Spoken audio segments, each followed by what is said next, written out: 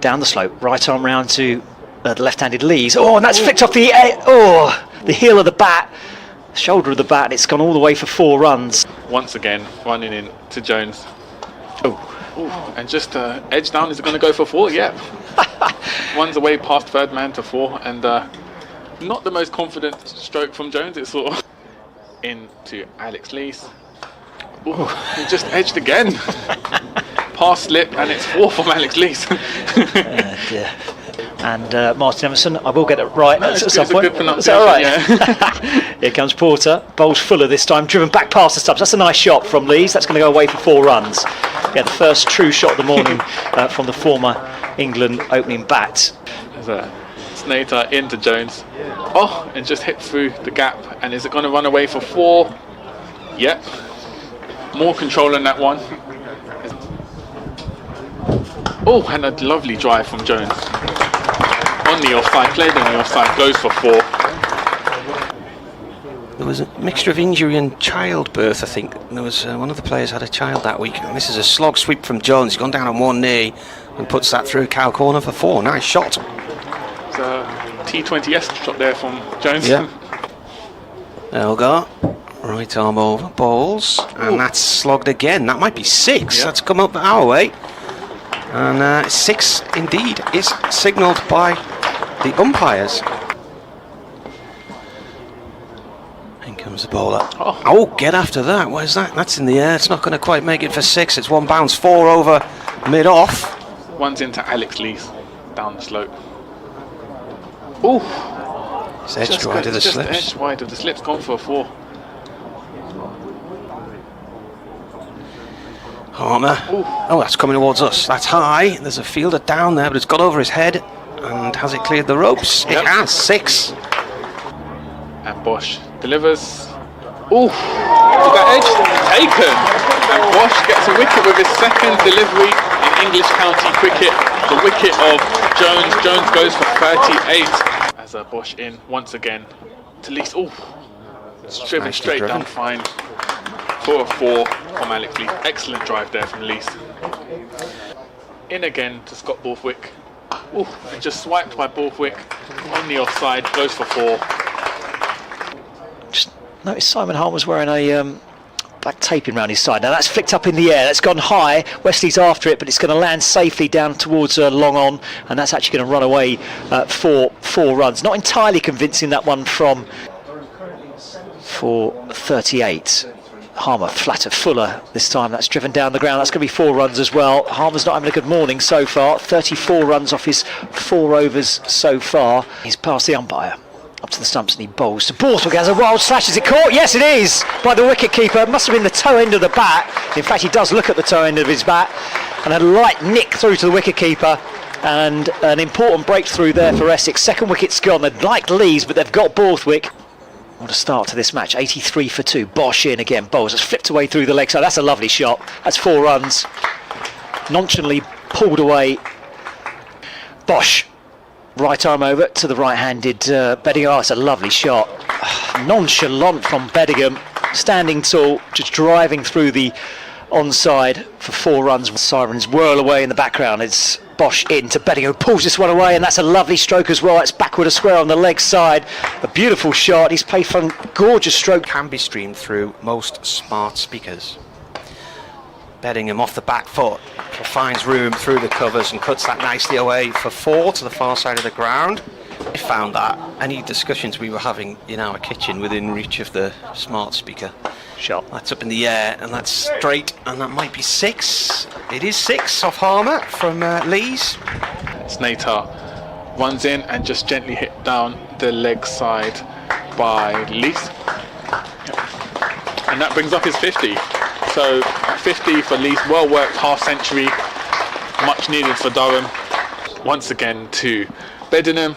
Oh, and a lovely drive from Bedingham, picked up though. Beautiful. Has it gone for 4? Yeah, it has, yeah. Oh, went past the field. As Porter bowls. Oh, that's an outside edge. It's a wild swipe. It's going to go for 4 runs. There's no slip there. There's only 2 in. That's Nater in once again to Bedingham. And a swipe from Bedingham straight down the offside, down for 4. Yeah, lovely cut shot. So that's Nater in to Bedingham. Oh, and a lovely cut shot there. and it's going to go for 4 in between the fielders. Down What the a leg side. shot that was. What a way to finish the morning session. And it's Alex Lees taking strike and just nudged past lip, and it's going to go for 4. Yeah. It's a lovely sunny day here in Chelmsford. Arm around the wicket again to Beddingham. Beddingham plays that to backward square leg. There's a misfield and he'll get a run, and that takes him to 50.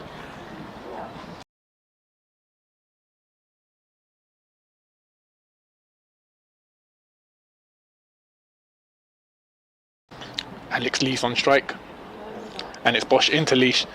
Oh, and just edge past lip by Lees. It's gone for 4. Round the wicket, bowls. Lees lobs it in the air. 1 bounce 4, I think. It is, yeah.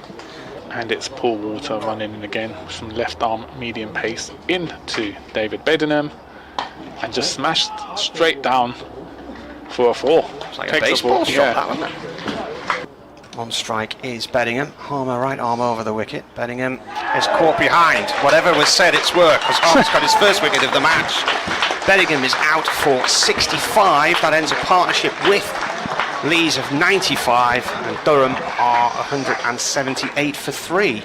Walter bowls left arm over to the right-handed Robertson, who guides that nicely away through mid-wicket. That should be 4 runs, I think. Has the fielder managed to keep it in? No. Harmer bowls, and that's cut by. Oh, that's a nice shot. It's got more legs on it than I imagined. It's going to go for 4. Yep. From Lees. He uses his feet to go to the pitch of the ball from Harmer here and drives it through the covers for 4. That's a nice shot. Yeah, lovely. To Robinson. Robinson just hits it down the offside and goes. And their divisional rivals will really give him some air that time, and that is going to be driven for 4. Full toss, punch down the ground. Didn't quite come out right, that one from Critchley. Critchley in again. 4th delivery of the over. Oh, almost. As Porter comes in and bowls, and Robinson plays that beautifully off the back foot, and he's driven that hard past point for 4. Really nice shot. 3 have come off it so far into Lees, and Lees just drives it down the leg side. Could go run away. It's going to run away for 4. Elgar chases after it. Yeah, gone for 4. Takes Lees up to 99. Lees nudges down, goes for a quick single, and he should get there. Yeah, and Lees gets there. Alex Lees gets there, gets his century. Quick single, a brilliant innings. And in all, his 26th. Critchley in again to Robinson, just nudges it down the leg side and picks up 2, and that brings up Robinson, Ollie Robinson, with a half century.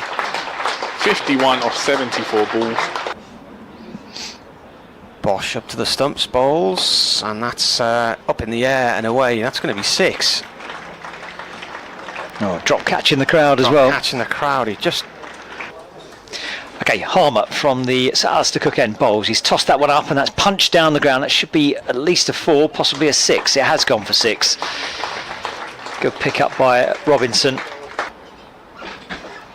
Bowls, and that one keeps sliding. He's given LBW. Finally, Essex get a wicket. That one kept really low. Lees rocks his heads back. He's gone for 113. He was caught plumb in front of the stumps. It's an excellent lock from the former England opening batsman. He gets a handshake and a fist pump from a couple of the Essex players there. Critchley in. Oh, that's pulled away into the leg side. That's going to be at least 4, possibly 6. Yeah, that's going to be 6, I think. Hell of a clatter. Here comes Critchley, punched away, Snater fields. Throw comes in, and that is the 100 for Ollie Robinson. A fantastic knock from the wicketkeeper batsman. He's played superbly. So, and a swing from, was that? Oh, just over his head at a deep backward square leg. 6. Yeah, it's gone for a 6. Bosch was sitting underneath it. All hands at the time. Yeah, he was a fantastic batsman. Oh, where's that gone? Critchley bowls, and that's driven hard, and it's bounced over the stand in the far corner of the ground off Ackerman for 6. And he's on strike. As Harmer bowls flatter, defended into the offside, and that is stumps at the end. For Essex. Shane Snater's taken his cap off, so it looks as if he will open the bowling for Essex. And there we go, confirmed over the PA system that it will be Shane Snater from the Graham Gooch end to bowl to Ollie Robinson, who is 146 not out. We'll have updates into the BBC Essex News shortly. Yes, I better go and listen to Newcastle on my headphones as well.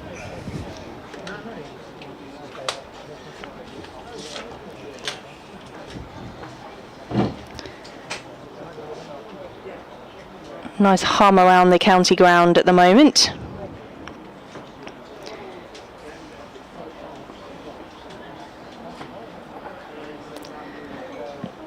And Shane Snater just doing his final stretches. And he's about to run in for the first ball of the day. Ollie Robinson just plays a forward defensive shot. And it drops into the offside for no run. So we'll update listeners on BBC Essex shortly. Public finances in their election manifestos. The Institute for Fiscal Studies condemned both parties for what it said was a lack of transparency on tax and spending cuts. We've got a gentleman in front of us putting on some extra sun cream. We've got a bit of shade at the moment here in the commentary box, but it will have the sun moving around the ground as we get through the day. Snater is coming in over the wicket to Robinson, who just digs that one out into the leg side for no run.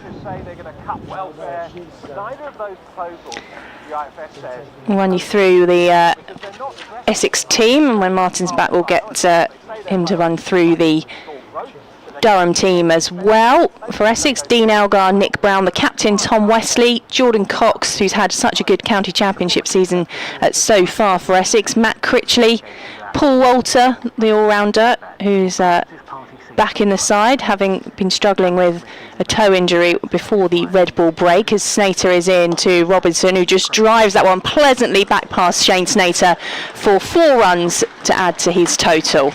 So first runs of the morning. And that is 150 runs for Ollie Robinson. It's taken him 3 balls of the morning, 167 in his innings in total, 17 fours and 4 sixes. At Stacey's auctioneer's sale in Chelmsford. In BBC Essex Sport, Essex are looking to fight back on day 2 of their county championship match against Durham at Chelmsford. It's about to go into BBC Essex News Update. Is at the county ground watching for us now. What's the state of play?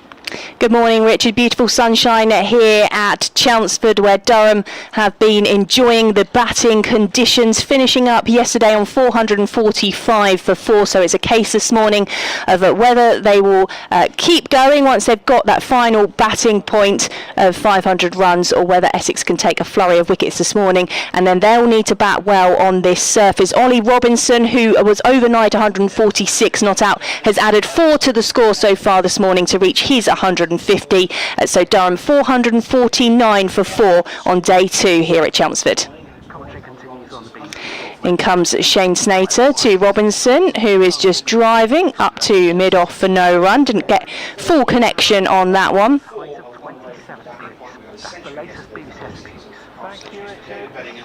If you want to get in touch, by the way, bbcessexcricket@gmail.com. The best way to get in touch on the emails. Well, there are heavy queues along the anti-clockwise M25. That keeps the lane closure for an accident. And in comes Shane Snater. Oh, and that was just past the outside of the bat, through to Michael Pepper behind the stumps. That's the end of the over, 449 for 4, so 4 added. Ollie Robinson's 150 coming up in the first over of the day.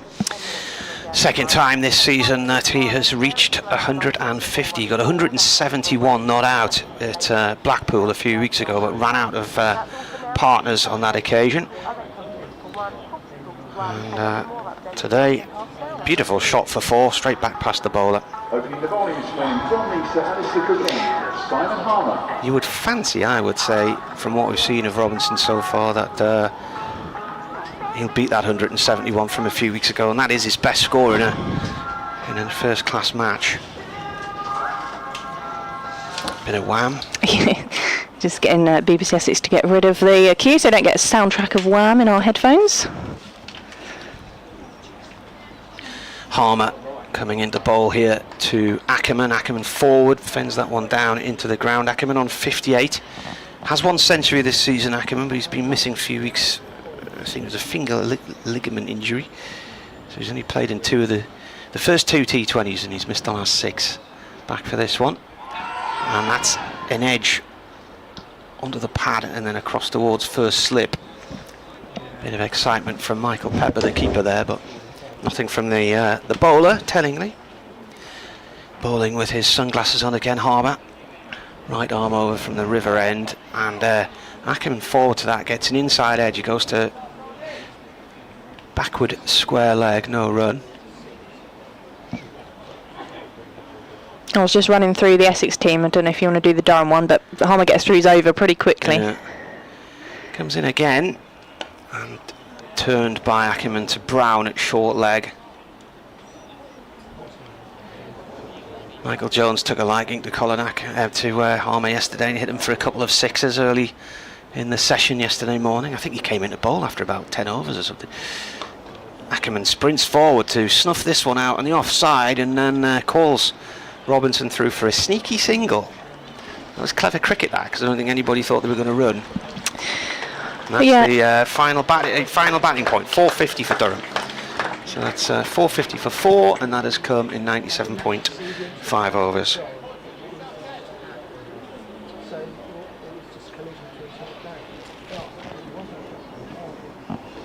Last ball of the over. Harmer to Robinson. It's gone to short leg, no run. End of the over. 1 run from it. Yeah, you just see the way, and we've seen it a few times in county championship matches. Simon Harmer is such a difficult bowler to play against, but players have got this way of trying to take him on more aggressively now, and I think that's what we saw from Durham yesterday. Just those couple of steps down the wicket, just trying to work it into areas and take advantage of the bowling. But equally, we've seen it previously where Simon Harmer doesn't mind that occasionally, lets them take him on, and then there'll be that one ball that just nips back in or catches them unawares, and that's where he's got his rewards. Well, you're describing there perfectly the Yes, dismissal of yesterday. David Bedingham, because they just he had a chat with his captain, and then just changed it up a little bit. Next ball got a wicket, and at the time it looked like there was nothing doing at all. Shane Tater to continue from the Graham Gooch, and final batting 400. I think I said 500 in my news update. I was getting ahead of myself with scoring on a Monday morning, as Snater is in, and that one's just past the outside of the bat through to Pepper behind the stumps for Essex. Kept the gloves from the last county championship match back in May. He's had a great T20 blast campaign as well with the bat so far.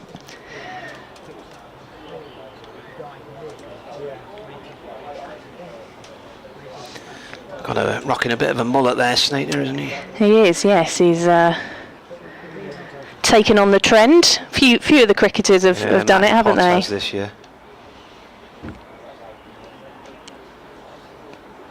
Not sure I could pull it off myself. As Snater is into Ackerman, and he's clipped that one into the leg side. It's Paul Walter trotting in from deep square leg to do the fielding, and there's a single to the total for Durham. Have you ever had a mullet over the years? No, I think you're going back to about 1984 here, so body popping was in, tracksuits and the mullet and the rear perm. Snater into Robinson, plays that one out into the offside, well fielded by Jamie Porter. He gets the ball in quickly as the Durham pair start to think about taking a quick single, as it is Ollie Robinson is back in his crease. he hit Robinson there. I don't know if he He hit him on did, the yeah. pad or the bat, but yeah. So my mum and dad refused. So I now look back on pictures from that era with fondness, while quite a lot of my mates from school had rear perms and mullets.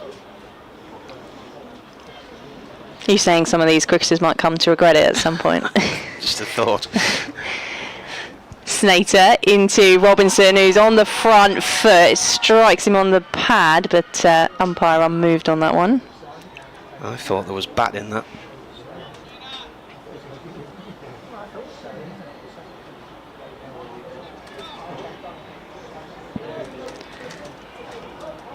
Oh, we're not, as I mentioned earlier, completely in line with the square that's being used for this game, so can't pass judgment and wait to see if we get a replay on the screen. It's a leisurely stroll for Shane Snater back to his mark. 451 for 4. As Snater is into Robinson, who just drives into the offside, fielded by Dean Elgar, who's in close.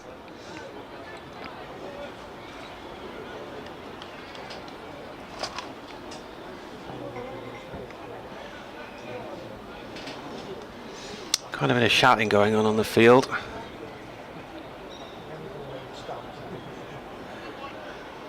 Words of encouragement among teammates. And a few stretches going on by Jamie Porter, who's fielding at point, as Snater is in to Robinson, who just defends that one back down the pitch, and that is the end of the over. 451 for 4.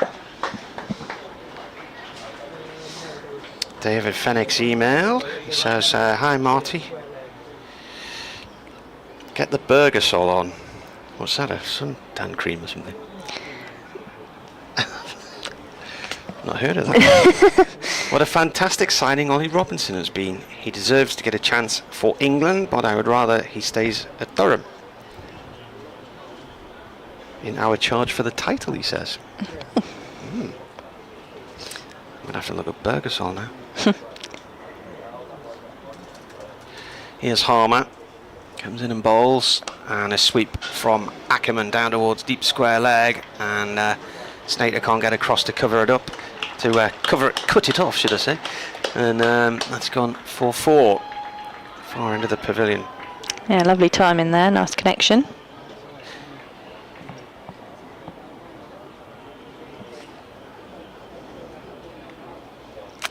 Well, I don't know about Burgersol, but they've definitely got the factor 50 here in the commentary box. Yeah. This has gone short to backward square leg along the floor from Ackerman.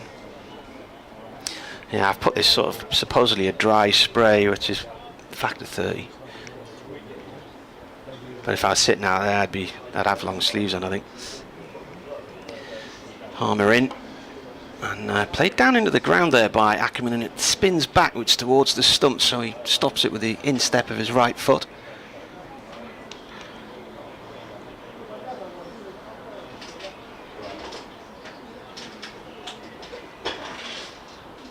Next ball is cut away past point out towards the boundary on the county estate, the luxury flats on the far side of the ground. Yeah, not quite as busy as they were when we had T20 action last Thursday evening. Armour in again. That one pops up onto Robinson's thigh pad and then gets jammed behind his pad. Eventually drops down onto the floor. I thought I could hear some noise of some school kids in somewhere, isn't there? Yes, you're right. Yeah, I think potentially over in the shade. Yeah. Armour bowls. And that's a bit high on the thigh pad again there. And that is the end of the over. Nice to get along to the cricket for the day. It'll be a lovely school trip. I'm not sure we ever got the chance to do that when I was at school. Burgersol appears to be a suntan product. I don't know if you can still get it or not. Never heard of it. Other suntan products are probably available. Matthew Mullins, morning from a very hungover car travelling back from Butlins. They were at Butlins at Minehead over the weekend for a stag do. Couldn't believe the score when I woke up this morning. Unreal from the lads. Let's kick on and get the win. A very good stag weekend. Can Durham top it off with a win? Hashtag for the North. And Eric Bowers, who lives in Stanmore, just to the north of Wembley. I mentioned some people I knew were going to Wembley last night to see Taylor Swift. He said he could hear the gig from his house. Snater is into Ackerman, digs that one out up to mid-on for no run. Did you not fancy the trip then? It would be quite handy from here. A few people going from Essex. I couldn't get there. I worked it out. I was trying to work out the timings from here to there, and then in the end I decided against it due to a complete lack of interest. But the kids were enjoying themselves. But we went to see Blur last year, and we got the tube from Stanmore down to Wembley. It was only 3 stops, and it was a red hot night in July, and I thought I was going to faint on the train. It was so stiflingly hot on there. Snater into Ackerman, outside the bat and through to Pepper. A few oohs and ahs and an intake of breath as to how close that one was. We're about a mile from the Stadium of Light, so when there's big gigs on there, if the wind's in the right direction, you can hear it all. So I think last year, even with the windows shut, we could hear Beyonce. Yeah. And a few days later, somebody else was playing. Never heard a thing. So the wind must have been in a different direction. Bruce Springsteen was on a few weeks ago, but then I think he had to call off some of his gigs the next few nights because he got a cold because he performed in the rain. In comes Snater, and that's defended by Ackerman for no run. I remember a few years ago, Lionel Richie did a gig at Colchester United's Community Stadium. Did that go on all night long? Yeah. And it must have been June, July time, but it was very rainy, and he then just kept referring to it as Coldchester. Wasn't there a bit of a sort of drainage issue at that ground at one time? Right? Yeah, they're relaying the pitch at the moment, ready for the new football season, as Snater is in to Ackenham. Again, that's just played into the offside for no run. Yeah, they've had a few problems through last football season, which all sort of started on the wrong foot really, when at the beginning of August they had a game, the first game of the season, called off due to a waterlogged pitch, and then there were problems all the way through when we had wet weather. So everything's been ripped up and started again with some extra drainage put in at the community stadium, ready for the League 2 season. As Snater is into Ackerman, who drives that one back down the ground, and it's briefly stopped by Nick Brown. Just takes the pace out of it as they come back for, in fact they've only run one in the end, but that was almost a carbon copy of the shot in the first over from Ollie Robinson, which was driven straight back past Snater for 4. This time Nick Brown got round to it to just take the pace out of it. I've seen the stadium, the new Colchester Stadium. I've not been in it, but it's a modern ground, isn't it? It's not that old. As Snater is into Robinson, who drives up to Nick Brown at mid-on for no run. End of the over, 457 for 4. Yeah, I guess it's new in terms, 2008. Yeah, I was going to say, I reckon it would have been about 2008 when it opened, because we were at a game at Layer Road towards the sort of late April 2007, and I think that was the last season Colchester were going to play at that ground. Yes. They beat a star-studded Sunderland side, including Dwight York. I think they lost 3-1, Sunderland. Haven't gone 1-0 up. We were sitting in a little corner of the ground at the back of the stand, and I remember there was a washing machine next to me, tumbling away, and I'm thinking, why is there a washing machine in this stand next to me? But I realised that was that part of the back of the ground was the laundry. Yeah, Lair Road had its quirks in terms of facilities. Yeah. We were back down here about 2-3 years ago. We stayed in Kersey for a week. Beautiful thatched cottage, and we went for a day out across to Mersey Island, and I was amazed the tide was actually in and the causeway got covered, because it actually got covered. Yeah, that was where I was yesterday. It's lovely. Here's Harmer bowling to Ackerman from the river end of the ground, the Alistair Cook end of the ground. First ball goes to short mid-wicket, no run there.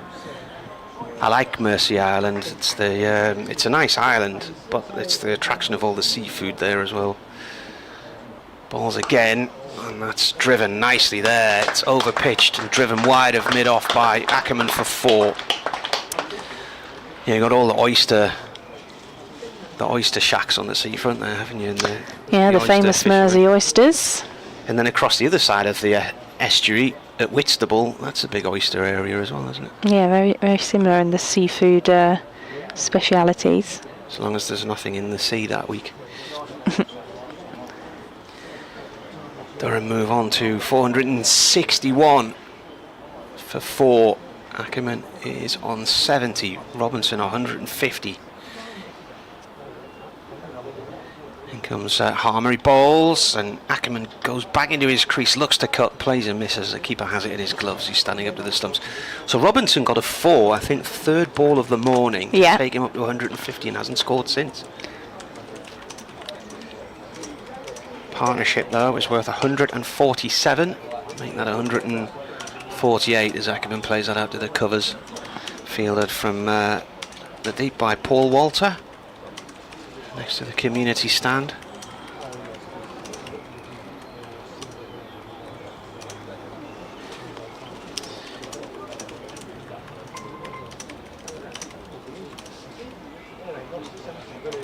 Harmer bowls to Robinson, who uses his feet, comes down the track, meets the ball on the bounce, plays it long to Westley. And long on, 1 run. Harmer has bowled 34.5 overs so far, taken 1 for 143. So he's taking 1 for the team at the minute. Comes in again, right arm over. And that is defended by Ackerman as one of Chelmsford's noisy motorbikes goes past. I think it was the same motorbike yesterday. It must have just been doing laps. The city centre. If you want to get in touch, at Marty Cricket on Twitter, weircricket@yahoo.co.uk on email. Oh, they've got the BBC Essex Sport as well. Yeah, at BBC Essex Sport on X, or bbcessexcricket@gmail.com. Apologies if you got in touch yesterday and weren't able to get your email on air. I know we had a bit of David Brett from BBC Essex. You read a few out. Well, he must have got in eventually. So, good stuff if you got that all sorted.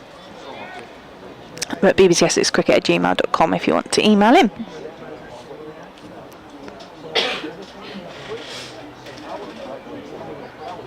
He managed to survive the various security obstacles that these technology throw up, as Snater is in to Robinson. Plays that one back down the pitch for no run. Sun's just gone behind the clouds at the moment. Which makes it pleasant rather than unbearable. Nice little breeze coming across the front of the commentary box. Also means I don't know whether I might need to take my sunglasses off. I was talking to one of the stewards in the car park this morning. He found a bit of shelter next to a hedge. But not sure what his plan was as the sun was moving round, whether he'd run out of hedge to hide behind.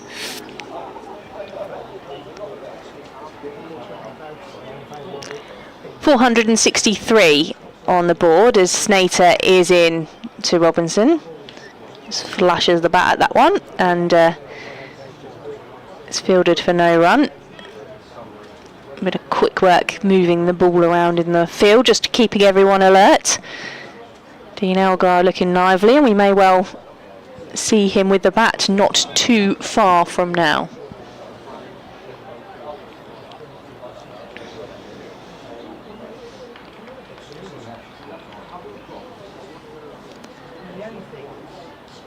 Snater is moving in past the umpire into Robinson, and that one's dug out uppishly.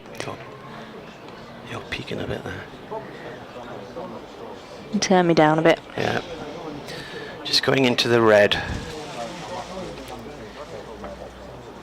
What do you think we will see then, time-wise, for Durham to either keep batting or declare?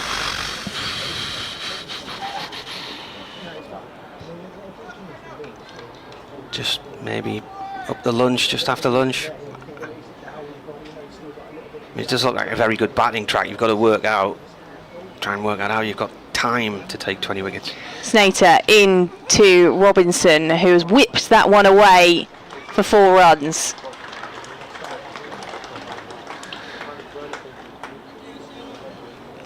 Mid-afternoon maybe, sort of halfway between lunch and tea. They might not. Half the time when we have these conversations about declarations, teams end up losing wickets anyway.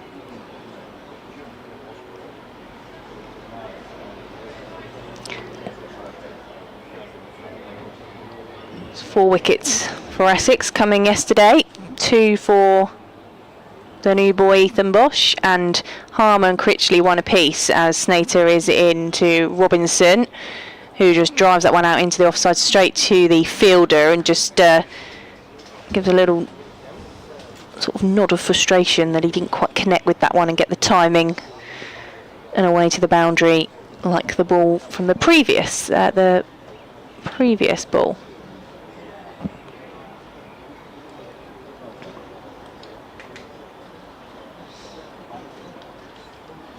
Chris on Twitter suggesting that he thinks the England selectors might come knocking on Ollie Robinson's door this summer. Snater is into Robinson, who turns that one round the corner, and there's a good sliding stop on the boundary, Walter, just out of view. Yeah, Paul Walter, as they come back for 2 runs. Must have had the 150 partnership by now as well, have we? Yes, we have. It's just been and gone. 469 for 4. With that was the end of Shane Snater's over from the Graham Gooch end.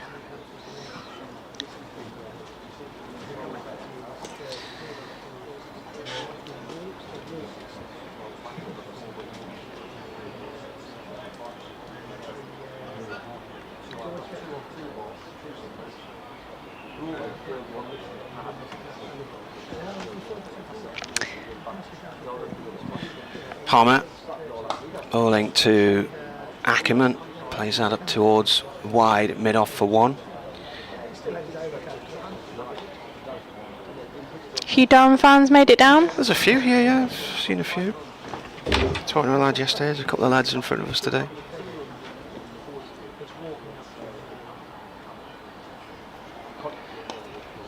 Robinson goes for a quick single, just pushing the ball out on the offside, about 10 yards away.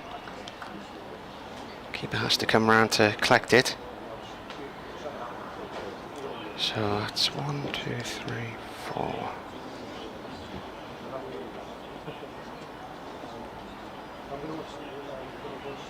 181 balls for the 150. Ackerman plays that into the ground and it spins away behind him down towards gully.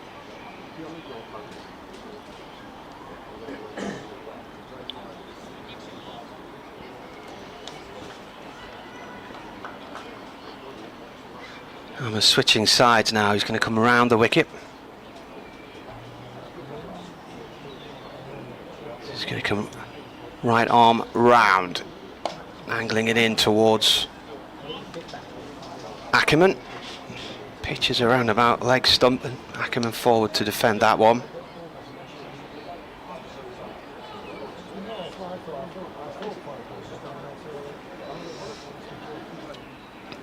Harmer in again, he bowls, turned by Ackerman out towards deep square leg for 1 run, picked up by Porter. Dave's been back and he said, "You can't believe that I hadn't heard of that product that he mentioned earlier."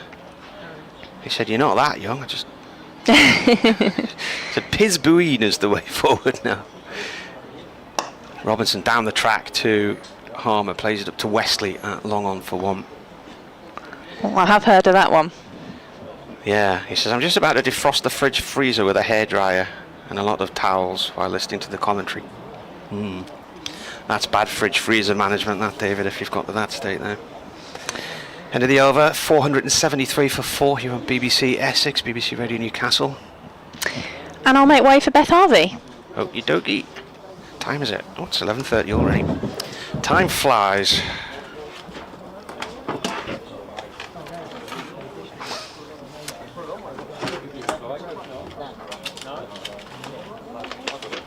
Going to see Critchley coming back into the attack here.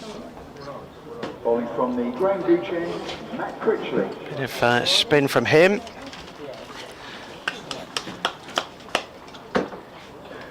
Got Alex Lee's LBW yesterday for 113.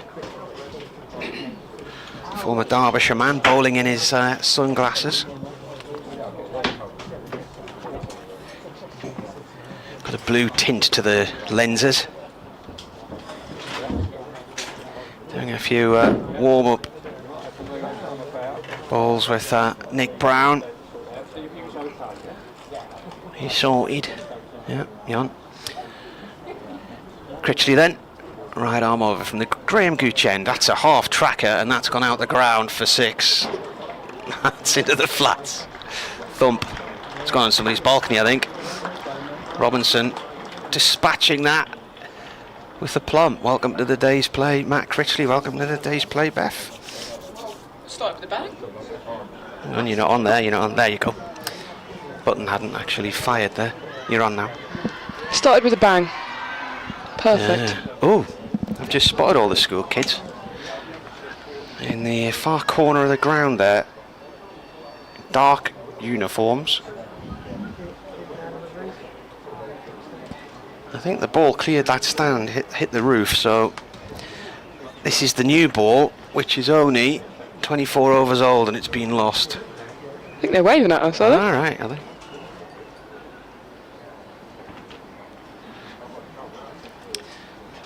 So they got through 4 balls yesterday. Expensive business this. I think these balls cost about 60-70 quid or something.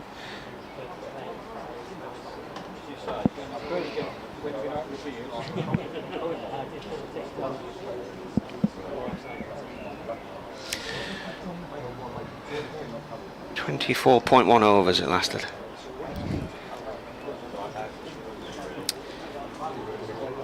Right. So were you playing at the weekend, were you? This weekend I was in Falmouth actually on my hollybobs. Yeah. Oh, right. Soaking up the Isn't that is it Packet Steam FM, the radio station there?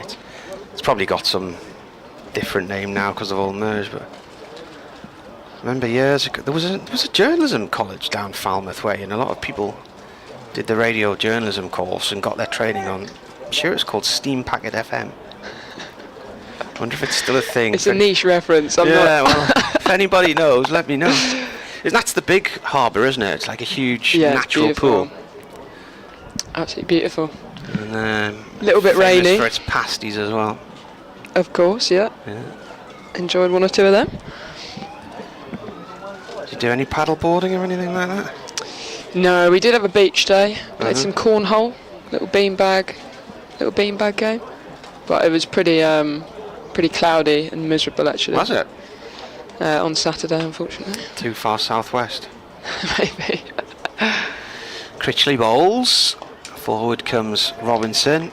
Meets that on the bounce and just plays it into the ground safely. Dot ball. I've only been there once, it was years ago. About 2002, something like that. It's a long way down. It is. Critchley in again, and a sweep slog from Robinson, timed very nicely there, and he's placed that underneath the covers, parked in front of the scoreboard to our left hand side for 4 runs. Nicely timed that, nicely played. Yeah, and you think when you're passing Taunton you're nearly there. There's hours yet, isn't there? Yeah, a little 5-hour train journey for me yesterday. Oh, was it on the train? Yeah. Tough.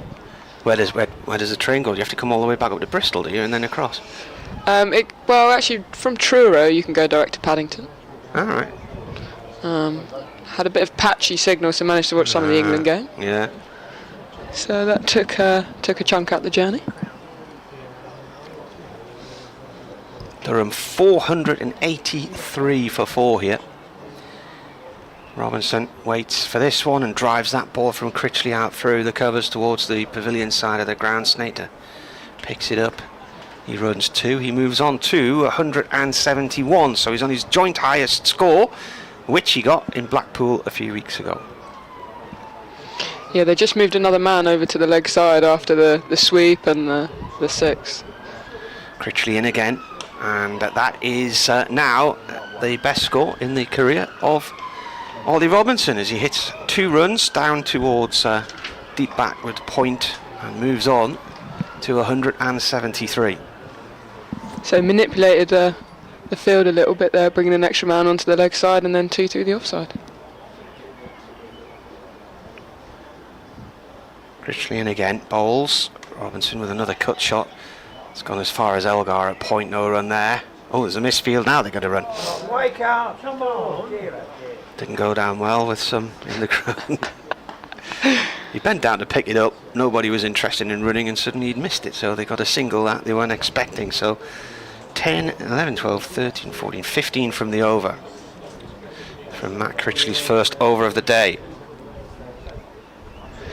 And Ollie Robinson will keep the strike for the next over as well.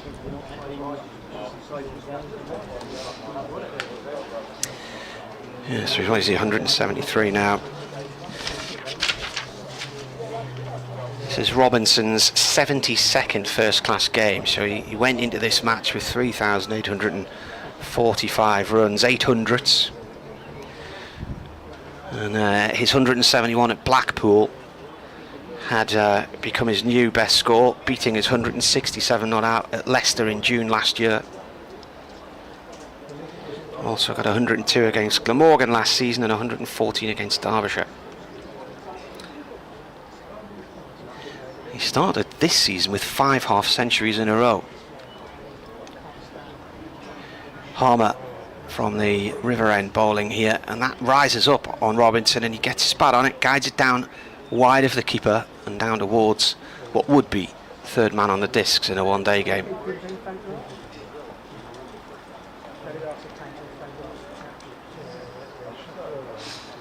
Brought short leg back in for Ackerman. Nick Brown under the helmet, keeper standing up. Harmer bowls again, and that's into Brown's hands and a catch. And that is the end of Ackerman for 73.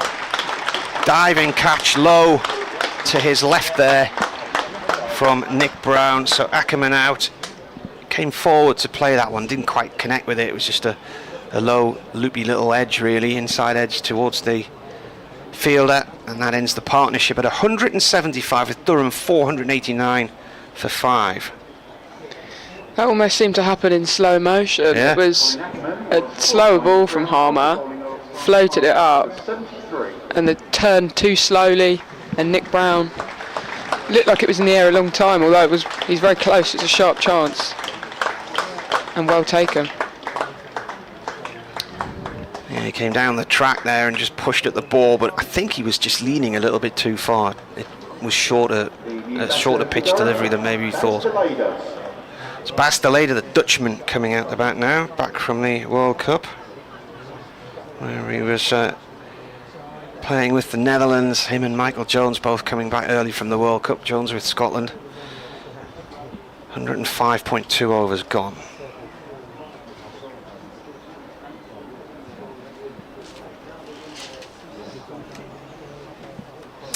Well, that'll give Essex some interest again. I'm sure it will. More and more wicket. They've got another bowling point. And that's a big partnership to break. Those two have been settled in for a long time.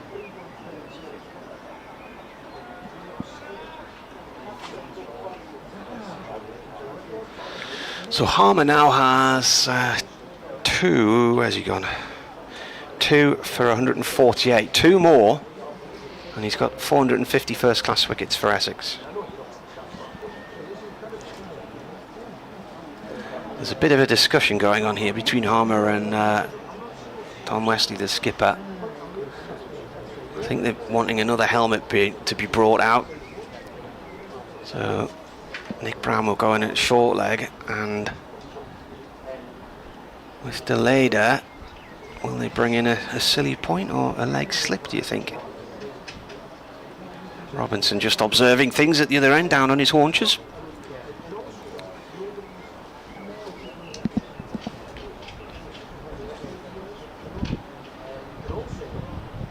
So Ackerman out for 73.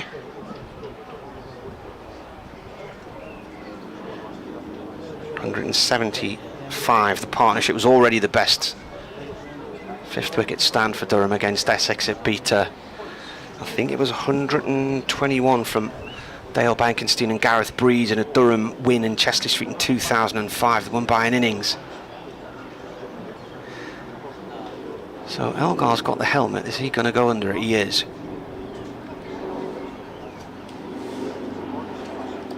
So where will he go?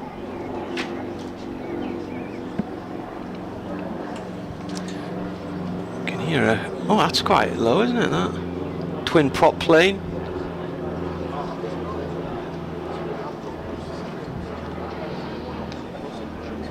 Silly Gonna point. go in at silly cover. point. Yeah. It's a little bit of cloud cover at the moment. The sun's gone in. And now Harmer is going to bowl to Deleda, and that pops up in the air, loops beyond Brown and is collected at leg gully. Not sure it came off the bat though. Yeah, there didn't seem to be much excitement from the fielders there. Harmer bowls, Deleda, edges, and is gone. Second ball, caught at short leg by Nick Brown. And there's another bowling point for Essex. Durham have lost 2 in 3 balls. He's gone for a second ball duck. And all fairly straightforward, these 2 wickets. Bit of pad rash there from Deleda, maybe sitting around for a long old time, and then comes in second ball, a little inside edge onto the front pad, and a really sharp catch from Nick Brown there, one-handed diving to his left, low to the ground.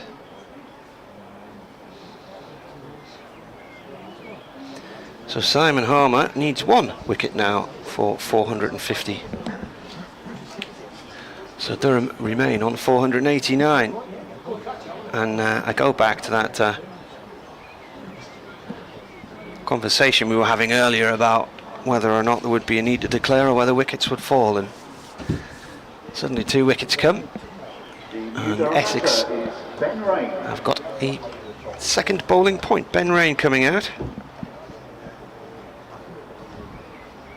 He got into the 90s at Edgbaston in the second game of the season, well, what was effectively the first, because Durham's first match was totally washed out against Hampshire, and looked to try and paddle one round the corner in the 90s and dragged onto his stumps. Has had a century against Worcestershire a couple of years ago. He is greeted at the corner of the square by Ollie Robinson, who gives him a handshake.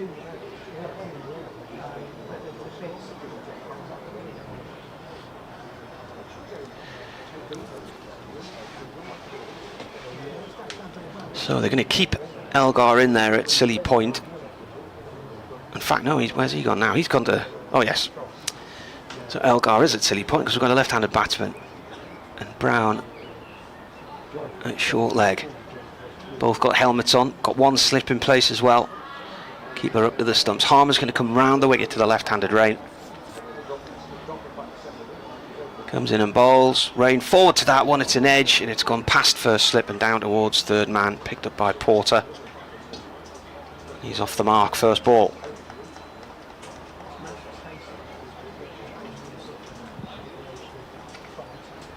Be happy to have got a run on the board and got to the other end.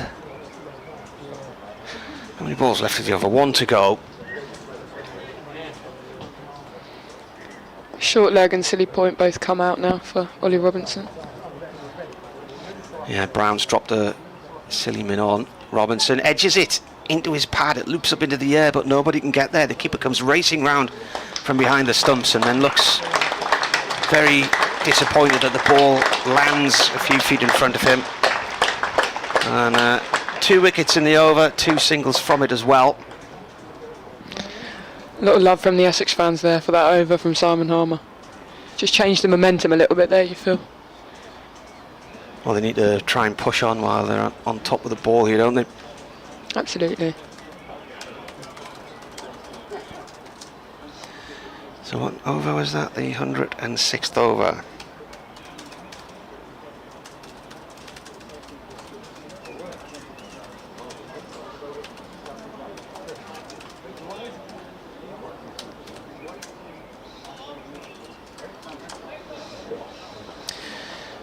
Critchley going to continue here.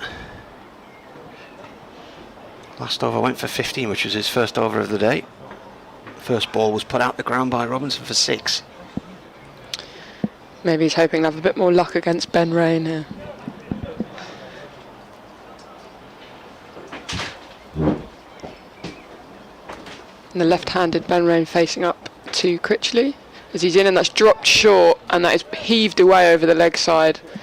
Shane Snater running round to try and cut it off, and it looks like he's managed to, and gets a big round of applause from the crowd here at Chelmsford. They ran 2 there, so Ben Rain taking the strike again. As Critchley's in, this time a bit fuller. Rain shaping up for a reverse sweep. Maybe a little too early there, you'd say, as it came sort of leg side of him, but manages to still squeeze it away for 1 out to deep point.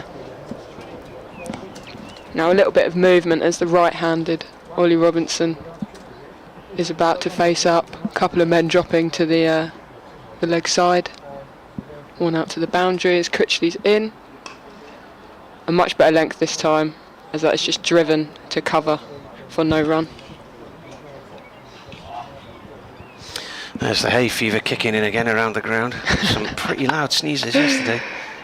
As Critchley's in and well bowled there, full and straight and defended by Ollie Robinson.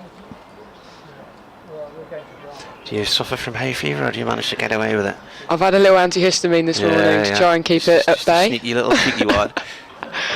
As Critchley's in, fuller this time, as Ollie Robinson tries to drive and manages to sort of squirt it to backward point for a no run again. Yeah, my daughter's not good with it at the minute. She's on all kinds of medication. Oh God. Critchley again, that one's left alone by Ollie Robinson outside the off stump. It's at the end of the over, isn't it?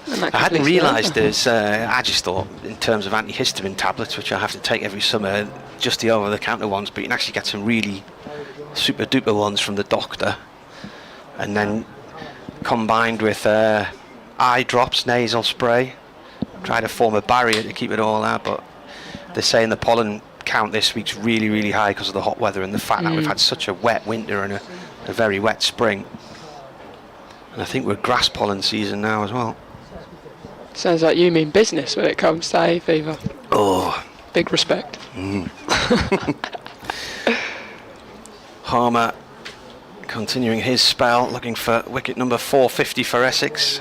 That's played away to point. I remember a few years ago we went on holiday to a lovely valley in a place called Glaisdale in the North York Moors, and surrounded by all these grass meadows. Harmer in again. Oh, and Ben Rain decided he was going to put Harmer out the ground there, but he missed the ball entirely. It's missed the stumps and bounced off the keeper. Yeah, that was the farmer started cutting all the grass while we were there, and I was really ill with it. So, Nightmare.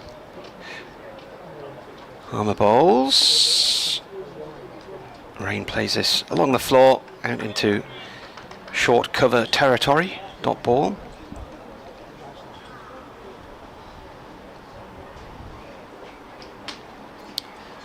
Harmer in again, quicker ball, and again Rain's decided he's just going to try and smash this into next week, and he's gone down on one knee and again aggressively played it fresh air. Got 2 slips in place and a short leg for him. Harmer once again comes in and bowls. It's a defensive shot this time from Rain. Ball rolls towards point, picked up by Elgar. It's quite a nice breeze when it's just clouded over at the moment, and so it's quite nice now. In comes the bowler, cut by Rain off the back foot for 1.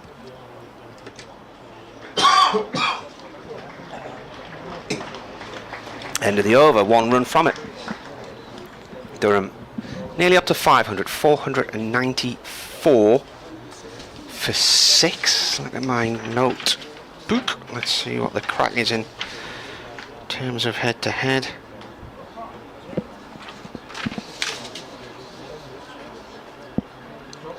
Essex's highest score against Durham was actually this year in Chesty Street when they made 488 in a rain-affected draw. Ferro's Cushy got 107, Nick Brown 184. The previous best had been recorded in 2010 when they scored 484.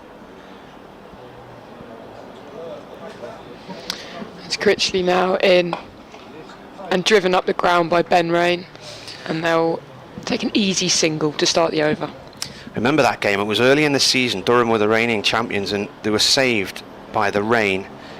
But Essex made 484. Jake Mickleborough, a career best 174.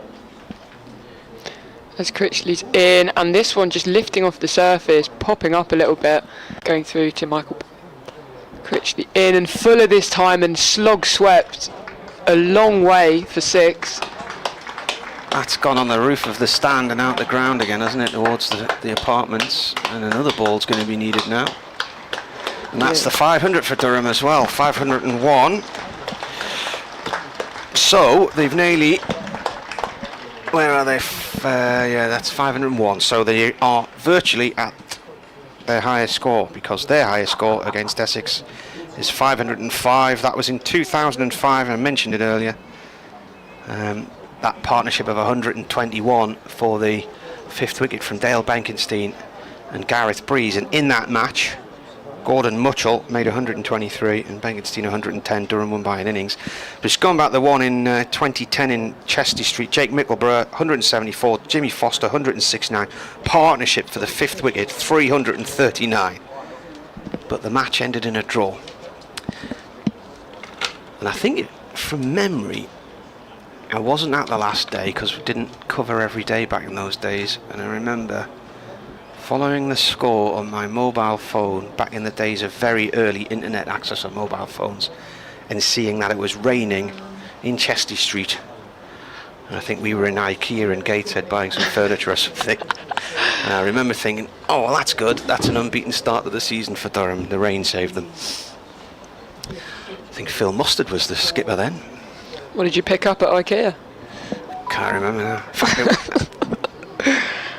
As Critchley continues with the new ball, and it's driven out to long off, who'll come round to pick it up. They look like they're threatening to run a second, but kept down to just the one.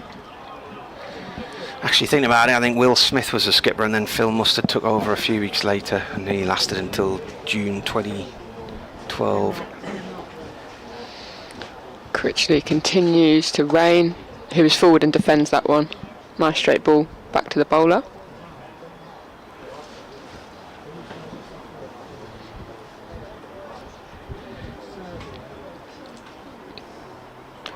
Critchley just changing his angle here, coming back over the wicket to the left-hander Rain, who manages to inside edge that between his legs and down to the boundary for 4.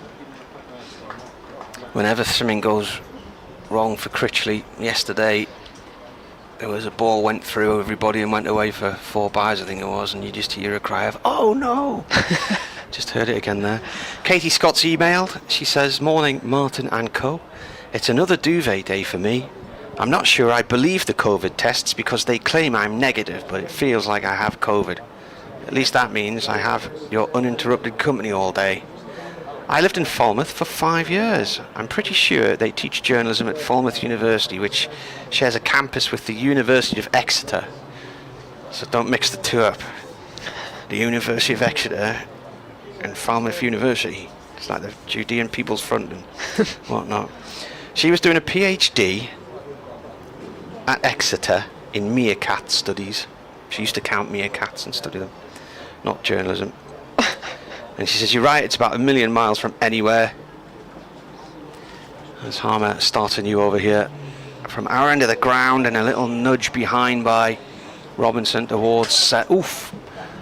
Backward square leg, and then throw at the stumps from Jordan Cox at the bowler's end. He misses the target. It's backed up way down the ground by, I think, Elgar, possibly. Who's 66? Not Elgar, is it? Bosch. Bosch, yes. Never mentioned him today. Took 2 wickets yesterday. She said a day at Taunton, the nearest county ground, requires 7 hours on the train there and back. Harmer comes in and bowls, and Rain forward to that one, edges it along the floor to point. I wouldn't have thought it would take 7 hours to Taunton and back from... Combined, is it? Well, 3.5. Does it really take that long, does it? Wow. There's only one road as well. Yeah. So a bit of traffic. Harmer comes in and bowls, and he doesn't. Changes his mind and stops. Dead ball is signalled.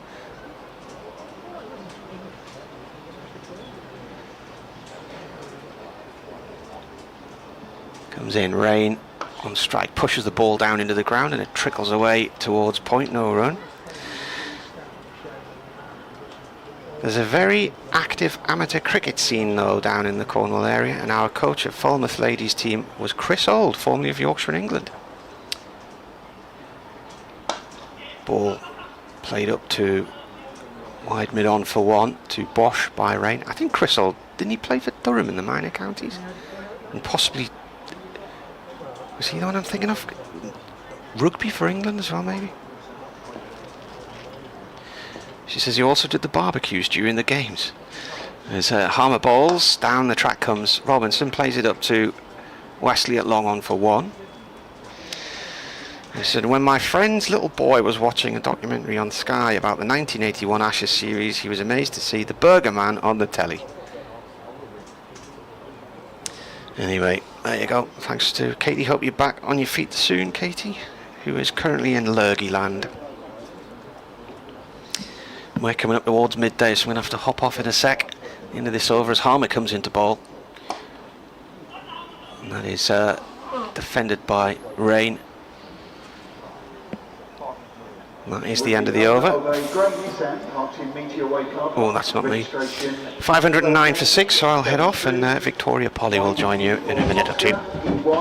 Lovely, thank you, Martin. And luckily, Martin taking his laptop will remove the limbo that Victoria and I had to perform to get into the seat.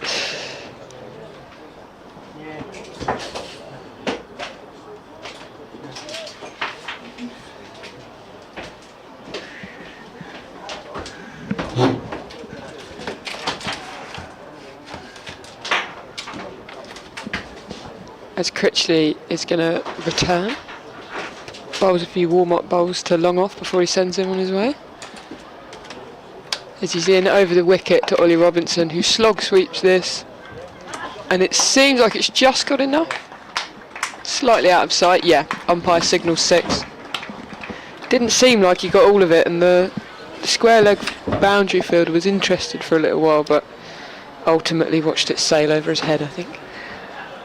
Yeah, good morning, Beth. Matt, I should say good afternoon. I think we're just ticking over to midday. Matt Critchley being punished a few times, hasn't he, with the shots the Durham batters are playing. As Critchley's in again, and a full toss this time, which is swatted away. And just the one bounce 4 there, but managed to split the fielders evenly enough so that he was in no trouble. Yeah, fuller delivery from Critchley, and Robinson's got his eye in, and he'll put these away. Critchley in again, much better ball this time. Nice and full and straight, and just driven out into the offside for no run. Oh, that's a good start, dropping everything on the floor. I was asking Marty when he thought Durham might declare, and you wonder how much rests on Robinson. As that is driven into the offside beautifully through extra cover, and there is not a fielder in sight as that sails away for 4.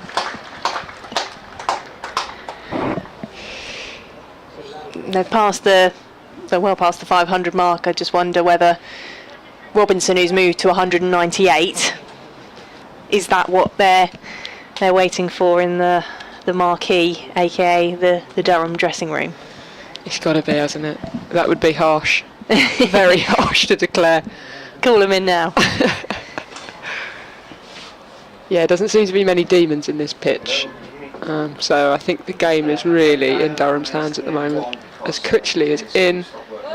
And Ollie Robinson on the back foot has managed to edge that to the keeper. For 198 runs. of 208 balls, and Ollie Robinson on the edge of his double century is dismissed. Just tried to cut that one away, and it looks like he had a feather of an edge on it, caught by Michael Pepper behind the stumps. That's so disappointing for Ollie Robinson. You can see how frustrated and disappointed he is, because he was so close to that double century. He's getting applause from around Chelmsford, and rightly so. He's played a brilliant innings for Durham. Again, raised his stakes in terms of what else could potentially be on the cards for him, but you can understand why he tried to go for it, the way in which he was playing Critchley earlier on in that over, the deliveries that he was able to put away for 6 and 4, and immediately the reaction as he realises he's got the edge through to Pepper, just throws his head and his body back in the disappointment that he hasn't made it to that double century. And Matthew Potts is a new batter for Durham, so they are going to continue. Just see how much more they can add on to this total. Is this the kind of pitch you like to bat on, Beth? It's kind of, yeah, I wouldn't like to be bowling. Let's put it that way. But that one, I think that maybe just popped a little bit. I think Critchley obviously puts a lot of revs on the ball, and he's had a couple that have sat up a little bit more, and I think this one, yeah, just popped off the surface, and Pepper's taken it pretty upright. Maybe that extra bounce just doing for Ollie Robinson there.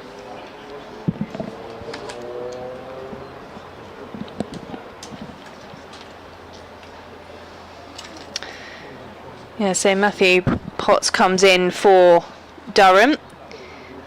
A reminder of Ollie Robinson's figures then: 198 from 204 balls, 21 fours and 7 sixes amongst it. A few of them off Critchley as well, so I'm sure he'll be happy that he got his man in the end and denied that double century too. Probably my fault for starting to talk about declarations, wasn't it? Commentator's curse. Always the way. As Critchley in now to Potts. Dropped just short, but Potts on the back foot just defending that as it drops to short leg. And that's the end of the over. And Durham 523 for 7. Yeah, so pulled back there for Matt Critchley in that over, having been hit for 6 and a 4 by Ollie Robinson, and then getting his man off the penultimate ball. And there's a bit of discussion between the umpire and 12th man. I don't know if it's about coming on the pitch at various times, but anyway, Durham 523 for 7. Ben Rain and Matt Potts at the crease, and Simon Harmer to continue to bowl from the Graham Gooch end. BBC Essex Cricket at gmail.com if you want to get in touch with any thoughts. You can also get in touch through BBC Newcastle and Marty. I'm interested to know your thoughts on Ollie Robinson. We had the email earlier from someone saying they wish he can continue what he's doing for Durham, as Harmer is in, and that one is swept away by Rain, and it won't get anywhere near the fielder. All the way to the boundary for 4, 527 for 7. Always the dilemma, isn't it, when you've got a player in form and doing so well for their county, that you want them to keep performing for you, but selectors may well come knocking as well. Yeah, he's been having a great season as well, hasn't he? There's a lot of his name being offered up. Harmer is around the wicket, and again that is over catching height for Jamie Porter at mid-on, and it's bounced to the boundary for 4 runs. So Harmer just having to endure this aggression from the Durham batters, just trying to up the total even more, having lost 3 wickets in the first hour, just over the first hour of the morning. Just a bit of movement behind the bowler's arm.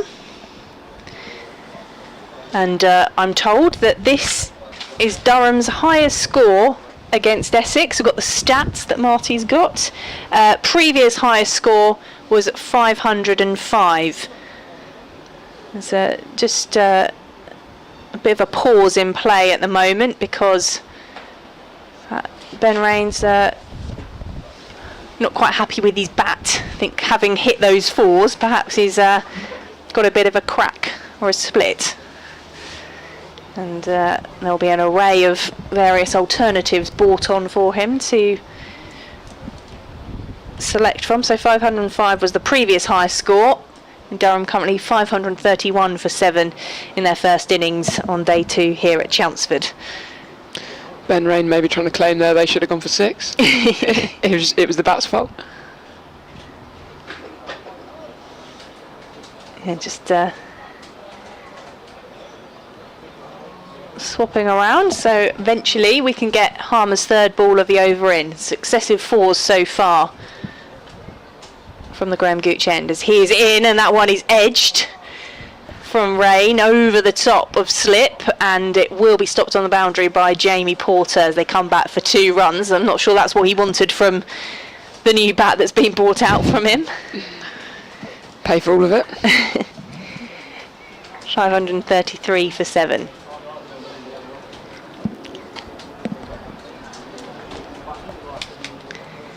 Harmer is around the wicket, and that one's just pushed into the ground by Rain. Fielded in close by Nick Brown, who's taken the 2 catches for Simon Harmer's 2 wickets this morning. Familiar face under the helmet as in comes Harmer. A bit more flight in that one. It's pushed forward once again by Rain back down the pitch to the Essex bowler. That noisy motorbike is back around the county ground. Harmer in. Oh, and that one is over the top of Pepper, who had a hand out. Cox, who had a hand out. And was that 2 missed opportunities there, perhaps, for Essex, as that one just popped up to Rain at the end of the over? 533 for 7. Rain is on 21, and Potts has only faced 1 ball yet to score. Yeah, you get the feeling Durham are looking to maybe give it a whack before they eventually declare. Bit of intent from these 2 so far. Yeah, they're certainly not hanging around. We've got just over 50 minutes to go until lunchtime. Really nice and busy out around the ground. I just had a quick walk round while I wasn't on commentary. Lots of people enjoying the sunshine in the uncovered stands, but also the shaded stands over in the Felster School stand and the Tom Pearce lower stand as well. Lots of people taking shade, so it's a nice turnout for a Monday. Can't think of better ways to spend Mondays. Yeah, Watching a bit of huge. cricket.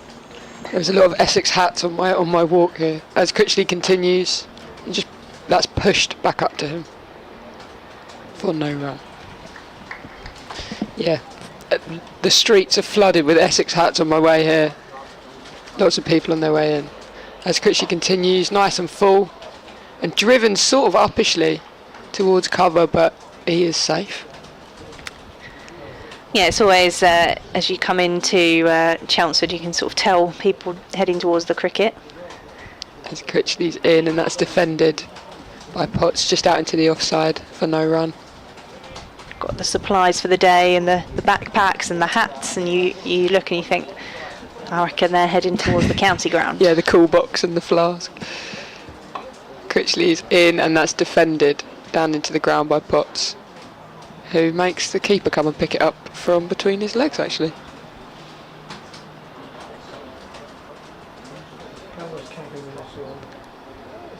Critchley in again, nice and full, and driven away, and that will run away for 4 straight. And mid-off trudges after it to go and pick it up. Yeah, not a bad way to get off the mark for Matt Potts there. Slightly over pitch from Critchley. A bit of flight on it, maybe trying to tempt the shot, but Potts getting away with it.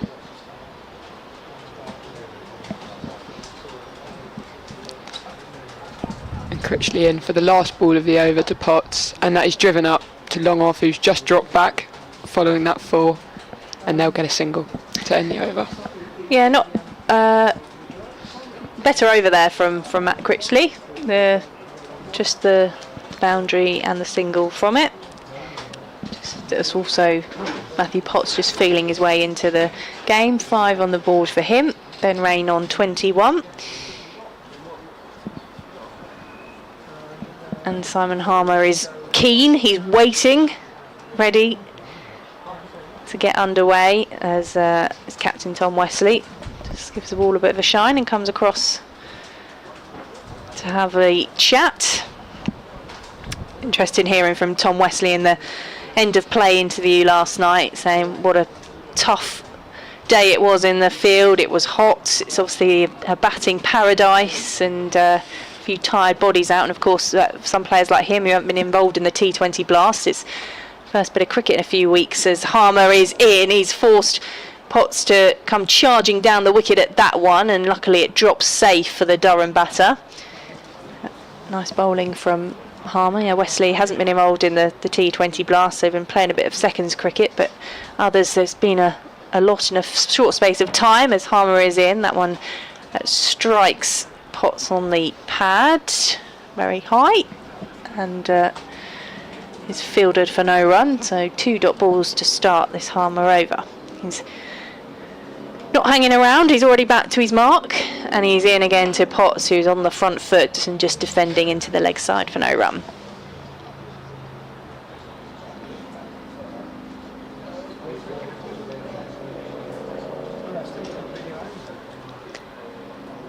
And he comes again, Harmer, and this time there's a big swing, and it might just be stopped on the boundary out of our view, judging by the applause.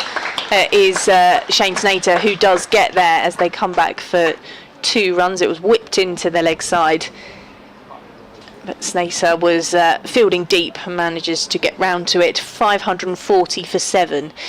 Harmer is in to Potts, who digs that one out, back down past Harmer, fielded by Wesley, who comes in. The Essex captain, 541 for 7. That was a huge swing, and I think, is it Dean Elgar under the lid there, feared for his life for a moment. Just had to jump out of the way. Quick reactions as Harmer is in, and that one from Rain is just played pleasantly but for no run at the end of the Harmer over. 541 for 7. Essex just continuing with the spin from both ends. You can see Critchley has got his hat off already. So the Essex players who've got the wickets this morning so far in the first session of the day will continue in tandem.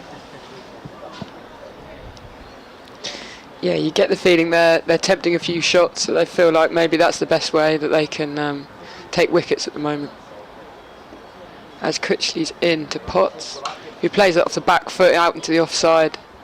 Lovely shot, and Snater races around to pick it up, and they'll just get the single. So you're away this weekend, but otherwise, have you managed to get a few games in this season? Because it's been pretty wet around Essex. Well, thankfully, Great Totham is in a bit of a microclimate in the Riviera, so we've actually got away with pretty much everything. I think there's been 1 rained off that I wasn't due to play, so I'm all right. As Critchley's in, and that's a full toss, and Rain just sort of missing out there, managed to shovel it straight to the fielder at backward square leg for no run. We played the first game of the season. We were the only one in the division to play, which put us, I think, about 25 points clear after 1 game, which was pretty handy. As Critchley's in, and this time swept away again, but out to Snater, who watches that well as it leaps off something in the outfield, a bump of some kind, and they'll just get the 1 run. Yeah, there was a lot of advantage in the early part of the season, wasn't there, for just being able to get games on. Definitely. As Critchley's in, shorter this time, and worked into the leg side by Potts for no run. Yeah, we're in a village as well, so it's a call goes out on the group chat for someone from the village to come and put the covers on. We usually get a group together Friday night. As Critchley's in, nice and full, and that's driven up to long off for a single. I always enjoy popping over to Great Totham to watch some cricket. My dad always tells me he likes playing there because he can usually clear the shorter boundaries, aiming for the road opposite the bull, I think, sometimes. Yeah, exactly. That's Critchley's in, and slightly leg side delivery, which is worked into the onside for a single. And that ends the over. Durham 545 for 7. Yeah, so Durham continuing with the bat. Be interesting to see when it comes round to Essex chasing this first innings total, how the pitch continues to play for them. I think there was a bit of movement early on yesterday morning, but then things just calming down. Simon Harmer will continue to bowl from the Sir Alistair Cook end. Still getting used to calling them the Sir Alistair Cook and the Graham Gooch ends. And there's a bit of discussion briefly between Wesley and Harmer. And they've still got 2 slips in place. As Harmer is in, and that is Rain going for a reverse sweep. It's through the gap between slips, and it's run away for 4. It wasn't the most convincing of shots, but it's squeezed through to the boundary. I don't know how he's managed to find that gap. Pretty impressive, actually. Also didn't really get it. I think the slips were jumping out the way, and Elgar almost stepped away from it, kind of wrong-footed, splitting first and second slip. Yeah, not a whole connection. He's got a 4 as Harmer is in, and that one is a swing at the ball. It's behind the stumps, and again, just a bit of movement from Simon Harmer, trying to tempt Rain into playing the shots. Harmer into the left-handed Rain, who's on the back foot and pushing into the offside, straight to Shane Snater though in the covers for no run, and that's 550 runs for Durham from 115 overs and 3 balls. They've enjoyed a very fruitful first innings here at Chelmsford.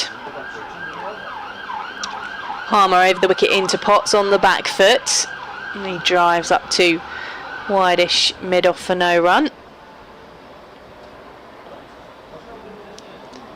There's a couple of school trips. You mentioned the one that's sitting away to our left in the Felstead stand. Saw another as I walked round as Harmer is in, and that's a slog sweep which has Shane Snater racing around the boundary, and a great sliding stop to prevent the boundary. They'll come back for 3 runs though. Good running from the Durham pair as well.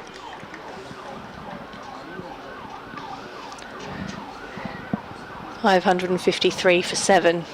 Yeah, lots of excited school children in the county ground. And why not, if you get a day out of the classroom, to watch some cricket as Harmer is in. And that's just delicately played into the offside for no run by Rain. End of the over, 553 for 7. Rain is on 28 and Potts is on 13. They've had a bit of excitement as well. A few sixes, a few wickets. Yeah, they've seen a busy morning session so far. I think I'd have liked that when I was at school. Didn't get the Definitely. chance. And you kind of get the standard museum trips, maybe somewhere, nature reserves, Yeah. like in the summer. Going around with a little clipboard, ticking things off. Been very lucky around Essex and the options of places to go, but yeah, I think the county ground will definitely be up there. Critchley's going to be continuing, and he's just sending his fielders where they need to be.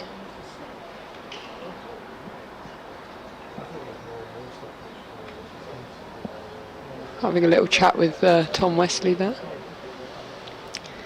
Yeah, I thought Matt Critchley was very animated in the warm-up game of football this morning. Not quite sure what was going on between the Essex players, but he seemed particularly miffed that the ball wasn't in his path. As he starts the over, and that is lovely. It pitched straight, turned away from the bat, and has been giving us 4 runs. So it must have taken the edge. Yeah, it must have been a slight feather, but it took everyone by surprise, really, because Pepper went for it behind the stump. Cox at slip also was diving for it, but it just evaded everybody and has worked its way through to the boundary. But yeah, 4 off the bat somehow. Matthew Potts, bit of luck there. I'm sure he'll look to be capitalising on that. As Critchley's in, and this time slightly shorter and cut away into the offside, but fielded cleanly at cover for no run. There's just a few of those in the past couple of overs that have gone the way of Durham, and sometimes that happens, doesn't it? When you're in the ascendancy, you've got the momentum. As this time pitched shorter and hit straight up in the air. Critchley calls it and takes the catch over his shoulder as Matthew Potts is dismissed for 17. Just did not get that one. I think he's kind of stood up a bit too tall and managed to spoon it straight up, top edgy. Even the camera thought that was going over the thought that was going into the flats by the Yeah, well, the way he swung his bat at it, it was it looked as if he'd get the full connection and the right timing. It was always destined for the boundary, wasn't it? But it just came off the top edge of the bat, was up in the air, it hung high, and just required Matt Critchley to scamper a few yards away from his mark to get there and take the catch. And just saying there that there was a couple of lucky ones from the Durham batters there, where probably the delivery from Critchley deserved more than it got, and in fact it was a couple of streaky boundaries, but that one Critchley maybe wasn't the best of the deliveries, but it got Potts into playing it. He goes for 17 from 19 balls, and Durham have lost their 4th wicket of this first session on day 2. Callum Parkinson out in the middle to join Ben Rain. You think they'd just keep going now? Yeah, may as well. So close to lunch as well.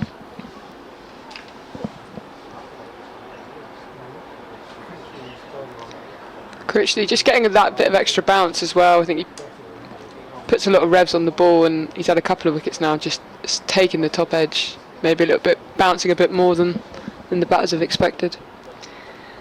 Getting what he can out of this pitch, which seems pretty well suited for batting. Yeah, 3rd wicket then for Matt Critchley. As Critchley's in again now to Parkinson, who's forward and defends that. And it just drops out into the offside and is collected by 2nd slip.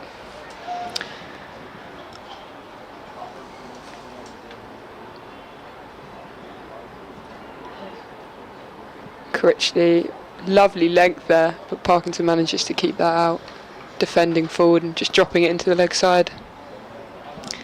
Yeah, 37 runs so far for Callum Parkinson this season, having played the 7 matches.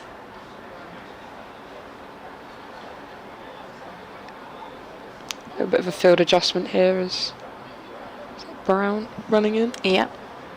To a short catching cover. As Critchley's in and Parkinson defending again out into the offside. And that ends the over. Durham 557 for 8 now, with Critchley taking his 3rd wicket of Matthew Potts in his 24th over. Yeah, caught and bowled then from Critchley. I'm just going to get the bowling figures up in front of me with the sun shining on their laptop. 24 overs from Matt Critchley, 3 for 147. Simon Harmer is the man bowling at the other end, at the Sir Alistair Cook end. He's bowled 42 overs, 6 maidens in that time, and 3 wickets for 174 runs. So definitely there's been attacking intent from the Durham batters towards the spin, but Critchley and Harmer have picked up the rewards, and they've picked up a couple of wickets each in this first session of the day as well this morning. 557 for 8. And Harmer and Wesley in no particular hurry to get this over underway as they just survey the field. Even Matt Critchley from the other end comes in to give his thoughts. Got 2 slips. Michael Pepper, the wicketkeeper, just having a chat with Jordan Cox, and Dean Elgar in the slips with him. And everyone's happy with where they are as Harmer is into rain. He was forward and defending, and just drops for no run. Nick Brown under the helmet once more. Harmer in. Oh, and that's an attempted scoop there from Rain. He doesn't get the connection on it. Quite an agricultural shovel he tried to play there.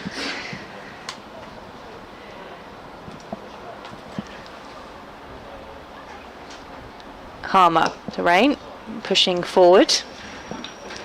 And Harmer does the fielding off his own bowling. 3 dot balls so far.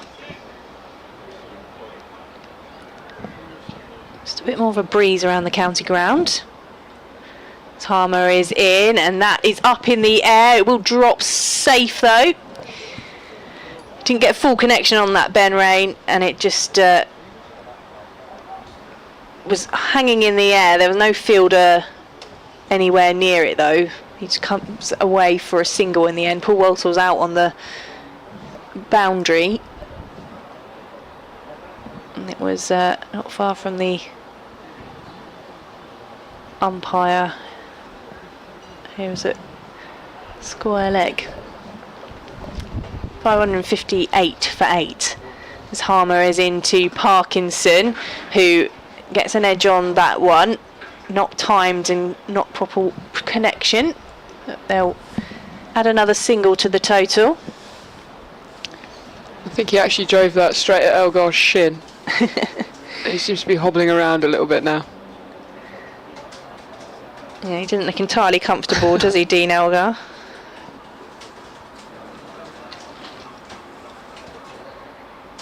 Shake that one off.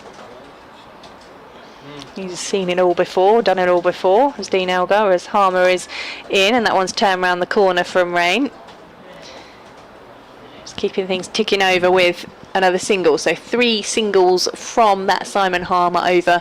Durham moved to 560 for 8. Rain is on 30 from 35 balls, and Parkinson has 1 from the 4 he's faced.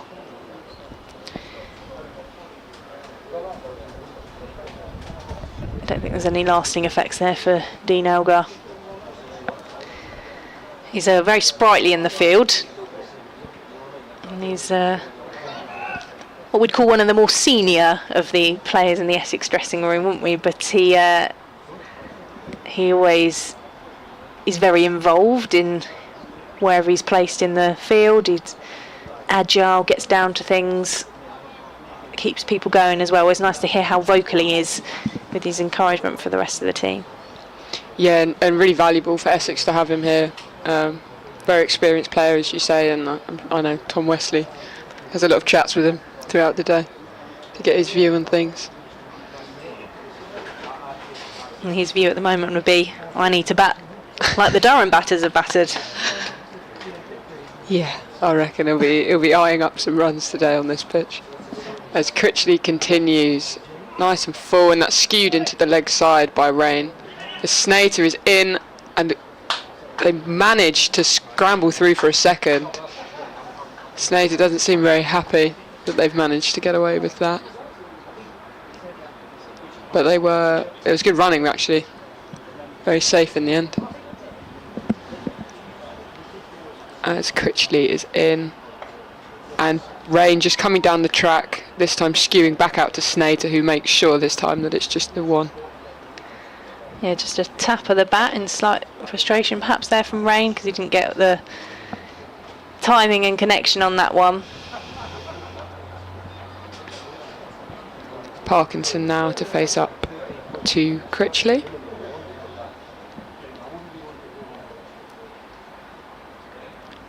This ball slightly fuller and pushed up to mid-off and scampered through for a single.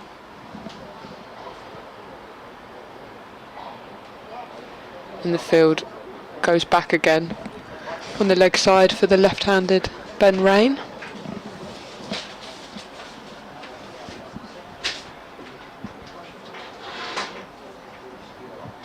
Who seems to be trying to give it a heave here as Critchley is in.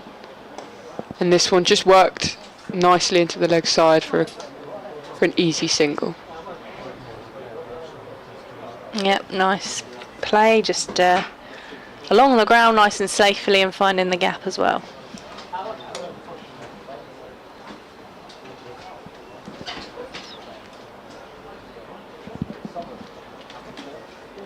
Parkinson now facing up as Critchley is in, and that's full and straight and driven up to mid-off for no run.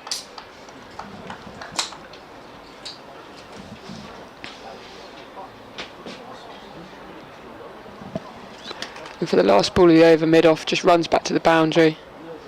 But there's no need as Parkinson just defends that into the pitch, and it's picked up by Pepper behind the stumps to end the over.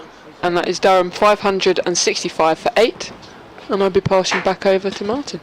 Thanks very much, Beth. Beth will be back with us later on commentary. Be joined once more by Marty Emerson at Victoria Polly with you from BBC Essex here, giving you updates on the BBC Sport website and app.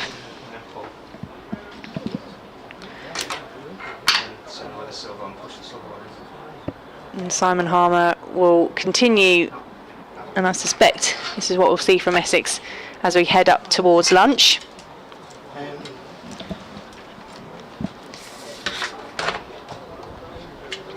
Just a gentle breeze around the county ground. And still a bit of chat from the crowd.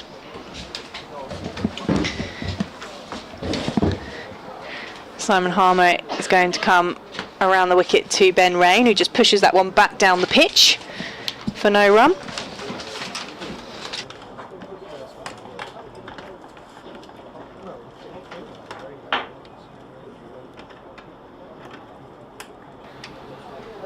And he comes again. Oh. And that one is skied away. And it's been stopped on the boundary, just out of our view.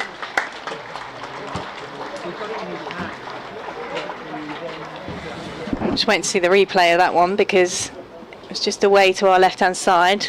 Harmer was in. Great connection on the ball. And it was just Bosch on the boundary. Just managed to stop that one from going all the way. Not enough that he got connection to catch, but Harmer is in, and that's Parkinson down on his knee trying to slog sweep. It doesn't connect with it properly, and they'll come through for the single instead. Just the one run. So in fact they didn't run on that first ball where everyone was, oh no, they did run one there, and that was one leg by, so they didn't actually get any connection at all on that one as Harmer is in. That's just dabbed down by Rain, and it might trickle all the way to the boundary. Jamie Porter is in hot pursuit as they come back for 2 runs.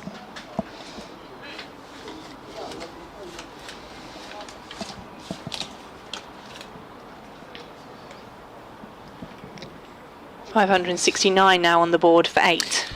He did try to catch that on the boundary there. Harmer into rain. Just plays that one into the offside for no run. He was leaning over the rope. It came into his hands, but he was going to run out of field, so he dragged it back in. Smart fielding from Ethan Bosch.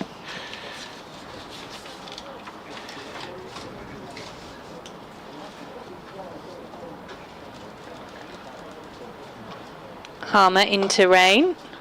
That's just dug out and played into the offside for no run. End of the over, 569 for 8. And Marty, you were going through some of the stats from the Durham point of view in the highest score against Essex.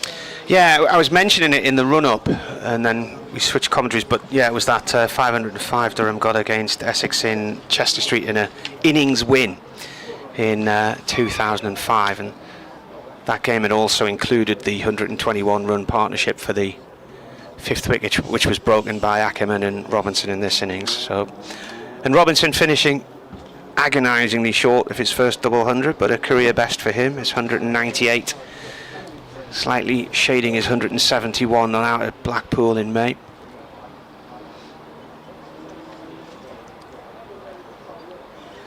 So Ben Rain on 37. He's had a 90 this year at Edgbaston. He's got 100 a couple of years ago against Worcestershire. It's Parkinson who is on strike here though, who plays the ball down towards gully area for 1 run, picked up by Harmer.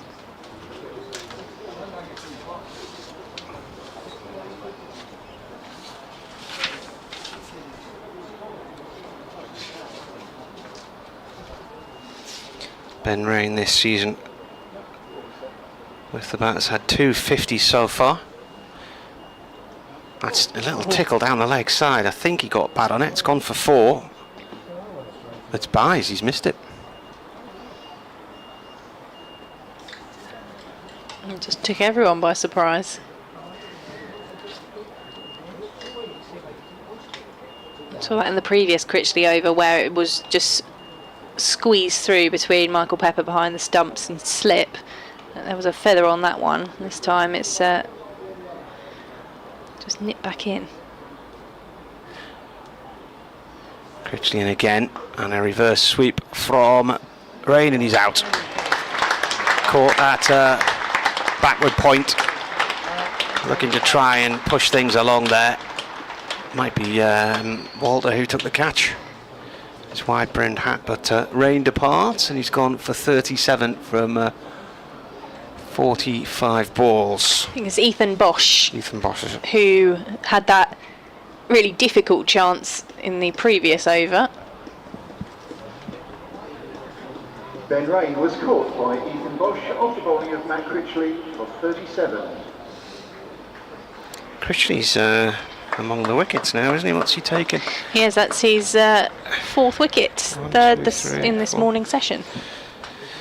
I think he has got a forfeit against Durham before. We were talking about whether Durham would declare or not, and I said quite often it's taken out of the equation because they lose wickets. But they are trying to push things along here, aren't they? Critchley's best figures against Durham, 4 for 53 in the Bob Willis Trophy in a draw in Chester Street in 2020. That would have been for Derbyshire.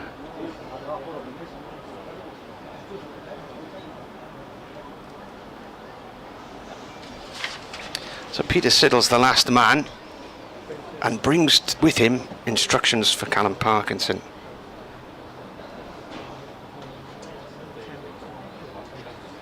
Uh, 22-1. So you could have a scenario here where if the next wicket falls quickly, Durham have 10 minutes to have a go at Essex before the end of the day, before the lunch break. Was that the vouchers? That was lunch. Yeah, it just crossed my mind. I hadn't seen the vouchers today. Was your tummy rumbling? Not really, but just they were there nice and early yesterday. So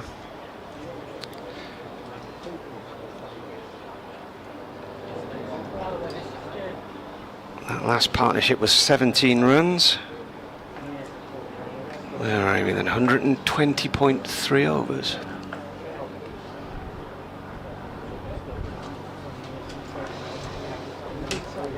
Been some high scores for Durham this year. One of them, ridiculously, they got more than 500 runs at Edgbaston and had to follow on. It was the third highest score by a side forced to follow on. David Beddingham, the leading run maker in the country, with 860 runs now. With his half century yesterday, out for 65. Alex Lees made 113. Colin Ackerman 73. And Ollie Robinson 198. And Potter's gone for 17. Rain for 37. And there's a bit of a delay going on before we start again here because they're bringing a helmet out. So Durham's highest scores this season was is this one, 574 for 9, and then it was 517 all out at Warwickshire and forced to follow on. 432 against Hampshire and Southampton in a ball draw where not much happened, and they made 414 in the final innings at Blackpool as well. Critchley to Siddle. Peter Siddle, the former Australian international, plays that one safely back to the bowler's end.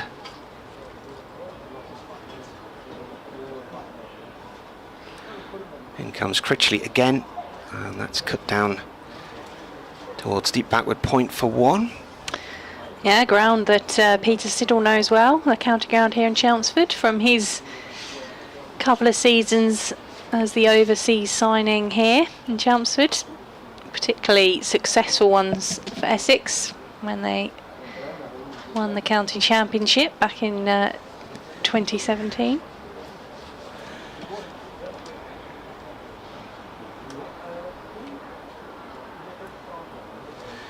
Quite a delay before the ball is ready to be bowled again, and down the track comes Parkinson and he wallops that up the field. One bounce into the side screen at the far end of the ground. Nice movement of the feet there. And Durham move on to 579 for 9. Parkinson has 7 of those. So Critchley's not going to beat his figures from before against Durham unless he gets another wicket, because he's 4 for 158, and Simon Armour 3 for 180. Lots of overs bowled by the spinners here. Yeah, they've had to bowl a lot of overs. They've had to cope with the way in which the Durham batters have played them. Lots of boundaries, but they've had their rewards, particularly in this first session of day 2.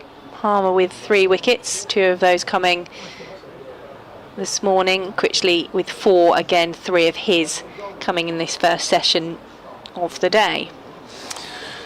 Mentioned Rain getting 2 half centuries. He got 93 it was when he was dragged a ball onto his stumps at Warwickshire, and his other score 52 not out at Hampshire in a draw.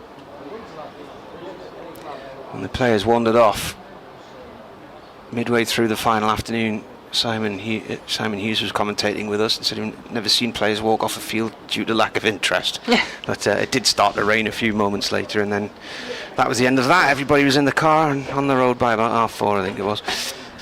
Harmer is into Siddle. That's up in the air. Snater is trying to get under. It's going to bounce over his head as he dives to try and make the catch. Bounces and goes over the rope for 4 runs. It was in the air for a long time, and Snater was having to make ground and try and track where the ball was in the air. And Simon Harmer's just down on his haunches, having watched that first ball of the over go for 4 runs. And Siddle gets his first boundary, 583 for 9.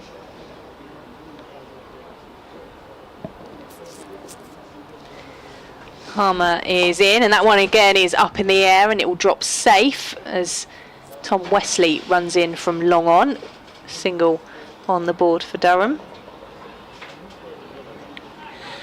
Well, Durham have scored at least 608 innings.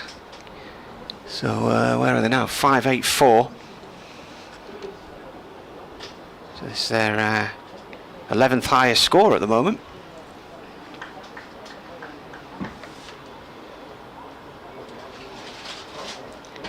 Parkinson waits and Harmer is in, and that's flicked up. And there was a tumbling stop by Dean Elgar. I'm not sure if there was... That came where off the that thigh came pad. off. Yeah. Harmer turned and started appealing there. No one else did. He was asking, how is that? It was a great stop by Dean Elgar anyway. But no appeal from those behind the stumps. As Harmer is in from Parkinson, he just uses the wrist and dabs that one down into the ground. Mervyn emailed a few minutes ago. He said, looking at Ben Rain hitting out, I'm beginning to think a few overs at Essex before lunch may be part of the plan. They're starting to run out of time for that now. They are 9 down though. Harmer into Parkinson, who whips that one over the slips, and Jamie Porter will sliding stop on the boundary as they come back for 3 runs. Good running between the wickets and a good stop by Jamie Porter in the field.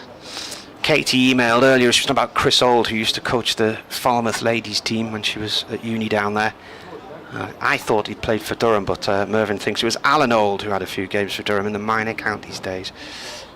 Did he own a fish and chip shop down there? Might have done. He did the barbecue apparently. Simon Harmer is in. That one's flicked up and caught, and that is the end of the Bowled, Durham innings. Well, he's bowled it. It was caught as it popped up. Now the bails are off. Yeah, bowled then for Simon Harmer. So Durham will get an over maybe at Essex before lunch. What time are we at? Fiddle was bowled by Simon Harmer for 6. We are 12:47, so it was confirmation Peter Siddle bowled for 6. And Simon Harmer has 450 first-class wickets for Essex. What an achievement that is from Simon Harmer.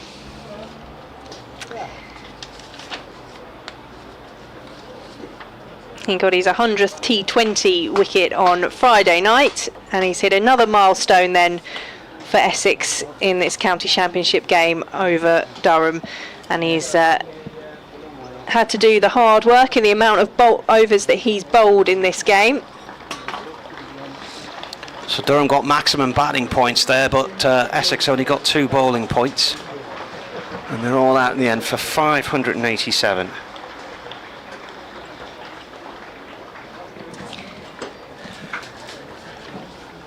And they batted for 122 overs actually in the end. Parkinson not out on 10. We'll go through the whole scorecard with you while we wait to see what will happen for Essex. Do you want to do the batting and I'll do the bowling?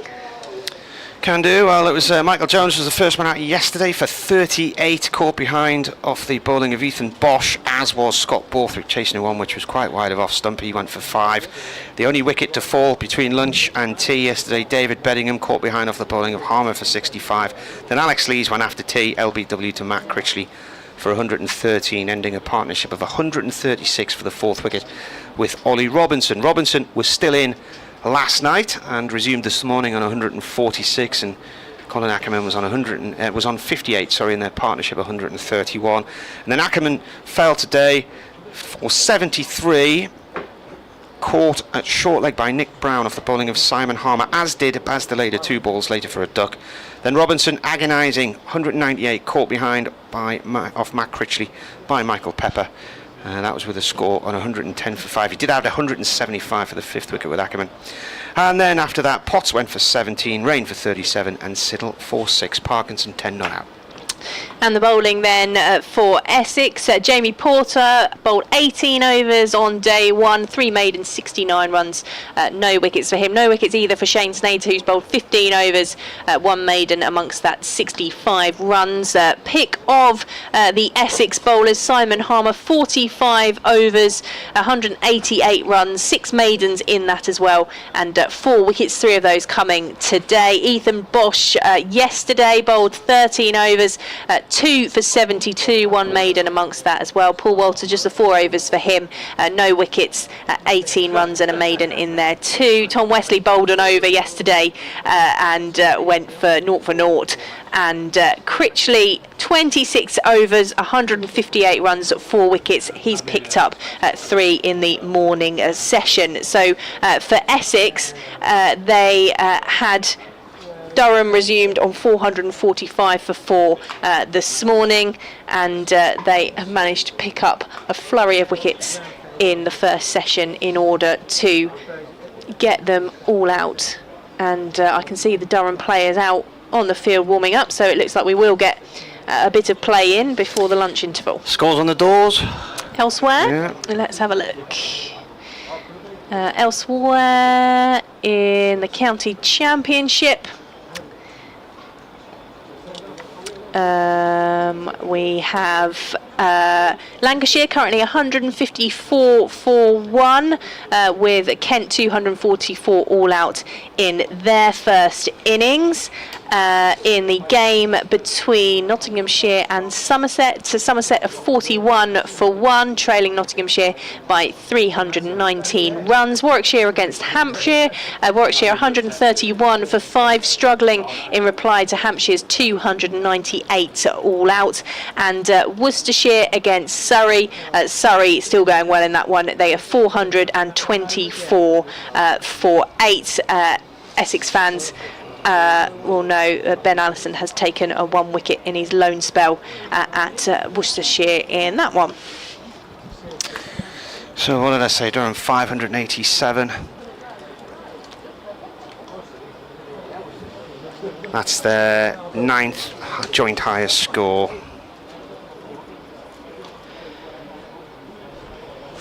So I'd be surprised if they get more than 1 over in here. So what would be quite incredible is if they got a wicket in that over. And if that were to happen, first ball, second ball, whatever, they'd then go off for lunch and come back and finish the over later on. But a reminder, Durham have only won on this ground once, and that was in their first visit back in 1993, so there's a lot of work to do for them. The heavy roller is being used as well. Sun is shining, it's a hot day.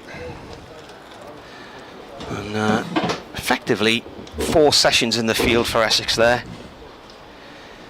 So some of their players will be putting their feet up and having a bit of a cool down.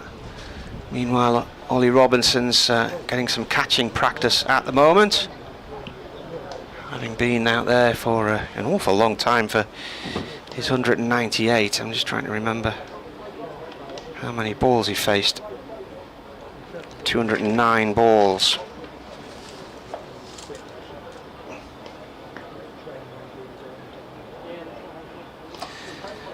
So what did we say? They went off at 7, was it? 7 minutes, wasn't it? 12:47, I think I said, didn't so I? yeah, so they'll get 1 over in, because technically it's meant to be 3.4 minutes to bowl an over.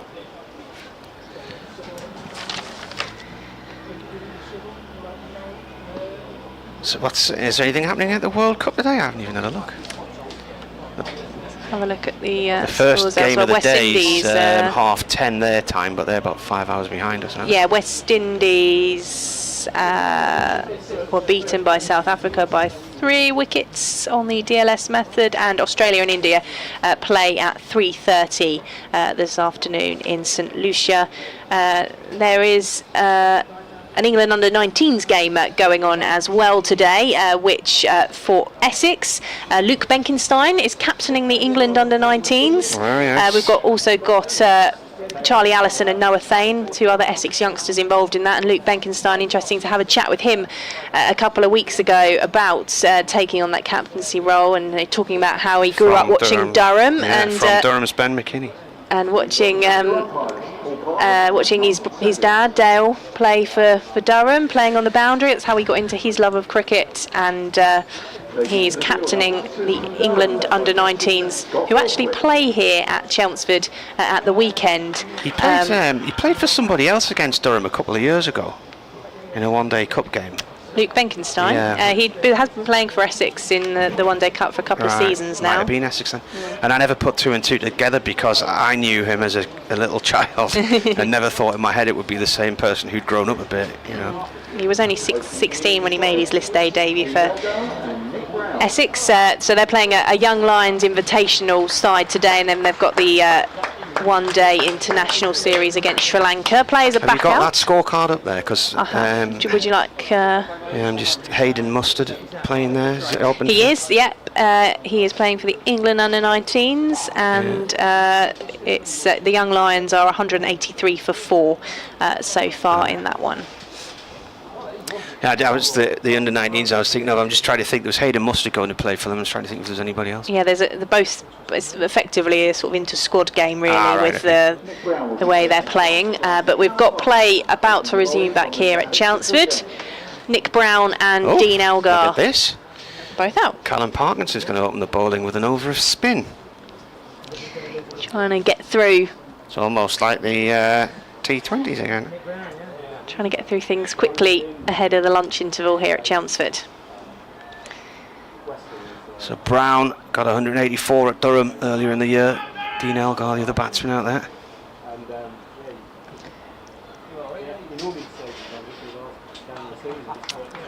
So Parkinson to bowl from the Sir Alistair Cook end.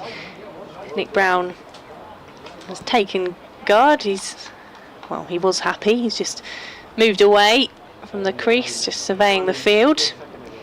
587 is the first innings total for Durham, and Parkinson will bowl the first ball, which Brown tries to turn round the corner, misses, and Robinson retrieves from behind the stumps. It's a sharpish return to his mark for Callum Parkinson. And he is into the left-handed Brown, who just leaves that one.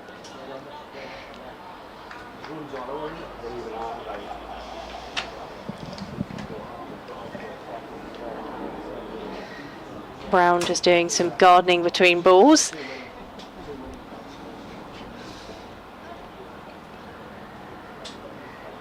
As Parkinson is in over the wicket, and Brown has left that one, but it's missed everyone. It's going to be chased away to the boundary. They will get that back in before it reaches the rope. No, he's given And buys. it's I buys. didn't think he offered a shot there.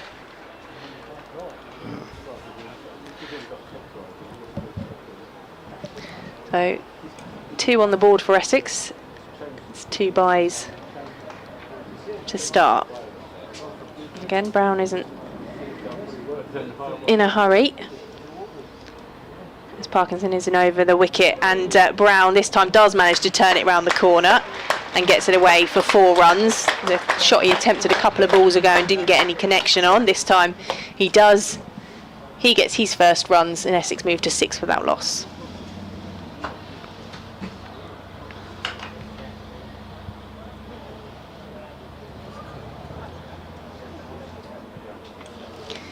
And we are 12:59, so we've got 2 balls left of this Parkinson over. Dean Elgar and Nick Brown have just come to the middle to have a chat, and Brown is waiting as Parkinson is in, and that's driven uppishly by Brown through the covers. It's being chased by 2 Durham fielders as they come back for 2 runs.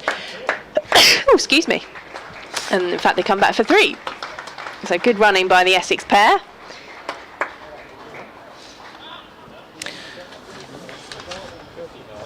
It was Jones and Rain who were in pursuit to bring the ball back in. 9 without loss for Essex, and Elgar will be on strike.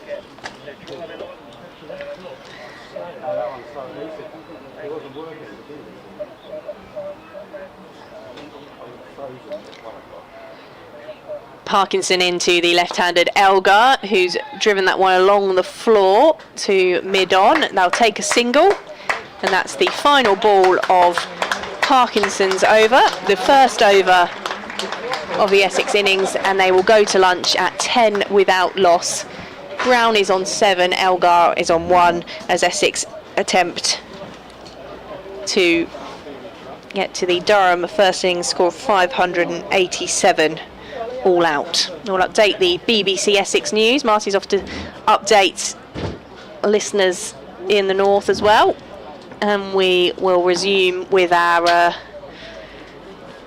commentary after the lunch break on the BBC Sport website and app. Hope you can join us then, or on the live stream as well.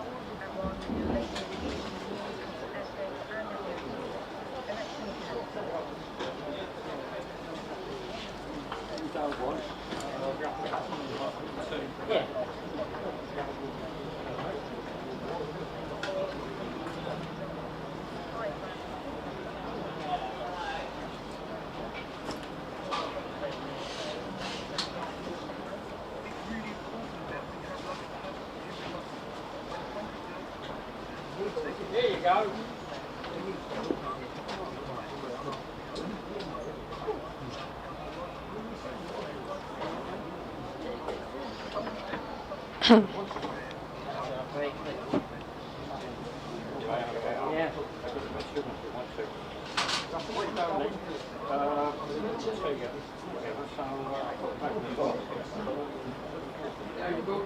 Only brought two.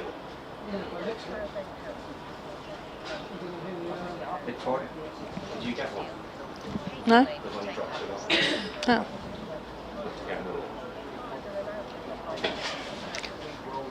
See if they got an extra one in there.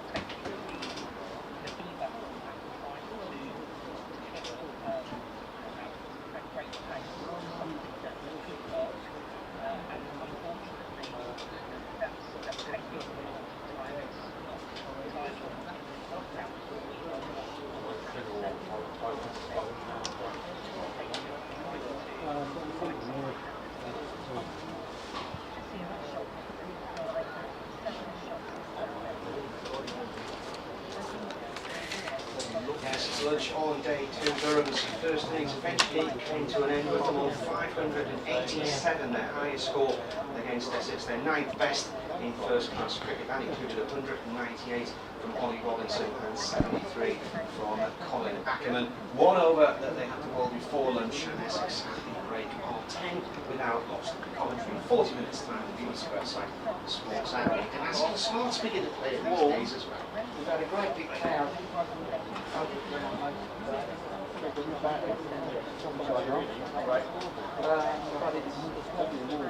Oh yeah. How's everyone getting on?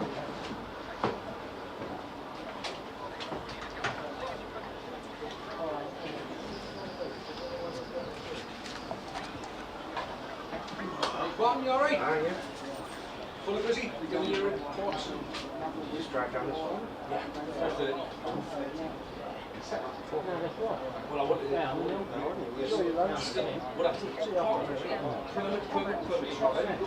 over there. Well, I just got it. And it's lunch here at the county ground, where Essex have eventually bowled Durham out for 587. Ollie Robinson just missing out on a double century for the visitors, going eventually for 198. A pick of the Essex bowlers this morning being the spinners, 3 wickets apiece for Matt Critchley and Simon Harmer, both taking their total in this Durham innings to 4. Essex having to survive an over before we got to the lunch interval, having bowled Durham out for 587. Dean Elgar and Nick Brown coming to the crease and managing to be 10 without loss as we got to 1 o'clock. So Essex trailed Durham by 577 runs in this one at lunch on day 2.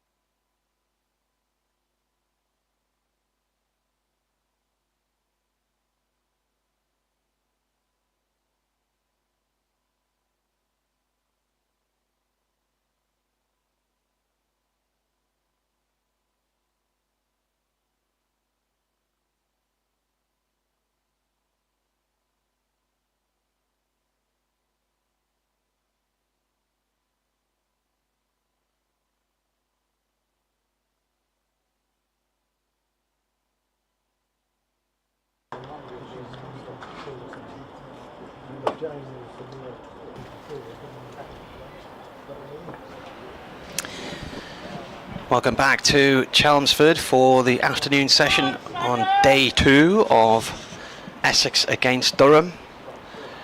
And the sun is right in front of our commentary position now. It's very hot out there. I would use the technical BBC term, it's scadding. And some factor 30 being applied next to me there. It's a lovely smell, that, isn't it? Yeah, I love it. It smells like summer. What they put in it. Very nice. It's not the stuff that David emailed about earlier. Anyway, Durham had 1 over to bowl at Essex before lunch, and Essex were 10 for none at the end of that over. Nick Brown had 7, and Dean Elgar 1. Durham's score, 587 all out, was their highest against Essex, so they're in a decent spot here. How will things play? A number of people have messaged me during the lunch interval, why didn't Durham declare? Don't know. Maybe it's too early in the game, it's a small boundary, they've accrued the runs quickly and probably feel that Essex could do similar. Dean Elgar will be on strike after lunch, facing Matty Potts, bowling from the Graham Gooch end. So Beth Harvey alongside me, Victoria Polly as well, Martin Emerson here from BBC Radio Newcastle. I'm going to stand very bravely in the shadows out the road here, right at the back. Yeah, you do run the risk of cooking in the window here. Yeah. Beth, with a mix of the essence of youth in her brain, hasn't cottoned onto this point yet, and will later on. Pigeon flying past. Durham innings included 198 for Ollie Robinson. A number of people talking about him as the next England wicketkeeper batsman. Messages about that today as well. And we've got to the bottom of the old family saga as well, which I'll tell you more about in a minute. As Matty Potts starts the afternoon session, coming in from the Gooch end, far end of the ground, to bowl to Dean Elgar. So we had a message from Katie Scott earlier saying she remembered, because Beth had been on holiday to Falmouth, so we were talking about the college courses in Falmouth, because there's a journalism college there, and Katie emailed in to say she'd studied meerkats at Falmouth University and played for the ladies cricket team. As Potts comes in round at the wicket to bowl to Elgar. Elgar forward to that one, plays it out towards mid-off no run there. And she said that Chris Old used to take them for coaching and then would do a barbecue.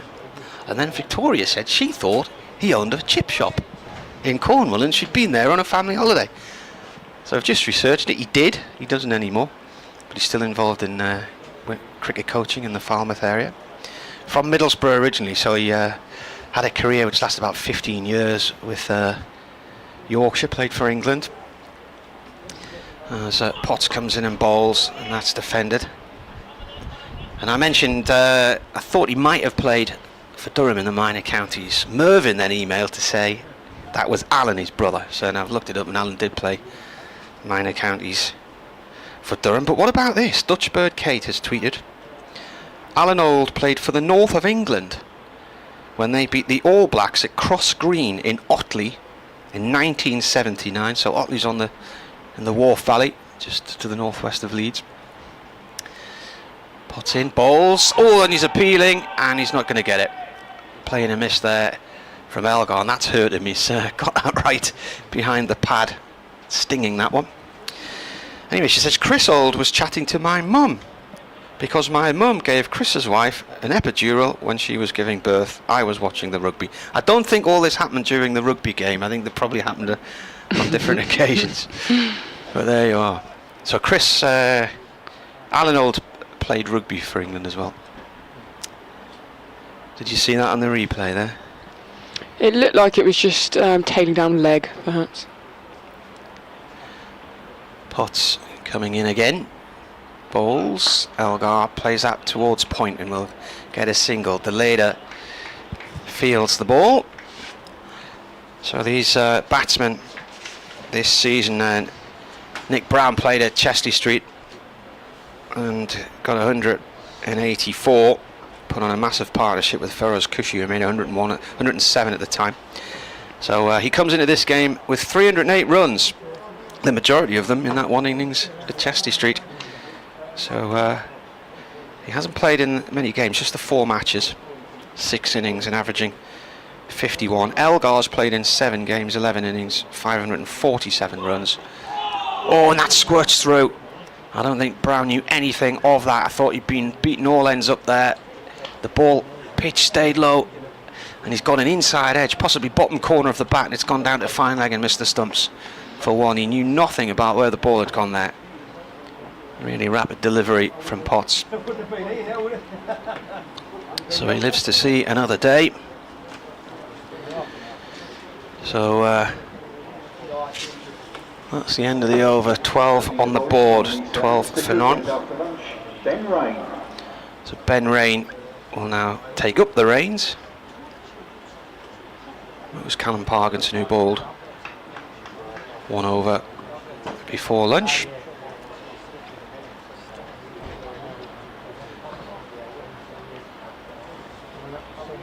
Been 7 centuries for Essex so far this season, including Jordan Cox 207 in the last match at Kent.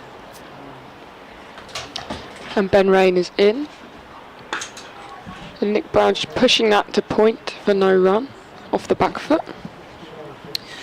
207 against his former club. And then Elgar's best score, 120. That was against Kent here in April. Second match of the season.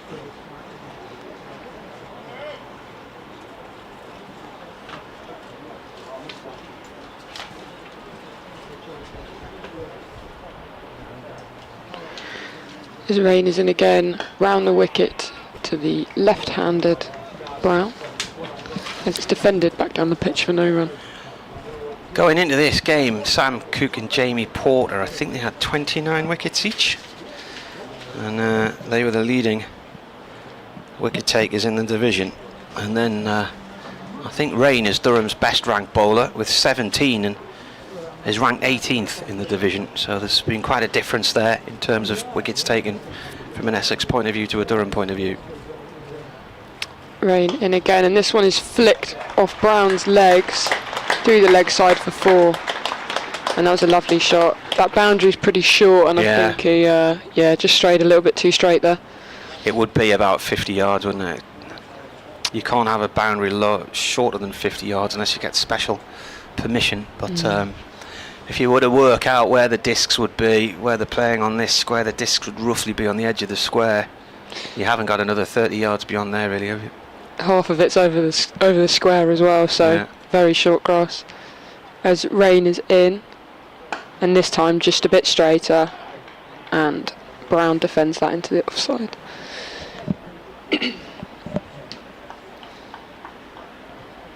Jeff Hawes emailed earlier, entitled Hay Fever.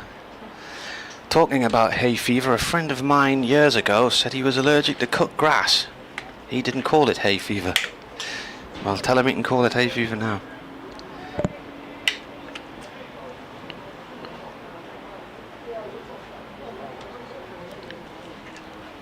Rain in again round the wicket, and Brown just pushing forward and defending that back to the bowler. Useless Durham stats tweeted earlier. Ollie Robinson's away stats, 16 innings, 1,144 runs at an average of 88.8. 8 50s and 300s. Captain Cook says about Ollie Robinson, an England call-up incoming. He is perfect for the Bazball style of cricket. Yeah, he showed great intent, didn't he? In his 198. Yep. Shame he didn't get to the double 100. Yeah, that's pretty gutting. As Rain is in, and this edged and dropped at second slip. Is that Siddle in there? A genuine edge like there. Michael Jones. And Nick Brown just getting away with one there, as that is put down really in the bread basket, exactly where you'd want it at second slip. Colin Ackerman I'm going to go for as a third guess. And that was the final ball of the over. So Essex now 16 for no loss. And it'll be Potts to continue. It is. It's Colin Ackerman. He's just come back from that finger injury. He had some, I think, ligament problems with his damaged finger. But that was straight at him from Rain's ball to Brown, and it popped out. A lovely ball from Ben Rain as well, just leaving the left-hander. Catching that outside edge.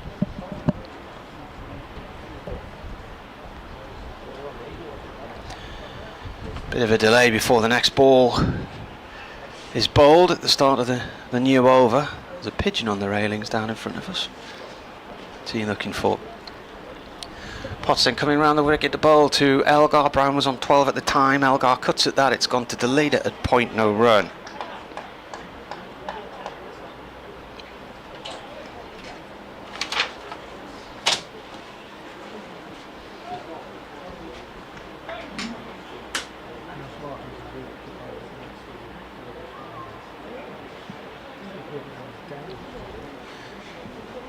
Potts heading back to his mark at the far end of the ground.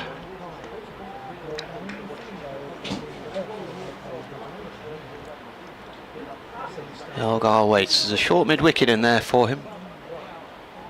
One fielder in the covers. Short mid-wicket's coming out again now, Alex Lees. Potts wants him in the gully, I think. Or does he want him as a third slip? Where's he sending him? Gully. So 2 slips in a gully for the left-hander as Potts comes round the wicket and bowls. And that's fended away to Jones at square leg. No run there. Yeah, Durham probably looking to capitalise on the new ball while it's still moving. Just getting an extra man in the cordon there. Callum Parkinson fielding down below our commentary position, almost under the overhang of the 2-tier stand on our right hand side. He's at fine leg. As Potts comes in and bowls, and that is jabbed down into the ground. Dot ball.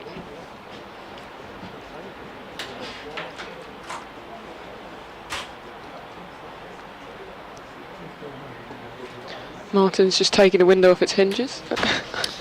I think you will find it's called a tilt and turn.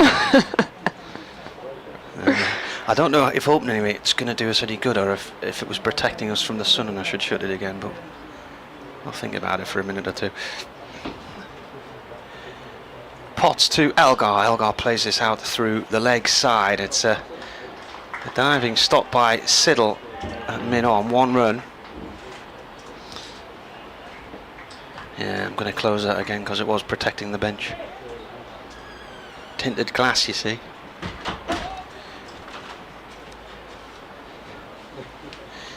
You coping all right there? I feel a little bit like a rotisserie chicken in the directly in the sun. Yeah.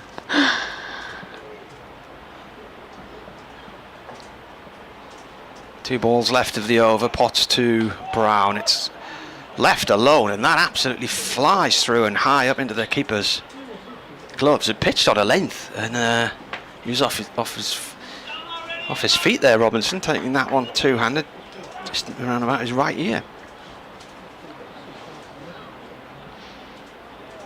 Yeah, Potts looks to have that extra yard of pace, just compared to Rain at the other end, really pushing it through, and you can tell he's putting a lot into it as well, really bending his back. Here he comes again for the final time this over. He bowls. Brown defends. The ball goes back to Potts, and that is the end of the over. Just a single from it. He's stepped up to opening the bowling this year. Potts. Bryden Corse is banned from playing any cricket until August because of some betting issues, which he admitted a few weeks ago. Chris Rushworth's now left Durham as well, so had a succession of fast bowlers on loan last year. Durham trying to keep them fit was an issue, and then the same thing happened at the start of this season. Scott Boland bowled in 1 innings Edgbaston, and that was it. He went home with a foot problem. Ben Rain now to continue as Dean Elgar furiously marks his guard.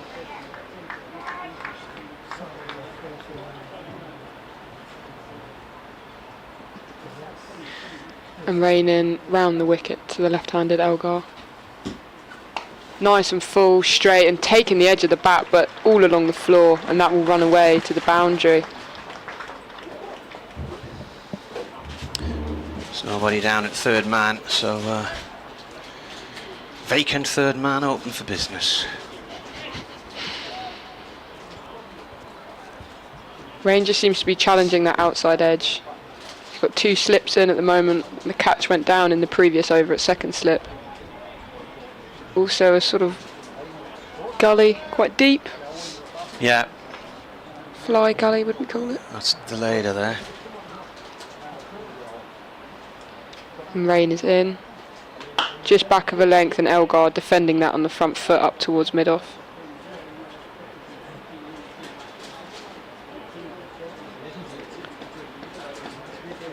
Who's that there at mid-on working on the ball? Potts.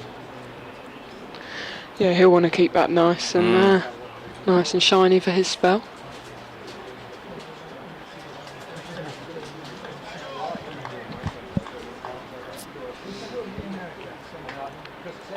Rain running in.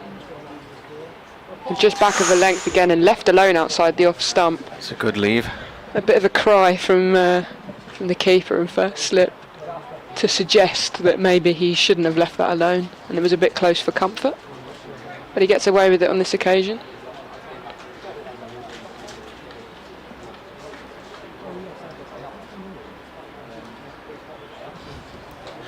We're still angling in as it passed the stumps.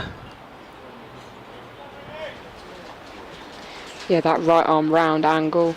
Both of these opening batsmen for Essex are left-handed. As Rain is in, and that left alone again. Kept it a little bit low perhaps. Ollie Robinson behind the stumps didn't take it cleanly. Seemed to just shoot through or skid a little bit off the surface.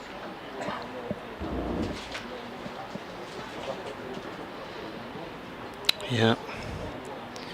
Just watching it again on here, it was coming down. It was about to bounce twice, and he tried to snatch it and bounced out of his gloves. And Rain in.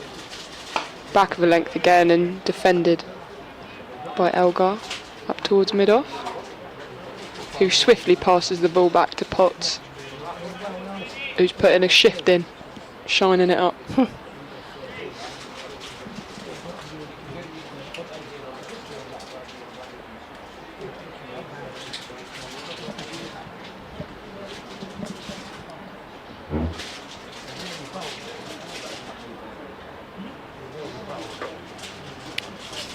Rain charging in.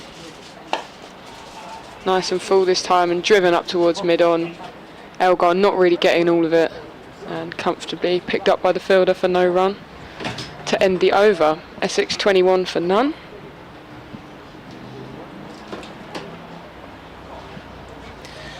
A hot afternoon at CM2.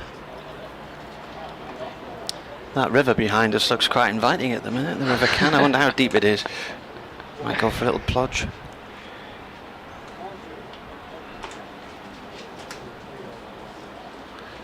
Beautiful down on the Blackwater estuary last night, cycling along the seawall, and the tide was miles out. Lots of wildlife down there.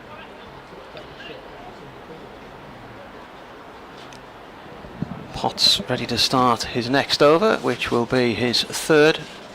None for 3 so far. Ben Rain, none for 8. Potts right arm around the wicket at Brown. Brown cuts hard at that one, and that is away for 4 to the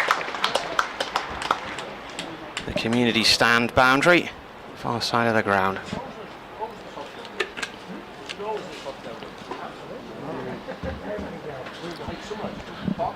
Tell we're in general election territory. Somebody's got some banners hanging from a window. Potts back to his mark. Comes into Boulder Brown again, and an edge along the floor, and Delader's chasing it towards the boundary at the backward point. He slides in and stops it, and then he slides off the field. Manages to keep the ball away from the rope though, and Brown runs 2.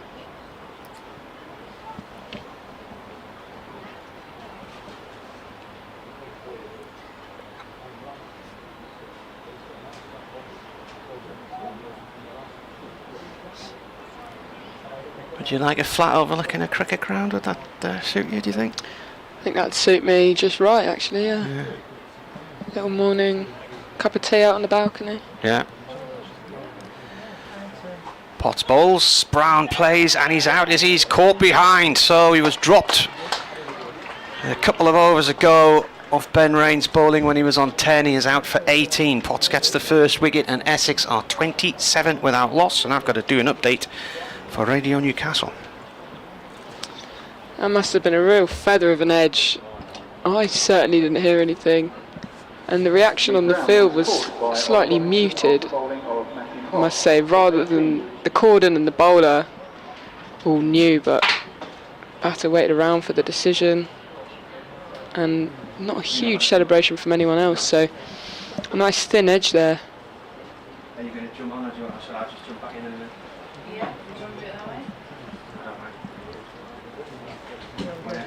And Potts gets the first wicket of the day for Durham.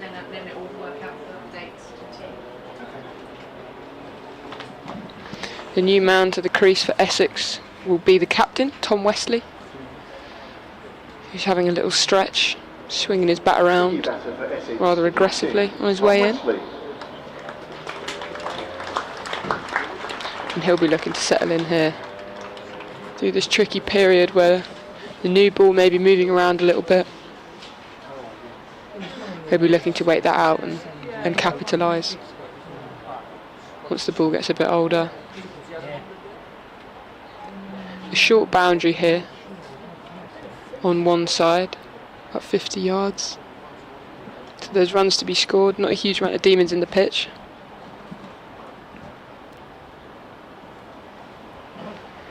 But first they'll have to negotiate the bowling of Potts from the Graham Gooch end.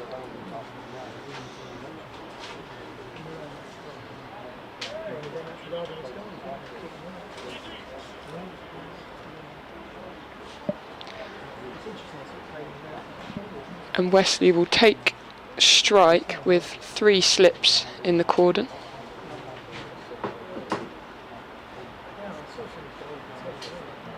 And Potts coming back over the wicket to the right-hander.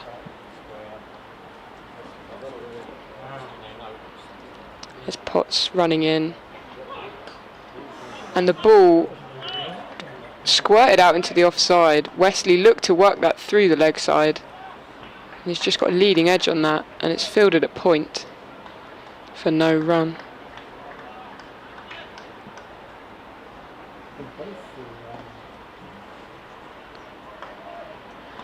So Wesley just misjudging that one.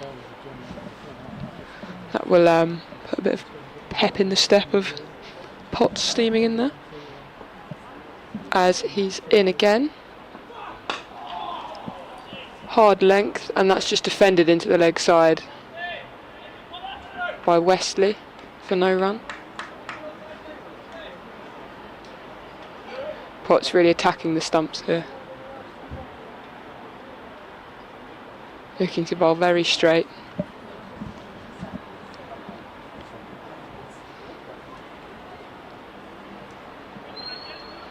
There's a little bit more sun cream being applied by the fans just in front of us here. As Potts is in again, and Wesley forward defending that one straight back to the bowler to end the over.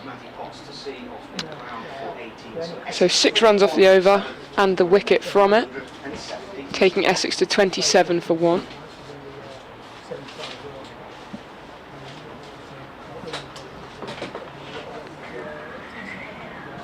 And it will be Ben Rain to continue from the Sir Alistair Cook end.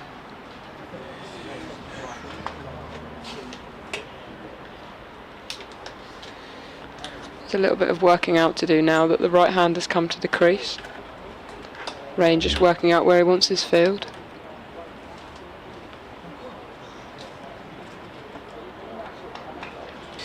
What point are you going to start fanning yourself with a scorecard? We're not far off it. Yeah. As Rain is in to Elgar, and that's left alone outside the off stump. I'd be long sleeves in this weather, I think. Stiff Protect collar the up on the skin. back of the neck, yeah. Yeah, got to be done. I always went for the wide-brimmed hat as well, try and protect the ears. I was going to ask, yeah, the wide brim gives you that bit more shade, doesn't it? They don't tend to stay on my head very well with the hair, so I usually go for the cap. As Rain is in again, and this time defended out into the leg side by Elgar up to mid-on for no run. What league is it you play in? Is it the Essex League?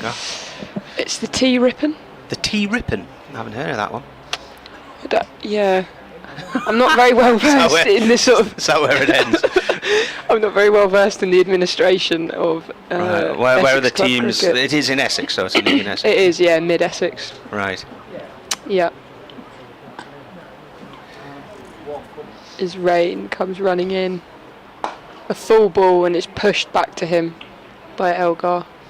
I went 2 or 3 years ago. Don Topley took me to Ipswich and Old Copdockians Cricket Club to watch the final day of the minor counties season, and it was Suffolk against, I think Staffordshire, I think it was, and sitting there with Ray East having a drink, and then the best batsman in the Suffolk team was out with about an hour and a half or so as play left, and then they needed a silly amount of runs by then, and we thought, well, not going to happen. They were about 7 or 8 down, so we left and we went to Dedham Village, and then Toppers rang me the next morning to say we'd missed the most exciting finish to a minor county season in history, with Suffolk winning with I think with the last pair at the crease and a ball to go or something like that.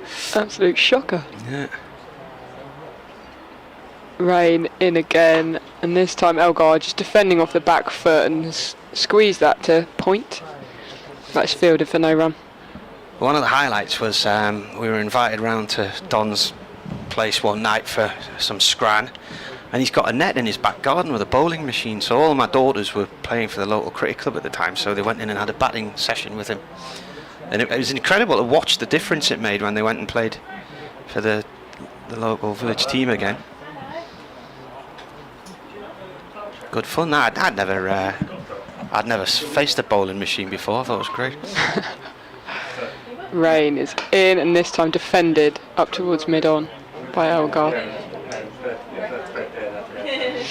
Yeah, I would have liked a net in the back garden growing up. That was great.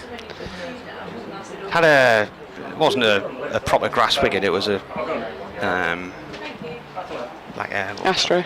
Yeah, like an AstroTurf wicket sort of thing. Yeah, that was good. Well, we used to play on about 15 yards. My brother is a bit older than me, bowling as quick as he could.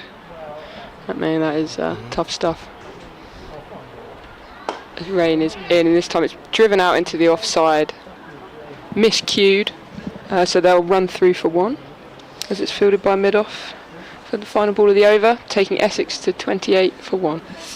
Did you find that you used to be batting whenever you'd done something to upset him? Was there a pattern there? Or?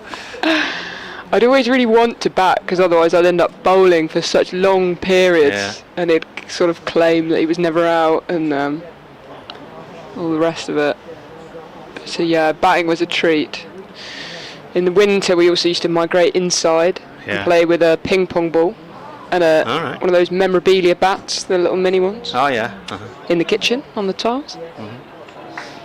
Do a bit off the tiles, did it? If you hit the cracks, yeah. Yeah. Yeah, aim for the cracks. And we used to have the dog biscuits as the stumps. That all conditions you. On strike here, and Potter's now decided he doesn't want Lees in the gully anymore. He wants him as a not quite square leg. He's got a short leg in there, and Michael Jones under the helmet. 2 slips in place as well. Coming round the wicket, down the hill. Elgar drives nicely. That's a gorgeous shot. That's away wide of mid-on and up towards the far end of the VIP units for 4 runs. Too much into the legs there, I think. It was a lovely shot. He timed that so well. It was almost just a push. He didn't follow through too much. Just checked it off his pads, and it flew to the boundary for 4. They got the ball back yet, haven't they? Just been retrieved. Elgar on 12. 32 for 1 Essex. Potts comes in. Elgar plays this up to Rain at mid-off. Bobbles away towards him. Now the flag in the far left-hand corner of the ground was pointing towards the southeast yesterday, and the breeze was coming from the northwest today. It's it's just gone flat again now, but a minute ago it was indicative of a breeze from the south. So very much warm weather enveloping the country today. The weather forecast suggesting temperatures of around about 25 in the northeast as well today. It's Potts bowls. Elgar forward to this one, plays it to Beddingham in the covers, no run.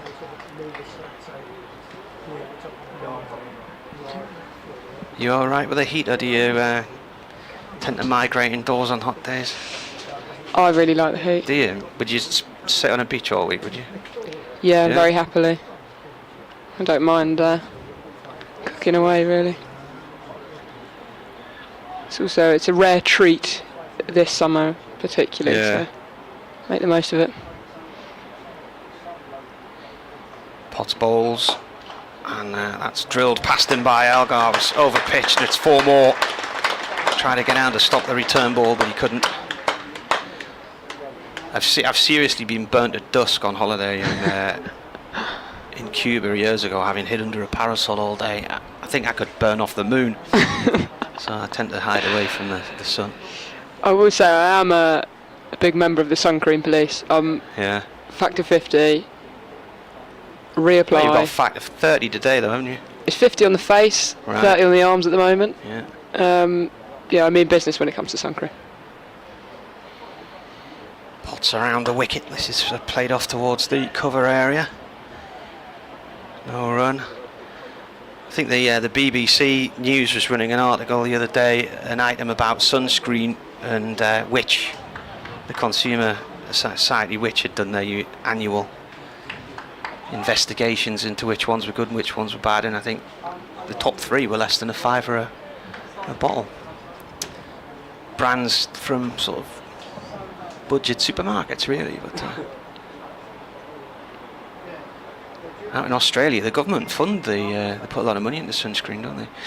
Potts bowls, and this is played by Elgar to Beddingham in the cover area, no run, and that is the end of the over. And the screen's gone off. What's the score? 36 for 1.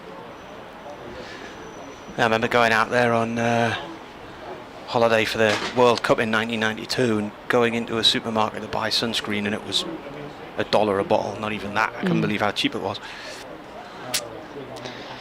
I played a season out in Australia. I didn't get burnt once. Did you not? No.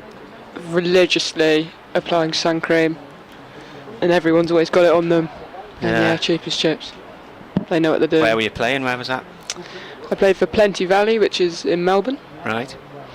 So yeah, not the hottest part of Australia. Did you get plenty of runs or plenty of wickets? Plenty of wickets. Plenty of wickets. Few runs. Yeah. For a bowler, I was averaging 40 at one point with the bat because I kept getting red ink.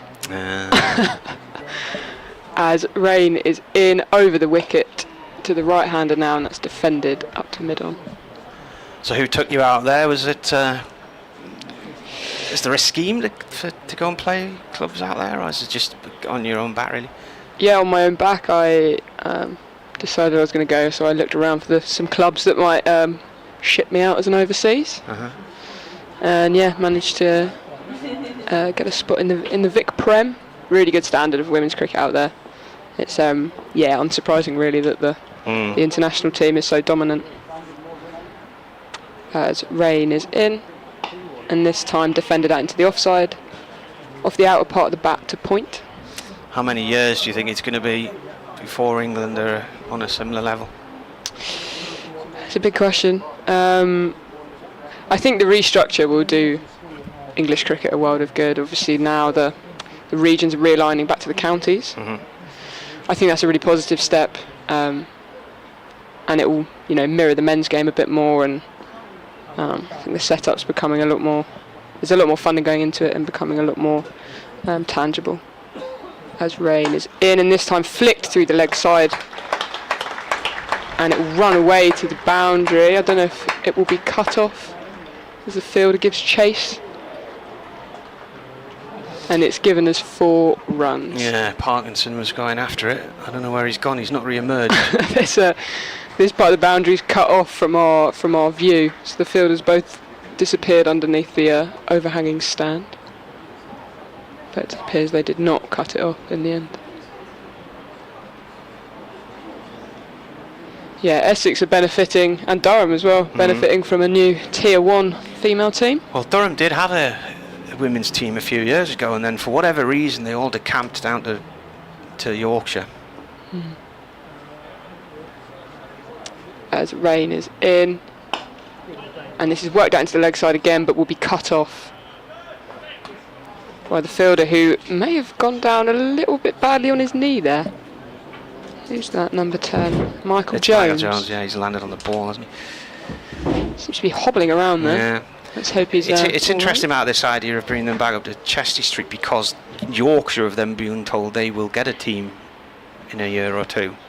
So that's going to cause a bit of a dilemma for some of the players as to whether to move to Chester Street or commute from Yorkshire or whatever. As rain runs in, and this is flicked off the legs of Tom Wesley down to fine leg, and they'll run through for a single.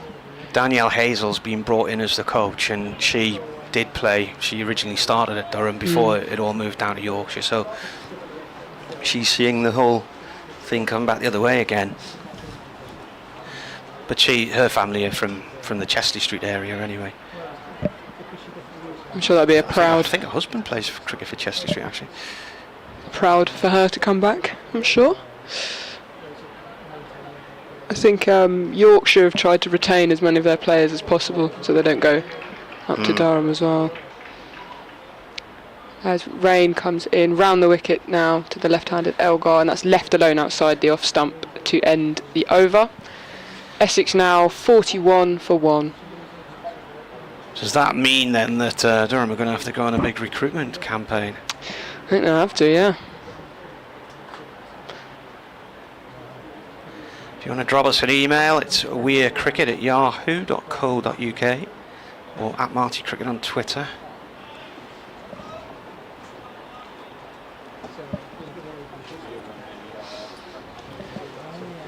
Martin Emerson and Beth Harvey with you here at sweltering Chelmsford.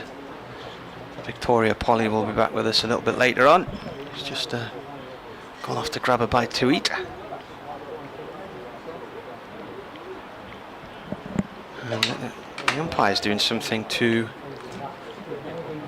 Elgar's glove here at the moment, I think.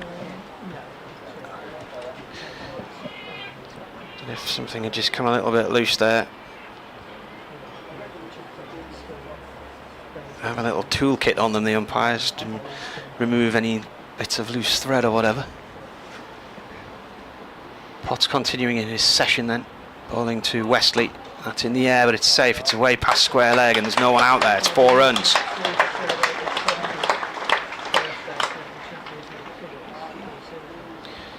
One of the lads outside, Paul, who lives near me in Fulwell, set off this morning to come down at 4:30. Dedication. Yeah. One of the other lads with him came down on Saturday. And he just said, it's a bit of a boring drive, all that featureless flat land. Potts bowls, and that is defended by Wesley. I tend to I listen to a lot of podcasts nowadays, so I'll line up 4 or 5 hours worth of listening for a journey. Do you go down the educational route, or are you comedy? Well, the news quiz off Radio 4's often and often irregular. The news agents. Pots in, balls, that's played down into the ground and runs away up to mid-on. Mark Steele's got his own podcast, which I won't announce the title of. But one of the great things that BBC Sounds has as well is Mark Steele's in town. And it's his little stand-up comedy tour, travel log. He goes to different towns each week and does it'd probably be a lot longer in the theatre on the night, but it's a half hour show they have on the podcast. It's very funny. The research they do is really good. Potts balls again, and this has gone up to rain at mid-on, no run there. Remember, he said that he visited Blythe in Northumberland. He says, you want for nothing here, do you? He says, I met a guy the other day, bought his house in 1985 for 20 grand. He's just sold it for 21 grand. He's never had so much money.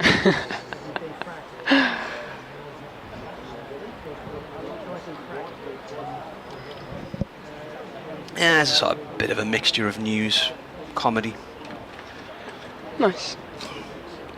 Helps while away the hours. Potts with an effort ball there, bowling, and the grunt. The balls to Wesley, that's played to mid-wicket, no run. What else do I listen to? The Trawl's quite funny. You heard of the Trawl? I've not. It's Marina Purkis and Gemma Forte, and they go through social media, so you don't have to, and it's news and current affairs and politics, but it's their sort of irreverent look at things. Sounds all quite highbrow.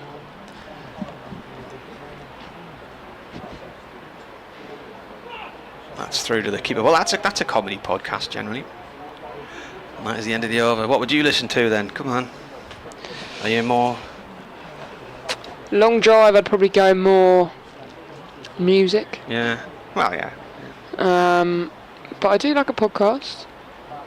Usually, comedy, gossip. Yeah. Yeah. No news being consumed by me. I tend not to. I mean, there's lots of good cricket podcasts out there, but I tend not to listen to them because it's more. I spend all day talking about cricket, so any sporting podcasts. I sometimes listen to the When Saturday Comes magazine podcast, which is quite good, with Harry Pearson and Never Strays Far, the Ned Boulting and David Miller, who are the cycling commentators. Tour de France just a few days away, so that'll be up again soon. Ben Rain is continuing now from the Sir Alistair Cook end, and this is worked into the leg side by Elgar, flicked off his legs, and the fielder gives chase, manages to haul it back in from the rope. It's Potts. Potts doing the fielding there, and they'll sneak through for a second. Chicken burger, yeah. And a lot of tomato sauce. Paolo Di Canio, when he became manager at Sunderland, banned tomato sauce from the players' dining room. And then I've just heard somewhere the other day another manager's done it. Salt, pepper, and sauce was banned from the players' room. They've banning flavour by the sound of it. Yes, and anything enjoyable. As Rain is in again, nice and full this time, and driven again through the leg side by Elgar. And the Potts gives chase, but he cannot chase it down this time, and that runs away for 4 through mid-wicket. He's ended up on the advertising hoarding there. Is that the 50 up or not? That's the 50 up, yeah. Scoreboard stuck on 47. So the Essex 50 coming off 10.2 overs in 45 minutes. 50 for 1. And Elgar's got 22 of them off 31 balls. Wesley on 9 off his 14.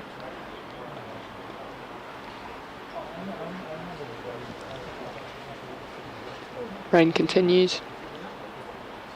Just back of a length and worked into the leg side again, but just for a single this time to square leg. Taking Elgar to 23. What was the last figure? Was it 27? I've got that in my head for some reason. Yes, it was. Yeah, 27. The field switches round and the umpire makes his way to the other side of the pitch as the right-handed Wesley faces up.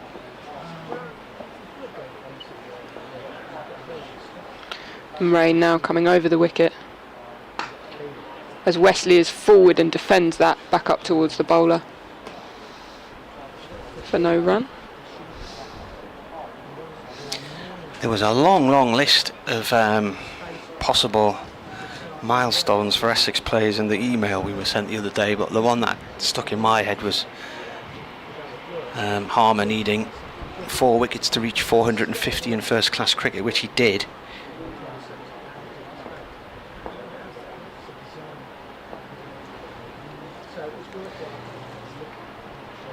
As Rain is in and flicked into the leg side by Wesley, but that is fielded pretty comfortably for no run. What else have we got then? I'm trying to find the when did it come? Did it arrive on Saturday? Callum Parkinson at mid-on. It's just shadow bowling. I don't know if he's warming up or he's just keeping himself occupied. As Rain is in, and Tom Wesley forward, defending that into the offside. So Tom Wesley needs another 145 runs to reach 13,000 first class career runs, so that's one to keep an eye on. Yeah. Ethan Bosch needs another 8 wickets to reach 100 career first class wickets, so what did he finish on? 2, so he needs another 6. Nick Brown needs another 123 to reach 8,000 first class runs, so he'll have to try and do that in the second innings if he's to do it in this game. Jordan Cox is playing his 50th career first class match. Critchley needs another 169 runs for 2,000 in first class for Essex. And Dean Elgar needs 1 more century to reach 50 career first class centuries. We've done the Simon Harmer one. Jamie Porter needs another 5 wickets to reach 500 career first class wickets. So what did he get? None. So he still does. Shane Snater 34 to reach 1,000 first class runs. And Paul Walder 34 to reach 2,000 first class runs for Essex. We might remember 1 or 2 of those. Keep it on hand. So Peter Siddle coming in to replace Potts.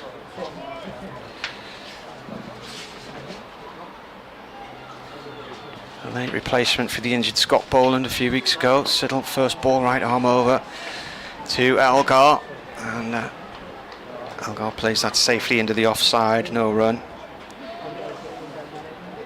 39 years old now, Peter Siddle, 67 tests for Australia, and in the process he took 221 wickets between 2008 and 2019. And in first class cricket he has 761 wickets, including 27 fifers. Here he comes, round the wicket to Elgar. Elgar beautifully drives that ball straight, just misses the stumps at the bowler's end, and it's away for 4 up to the far end of the ground. I presume that includes Australian first class? Yeah. Or was that just in England? Oh, he's played for Victoria, hasn't he? Yeah. Where's he been? He's been all over the place. Victoria from 2005 to this year, Nottinghamshire in 2014, Lancashire the following year, some place called Essex 2018 to 2021, Somerset for 2 years after that. Comes in, he bowls, and Elgar plays that up to mid-on, no run there. He's also had last couple of years he's played for Tasmania. So Dean Elgar, 86 tests for South Africa over the last 12 years. Played in India with David Beddingham, or played India with David Beddingham, and scored a century in the penultimate test in Centurion, so that was in the winter, just gone, when Beddingham got his call up to the South African test side, the Durham batsman.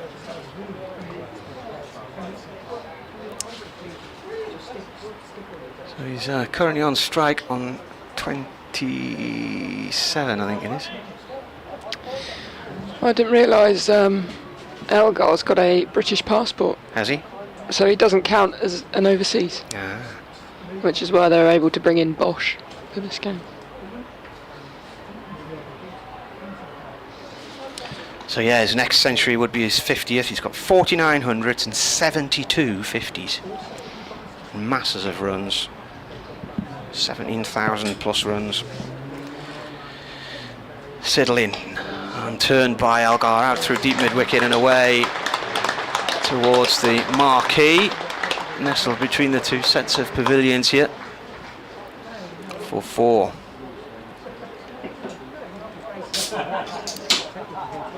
He's already looks like he's got his eye in here. He moves on to 31 from 37 deliveries.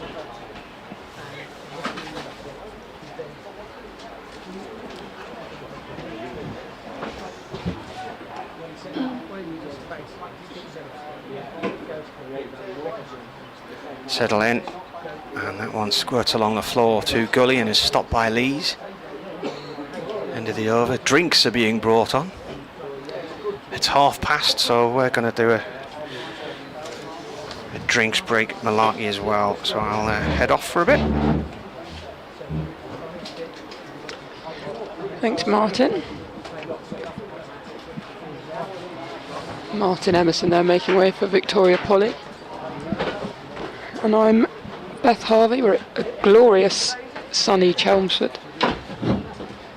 Maybe even a bit too sunny in this box we're in. Sun cream is within reaching distance. If you need any, Victoria, let me know. Now there are some shin pads going on and a helmet coming on, so it looks like Callum Parkinson will be returning. He wasn't just swinging his arms around to keep himself busy. He'll be replacing Ben Rain.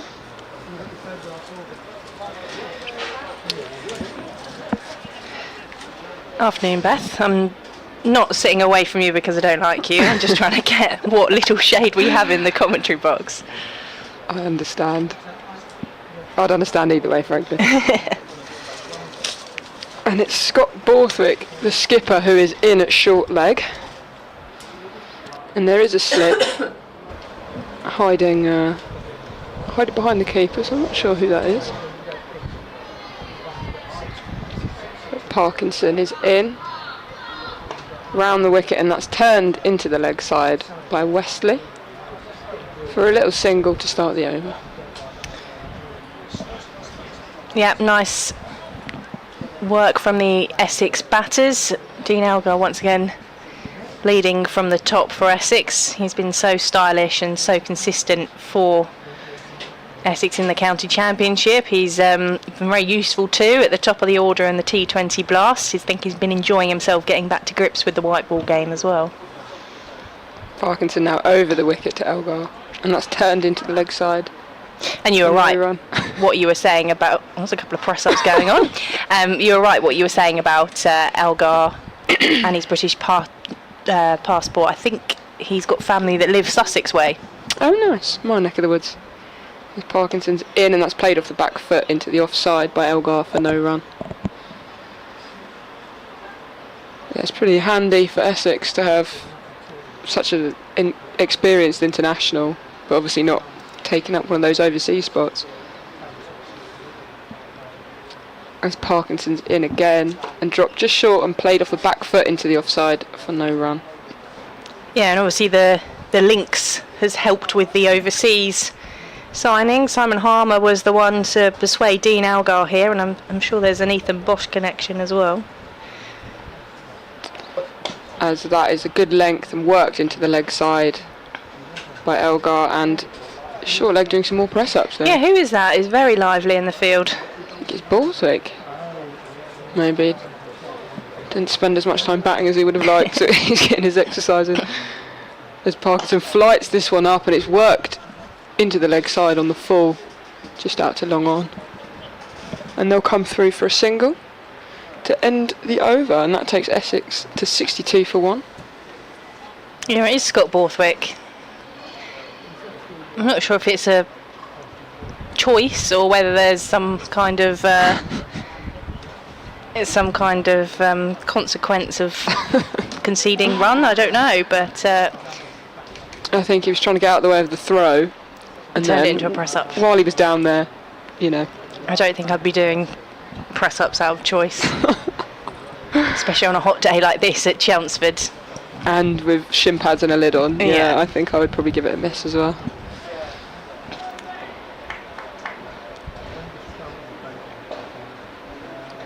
Dean Elgar is on strike then for Essex, 62 for 1. Go through some of the other scores for you, as that one is left by Elgar. He thought about it from Siddle. He just looked to move the bat, got out of the way, and it was through to the keeper for no run. I was going to tell you about the other scores in Division 1 because former Essex batter Dan Lawrence has scored, well, they've taken 38 from an over in the game against Worcestershire, 31 coming off the bat of Dan Lawrence. Go through those scores for you in a moment as Siddle is in round the wicket to Elgar, who just flashes at that one into the leg side for no run. So yeah, elsewhere in Division 1, in that game I just mentioned at New Road, eventually Worcestershire got Surrey 490 all out. They are 5 without loss in the chase. Dan Lawrence with 175 eventually was caught by Jake Libby off the bowling of ex-Essex teammate Ben Allison, who's on loan at Worcestershire. Siddle is in, and that one's driven but not timed by Elgar for no run. That was the top score for Surrey. And as I mentioned, Worcestershire 5 without loss in the chase. Elsewhere, Lancashire 215 for 1, cruising along after Kent were 240 all out in their first innings. Somerset are 89 for 2 in reply to Nottinghamshire's 360 all out, as Siddle is into Elgar, who's defending back down the pitch for no run. And Warwickshire are 177 for 6 in reply to Hampshire's 298 all out in their first innings. That's all the scores elsewhere from Division 1. Division 2, Glamorgan are 223 for 2, trailing Northamptonshire by 56 runs. Middlesex are playing Derbyshire, where Derbyshire are 92 for 2, and Middlesex earlier were 433 all out, as Siddle is into Elgar. It doesn't get all of that one, and it just drops into the offside for no run, and that is the 5th ball of the over. We've had 5 dot balls so far. Elsewhere, day 2 in Division 2, Leicestershire 119 for 4, Sussex posting 442 in their first innings, and Gloucestershire are 36 without loss after Yorkshire scored 456 all out. So it was a good day, mostly for batting yesterday, as Siddle is into Elgar, and that's edged and stopped at backward point along the ground. And that is the end of the over, a maiden from Peter Siddle from the Graham Gooch end, and Essex remain 62 for 1. We were mentioning earlier as well the England under-19s playing a Young Lions Invitational 11 as their warm-up for their one-day series, which is coming up, and there's a game here over the weekend at Chelmsford. 3 of the Essex youngsters involved in that: Noah Thane, Charlie Allison, and captained by Luke Benkenstein, son of former Durham man Dale. And Marty was saying as well, Hayden Mustard playing. He got a stumping in that Young Lions innings. They were 288 all out. They're between innings in that one. Runs to be scored. Absolutely. Parkinson will be continuing from the Sir Alistair Cook end. He comes in round the wicket, and that's driven out to extra cover for no run. Lots of batting friendly surfaces around by the sounds of it. Yeah, very hot, dry week ahead of us as well, so long may it continue. As Parkinson's in again, and Wesley forward defending back up the pitch.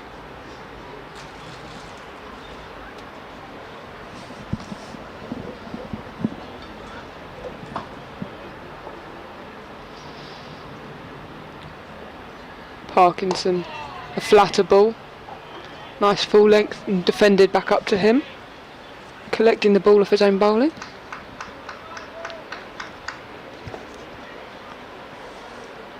Spinning the ball in his hands at the top of his mark.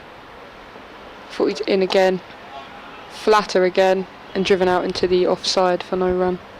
Quietened down a bit in the crowd after the lunch break. I think the school children that were watching were having a game on the outfield during the interval, so perhaps a bit tired out after all that hard work. Time for their packed lunches, I reckon.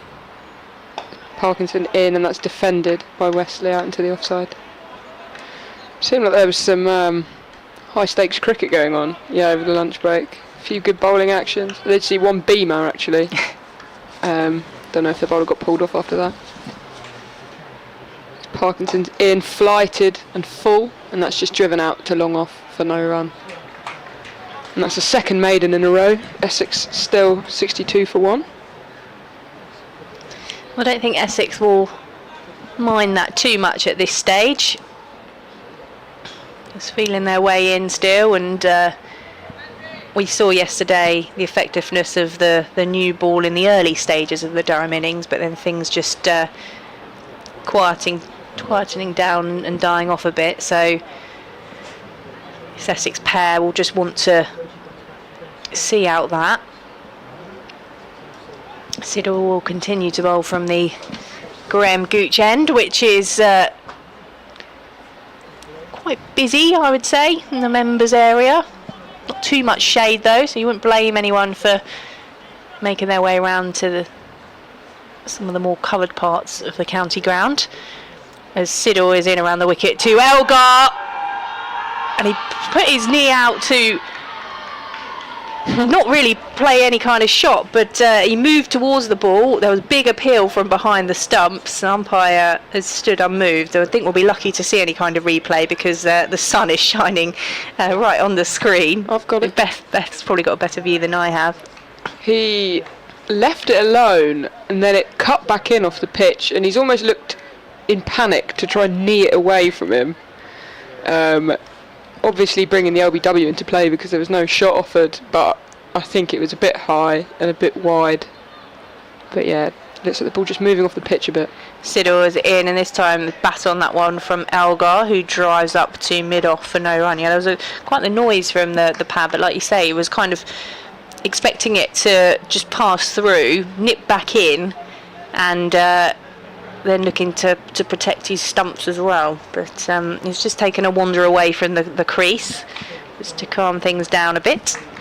Dean Elgar, who's 32 from 51 balls.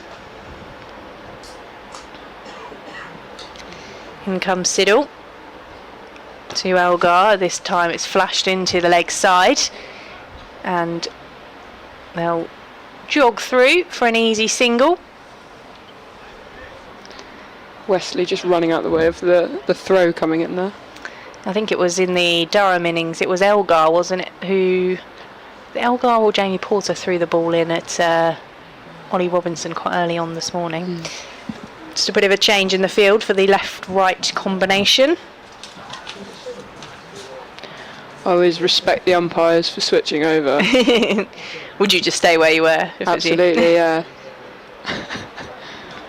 Although it's all right off the seamers, they've got a bit of time where they trudge back to their marks, but off the spinners, that's a bit of a shift.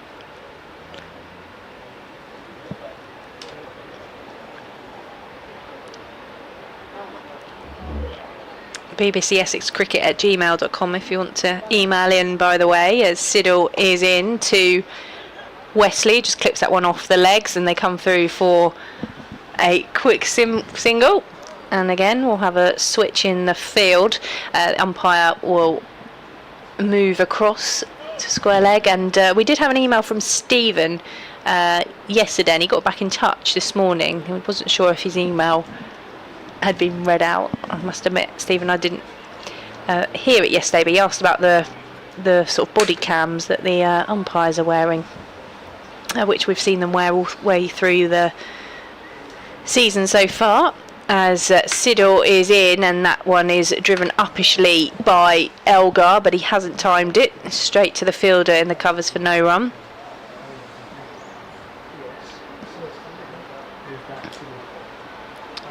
Yeah, I saw the footage of that caught and bowled. Was that up at Durham? Yes, yeah, it's quite handy for that. It's not necessarily its intention, but quite handy for replays and shots of action like that. I must admit I had to watch it a few times before I realised what happened. It happened so quickly. Siddle in to Elgar, who turns that one into the leg side, jogs through for a single. And that is the end of the over. 65 for 1 on the board for Essex. And that's 16 overs gone.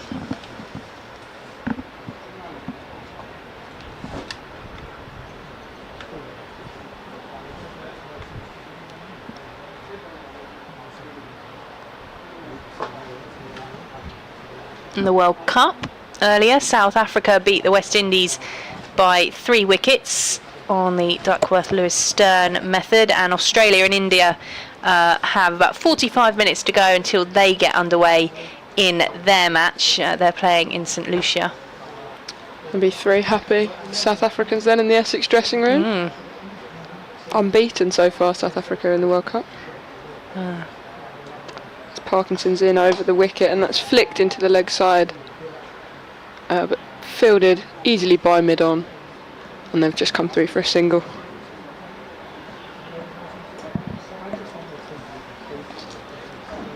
Yeah, plenty of South African interest amongst the Essex ranks. Wesley facing up now to Parkinson. And that's a full ball and driven firmly into the offside, but stopped at extra cover.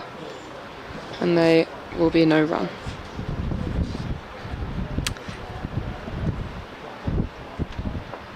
Ooh, that breeze is nice. As Parkinson continues and defended back down the pitch by Wesley. We tried turning the fan on earlier, Victoria, but it was quite...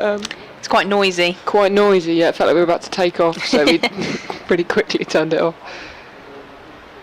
Parkinson, full of ball, floated up, and just driven to mid-on for no run.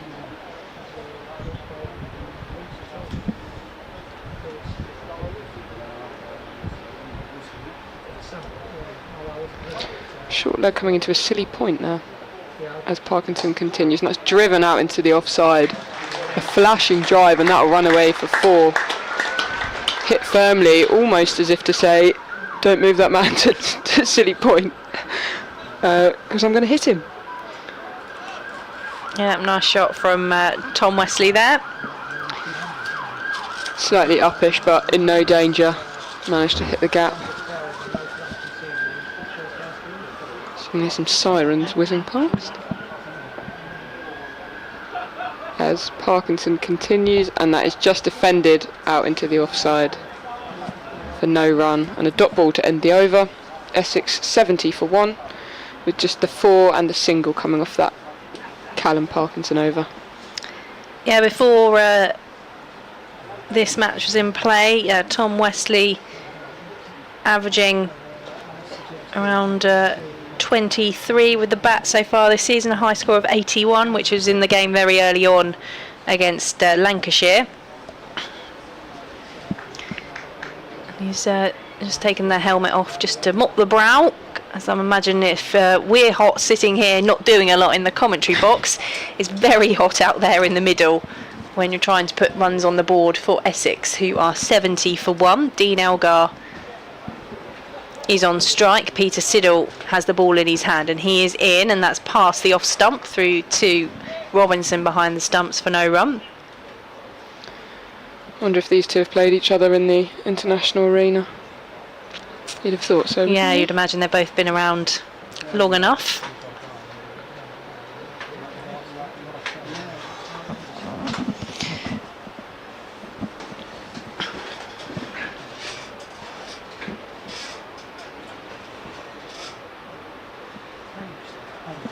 Siddle turns on his mark.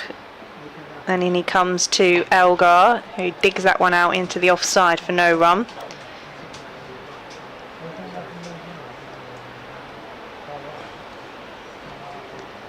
And Peter Siddle's a rather regular face on the county circuit now. Marty was mentioning earlier his spell here with Essex, where he come back for a couple of seasons, and then he was in Somerset as well, being brought in as injury cover for Durham. He obviously enjoys his English summers and the conditions he bowls in, as he is in to Elgar, who leaves that one at the last minute, and it's through to Robinson for no run. It just looks like he's not quite sure how to play that at times, Beth.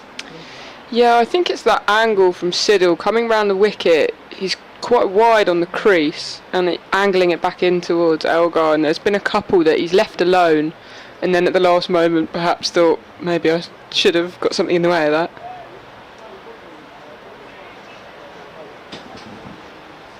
Three dot balls so far from Peter Siddle, who is into the left-handed Elgar, who again leaves that one. A bit of a lower delivery that time. Yeah, more of a comfortable leave there. Seems like he's had to snatch his hands out the way of a couple, just angling back into him.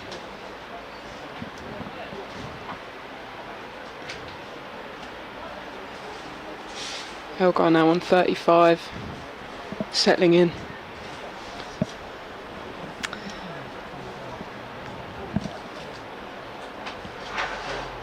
In comes Siddle to Elgar, who is forward and defending, again not being able to get enough on it to find any kind of gap, and Durham are doing well just to stem the flow of Essex runs here.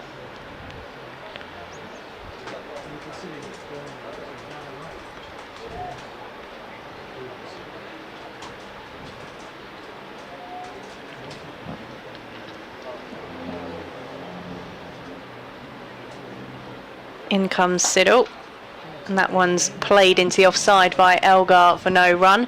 It's another maiden over then from Peter Siddle, who's bowled 4 overs and 2 maidens. Kept it nice and tight, has the Australian. Essex remain on 70 for 1. Do you know, it's quite an adjustment. It was only Friday that I was doing the commentary of Essex at Kent in the T20 Blast, and you don't think we had any maidens at all in that game, and virtually every ball is heaved away or attempted to be hit over the boundary. So it's a different but nice adjustment to come back to county cricket. Yeah, I was surprised how close together the fixtures were. So for someone like Dean Elgar, who's been opening the bat in the T20s, to now come into this, I wonder if he's got feeling a bit more attacking, showing a bit more intent. Well, yeah, it's a contrast for the two Essex batters. As Parkinson's in and very full and worked into the leg side. I think potentially coming off the foot of short leg, and they'll come back for a second as that's picked up by first slip running round. Yeah, for Dean Elgar, he's played in all of the Essex T20 Blast group matches so far. He's done well, has made, I think, 3 half centuries, but for Tom Wesley, he's not been involved. I think he scored a century in the seconds, but it's, you know, different kind of keeping things ticking over when you're not involved in the shorter format. As Parkinson bowls, and that's driven out into the offside to extra cover for no run. And they're almost straight back into the T20s as well in a week or so's time. With Parkinson in, and that's defended out into the offside. That's another quick switch as a round of county championship matches start again on Sunday, and then only a few days later it's back to the Blast. Parkinson full, and that's driven out into the offside. A lovely shot for no run as it's picked up by mid-off. Just having a look at the ball. And short leg will come out for the last couple of balls of the over, just into a catching extra cover position. And Parkinson in again, and he's driven out into that cover region. picked up in the ring for no run.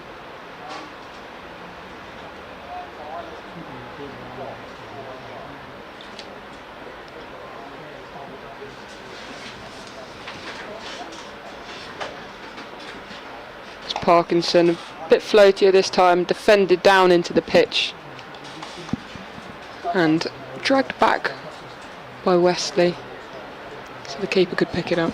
I think they're going to have drinks here because it is very warm out there. You're listening to Victoria Polly and Beth Harvey bringing you commentary for BBC Essex and BBC Newcastle on the BBC Sport website and at Marty Emerson with us as well. Essex are 72 for 1. Durham earlier out for 587 in their first innings. We've had 19 overs of the Essex reply on a very warm day 2 here at Chelmsford. Dean Elgar on 35, Wesley on 17. The man to go for Essex was Nick Brown, who was caught behind by Ollie Robinson off the bowling of Matthew Potts for 18. Nice partnership building between Elgar and Wesley, who are just taking drinks. Big migration there of fans from down in front of us. Probably thinking the same thing. Going to find some shade, I'd imagine. There has been a noticeable move in the crowd away to our left outside the apartments from the uncovered stands to getting under a bit of shade, and a few people away to our right on the Tom Pearce upper have mostly got their hat on, I'm pleased to say, but they're just standing up, taking on board some liquids and just stretching the legs as well.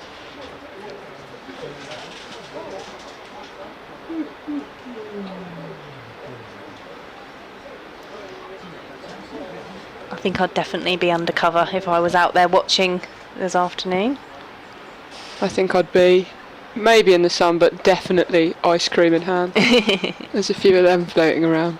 Yeah, I was eyeing up the ice creams on my walk at lunch. Might have to stop off there at tea. Rude not to in this weather. It is. I've got to support the local businesses.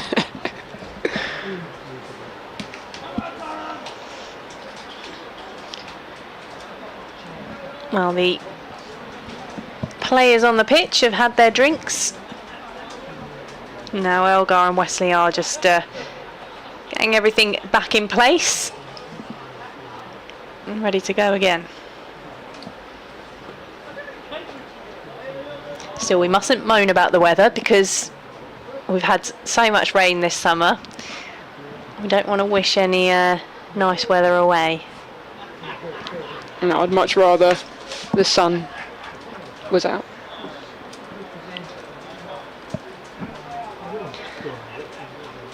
We're ready to resume then, and it'll be Siddle from the Graham Gooch end into Elgar, who gets a bat down on that one and just plays into the offside for no run. Both of these two with number 64 on their back. Battle of the number 64s.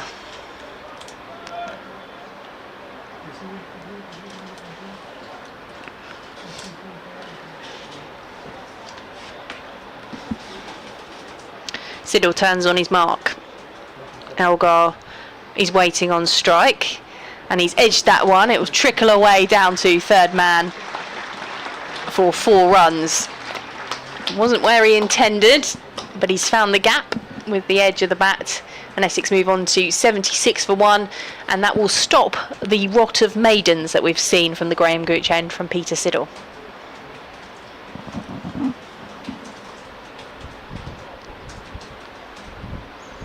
He's been bowling nice and tightly. As the 15 runs off, he's 4.2 overs. And Durham will just bring the field in. 2 slips in place. Siddle is into Elgar, who's driving squarely, and he'll find the fielder on the boundary. get the single, and that is a 50-run partnership for Tom Wesley and Dean Elgar. 84 balls, Elgar's taken 33 and Wesley 17. So a useful second wicket partnership for these two.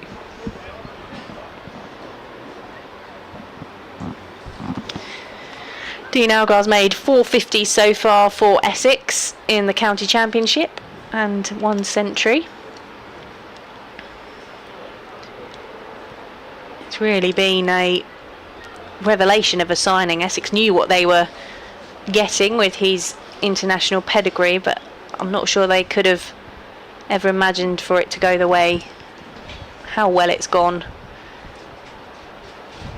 As Siddle is in to Wesley, and that one jumps up at him, and he's managed to get pad on that as they come through for a leg bye. Just shadows the shot at the non-striker's end of what he was intending to do. 78 for 1.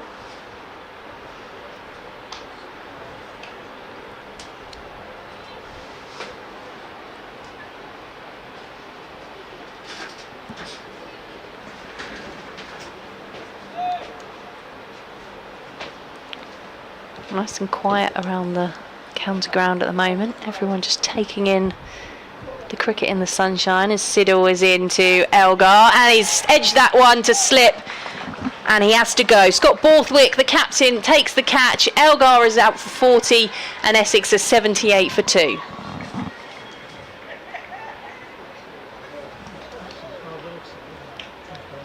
They'd got away with a couple had Essex, but Peter Siddle's been building pressure from that Graham Gooch end, and he forced Elgar into playing at that one, and he's edged it through to slip. Yeah, Elgar very frustrated with himself there. He's thrown his head back as soon as he realised that had been caught, giving his bat a bit of a whack on the way off. And he's set himself such high standards this summer. Unsurprising that he'd be annoyed. So Elgar departs, and confirmation that was 40 runs from 64 balls. He scored 7 fours in that time as well.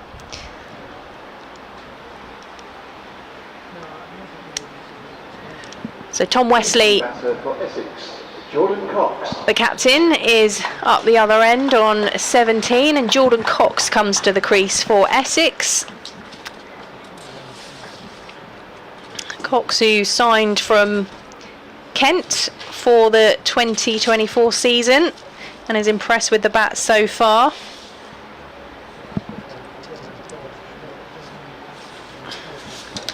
I'm just trying to find his figures, but he's on the top page because he has scored 731 runs so far. It's quite the rate he's scoring, looking at the comparison of how many runs he's scored in his Essex career so far this season compared to the likes of Wesley, etc., who have been around the club for a long time.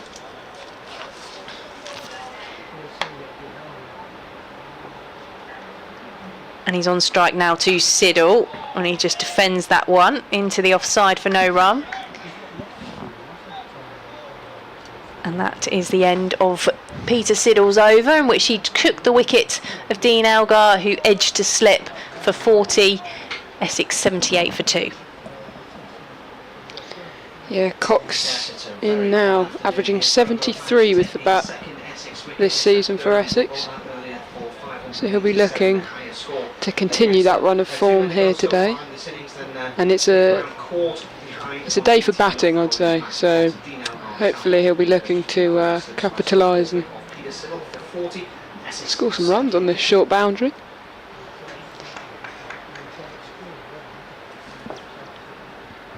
It is the captain now, Wesley, facing up to Parkinson, and that's driven into the offside up to mid-off. Driven firmly. Seemed to be a bit of a cry from the fielders, as if Maybe it could have been caught, but I think that's probably wishful thinking.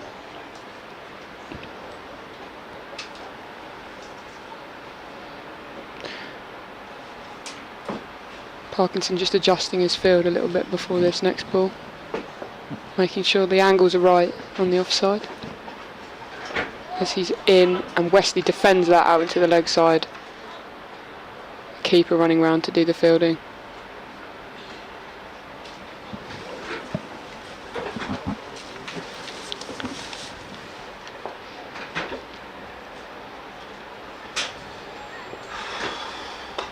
Parkinson round the wicket to Wesley, as that's driven out into the offside again for no run.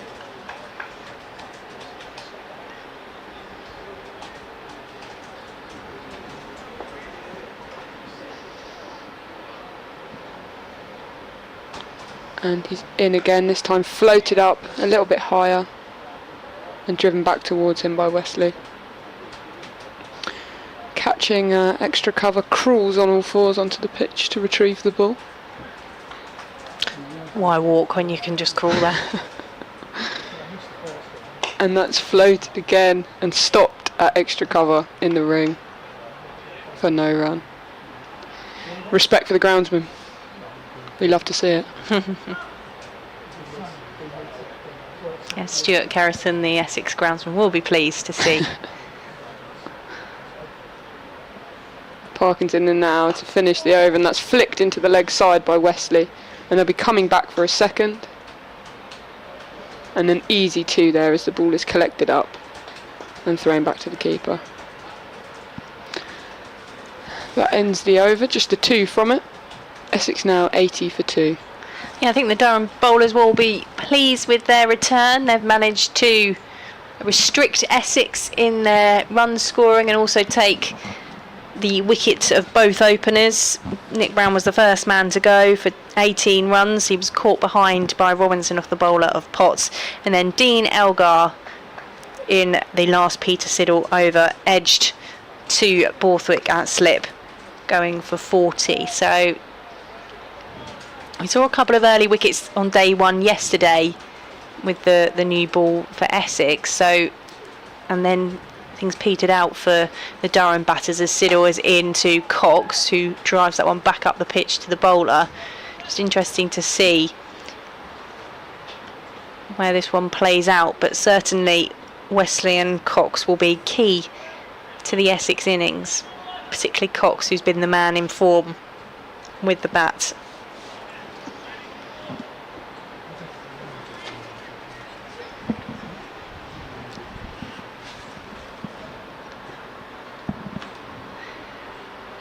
In comes Siddle, and that one's just delicately played out into the offside by Cox with soft hands. He comes back for 2. It will be stopped in the field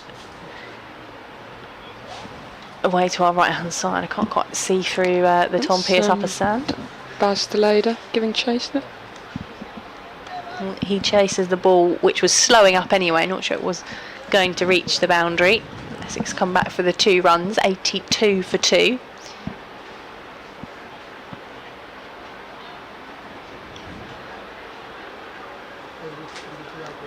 Few more sirens in the distance as Siddle is in to Cox, who's turned that one round the corner, and that is going to go for 4. There was a fielder racing round, but they won't get there. And Cox adds his first boundary to his score. He's on 6. The captain Wesley is on 19, and Essex at 82 for 2. 86 for 2, I should say.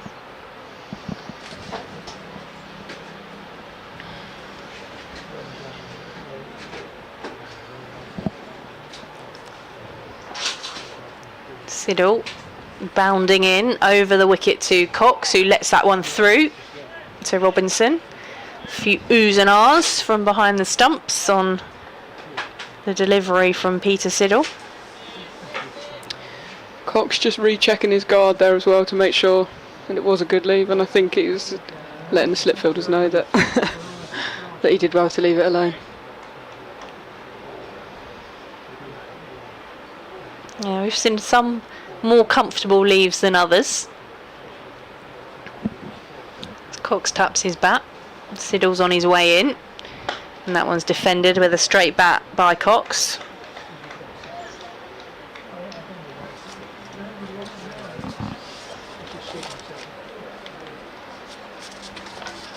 I'll be leaving you at the end of the over, handing back to Martin Emerson. Well, yeah, we'll make way and we'll get Marty's thoughts on those, or that most recent Durham wicket. Jordan Cox, the man on strike for Essex at the moment.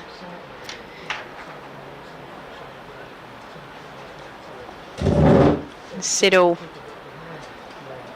is in, and that one's just defended by Cox. And that's the end of the over. And Essex 86 for 2, Wesley 19, and Cox is on 6. BBC Essex Cricket at gmail.com if you want to get in touch and share your thoughts on this game so far, and day 2 in particular. And get the details of the ways to get in touch as well. I know a few of you have been emailing Marty.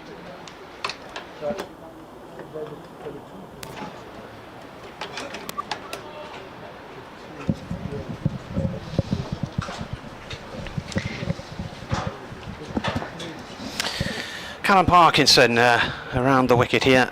Well, it's in the air, but it's gone safe out towards the covers on the far side of the ground. 1 run to Wesley. It's very hot out there. I've just been walking around the top corner of the ground, and it's a day where I'm glad I'm not fielding, put it that way, or batting with all the gear on. You do look very warm. It feels warm. It's sort of plastic building we're in. It's cooking us nicely. Mind you, it's better than the days of being out on the roof at Leicester. Either worrying that you're going to burn to a crisp or disappear down the plug hole. That one's left alone outside the line of off stump. We turned up at a game at Leicester quite a few years ago now for a T20, and there was me and Martin Spate and my colleague Matt Newsom, who's now the BBC's Rugby League correspondent. Around comes Parkinson, and a play and a miss there. There's a bit of bounce in that one. Cox just fairly casual in his approach to trying and playing at it. Anyway, it was in the middle of a heat wave, and we knew we'd be out on the roof, so I took an umbrella, Spatey took an umbrella, but Matt hadn't been there before and wasn't expecting it, and it was a very red shade by the end of the day. This ball's played off towards the covers, and then the next time we were there, we were under umbrellas because I was chucking it down. And then they got rid of all the little sheds they had and put a new unit on the roof with 3 studios on it, so it's a lot better now. Next ball is played into the cover area. Dot ball.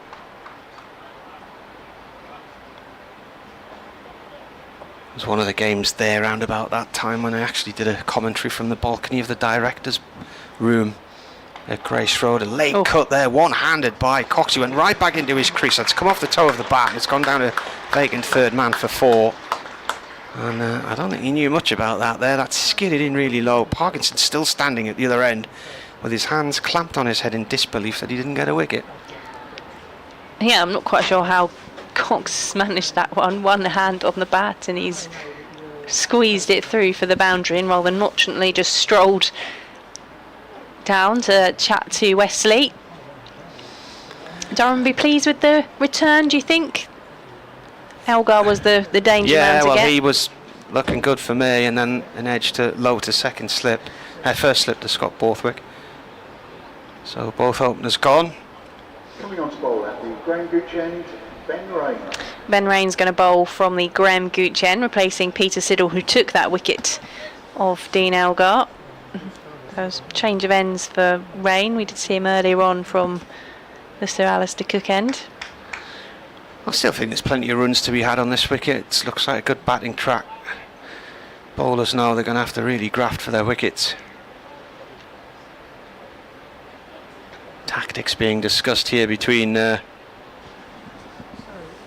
Pott and Ben Rain at the far end of the ground.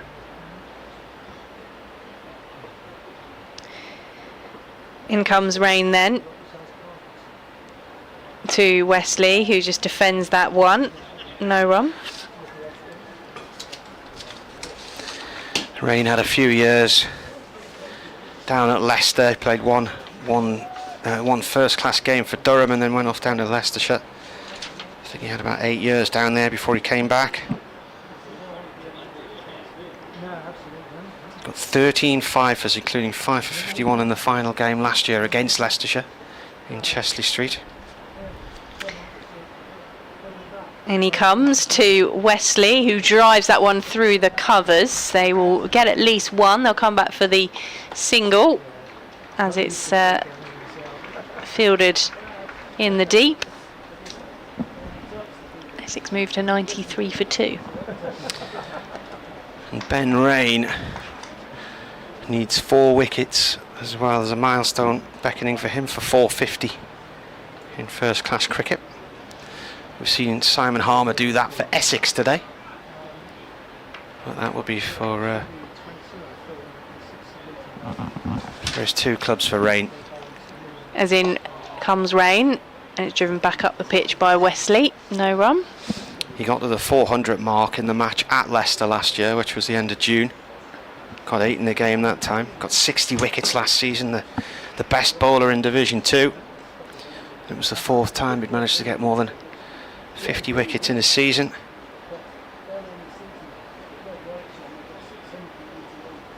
Of his 67 first-class appearances for Durham, he's got 239. This year, 17 so far.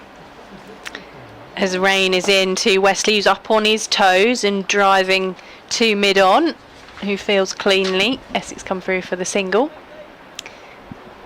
94 for 2. Wesley has a double 100 to his name. He's got 27 centuries and 58 half centuries, and his highest score 254 against Worcestershire in 2016. Got 3 centuries last season, 148 against Kent, 114 against Warwickshire and 135 against Lancashire. Yeah, really good season with the bat for Wesley last year. He was leading the Division 1 rankings for much of it, just pipped in the end as Rain is into Cox, who edges that one down to third man. Jones will bring the ball in. That's a single on the board for Essex, 95 for 2. I think his best score against Durham is 79 for Durham University against Durham in 2009. Had a couple of years with Durham University, 2009 to 11. Well, 3 years actually. Yeah, very early on. I wonder what he studied.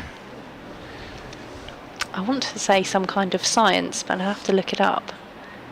As Rain is in to Wesley, who just pushes into the offside for no run. Graham Fowler would have been running the Durham University Centre of Excellence back in those days. Former Lancashire and England player who had a bit of time at Durham towards the end of his career.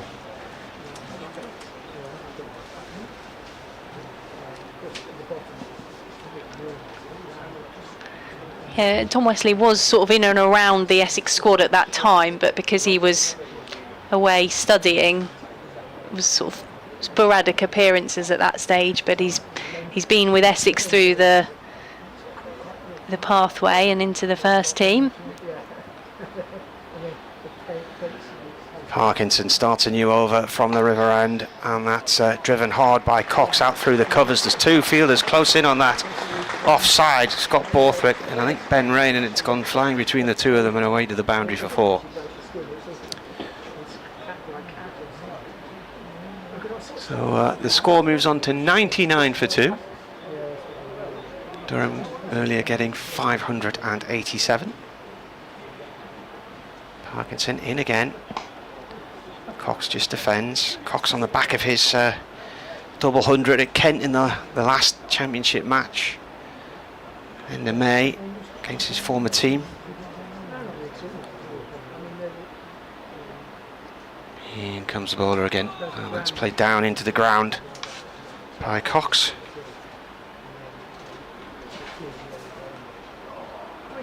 Kent beaten on that occasion by Essex by an innings and 96 runs.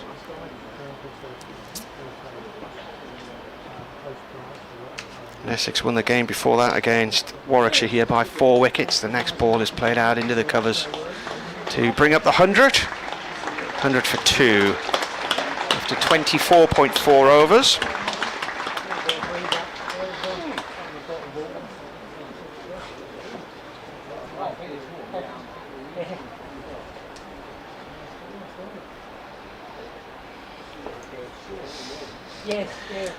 Parkinson round the wicket. Wesley comes forward and blocks this one. I just talked to Paul, one of the Durham fans who's outside there at the window, and he's gone downstairs to try and get a bit of relief from the sun. He said he was in Greece 2 weeks ago and feels hotter here than it was there. So this is defended by Wesley. So at least there you've got the strong winds on. Was it Rhodes? Yeah, we were in Rhodes last year. Quite windy but nice. Coming off the sea breeze, and probably arguably, if you're sitting on a sun lounger, all dressed ready for perhaps a dip in the pool or a dip in the sea, you probably don't mind the heat as much as when you're sitting out with no shade watching the cricket. Well, we were there half-term holiday in October last year in a little villa up in the hills, probably about a 20-minute drive into Rhodes town, and the swimming pool was only in the sun for a part of the day, and it was like jumping into an ice bath. And you really could only cope with maybe 10-15 minutes in there, 20 maximum. Sounds quite nice at the moment. Yeah. Ben Rain to continue from the Graham Gooch end. He is in to Cox, who just jabs the bat at it. No run. But I never went there. That was the first time I've been to Rhodes. But back in the day, Faliraki was the big destination for 1830 and all that, wasn't it? I mean, it's a totally different place now. They got rid of all of that, and it's a very quiet place now. But we found a lovely bay to the north of there, and the sea was still really warm in the October. It was quite pleasant swimming in the sea. Nice little bar on the beach. Rain is making his way in to Cox, who drives that one up to mid-off for no run. Well, this is very useful information because I'm currently trying to work out where to go on holiday October time. Yeah, I really liked it there. The little beach bar was lovely, and there were some steps into the sea, some like iron swimming pool steps into the sea, but you had to be careful. But once you got in the bay, it was nice and sheltered, and you could just swim around there for ages. And it was maybe 2-3 miles to the north of Faliraki. Went by car, but the restaurant was lovely. As Rain is into Cox, fuller delivery, just turned into the leg side for no run. Yeah, they just want something as the cricket season finishes, somewhere to go where it will still be sunny in October. There's beach, pool, nice weather, and I can just sit and do nothing. All recommendations greatly received. I'll go with my partner. Right. So you want a few things to do as well, though. In case I get bored of him. No, I mean for the two of you. I mean, rain balls there. I mean, hire a car. That's what we did, and you can get around it. Because we drove down to Lindos one afternoon. There was a nice beach there. Yes, I've been. I think I've been there. And you walk up into the old town. And we went to a restaurant on a rooftop. It was lovely. But the kids loved it because they could play in the swimming pool and then went to the beach. But this bar on the beach was run by a woman from Sheffield who'd married a guy from Greece, and it was their last weekend, so they were running out of some things, but in other bits and bobs as they were winding down the fridges and whatnot, I ordered some cuttlefish, and I got piles of the stuff. I couldn't finish it. Have you had cuttlefish before? I haven't, no. It's a bit like squid, but it was lovely, and they grilled it. The way they grilled it was sort of lovely barbecue-y flavour to it. Very nice. Rain is running in after a bit of a delay, and that one is pushed up to mid-on for no run. 5th dot ball of the over.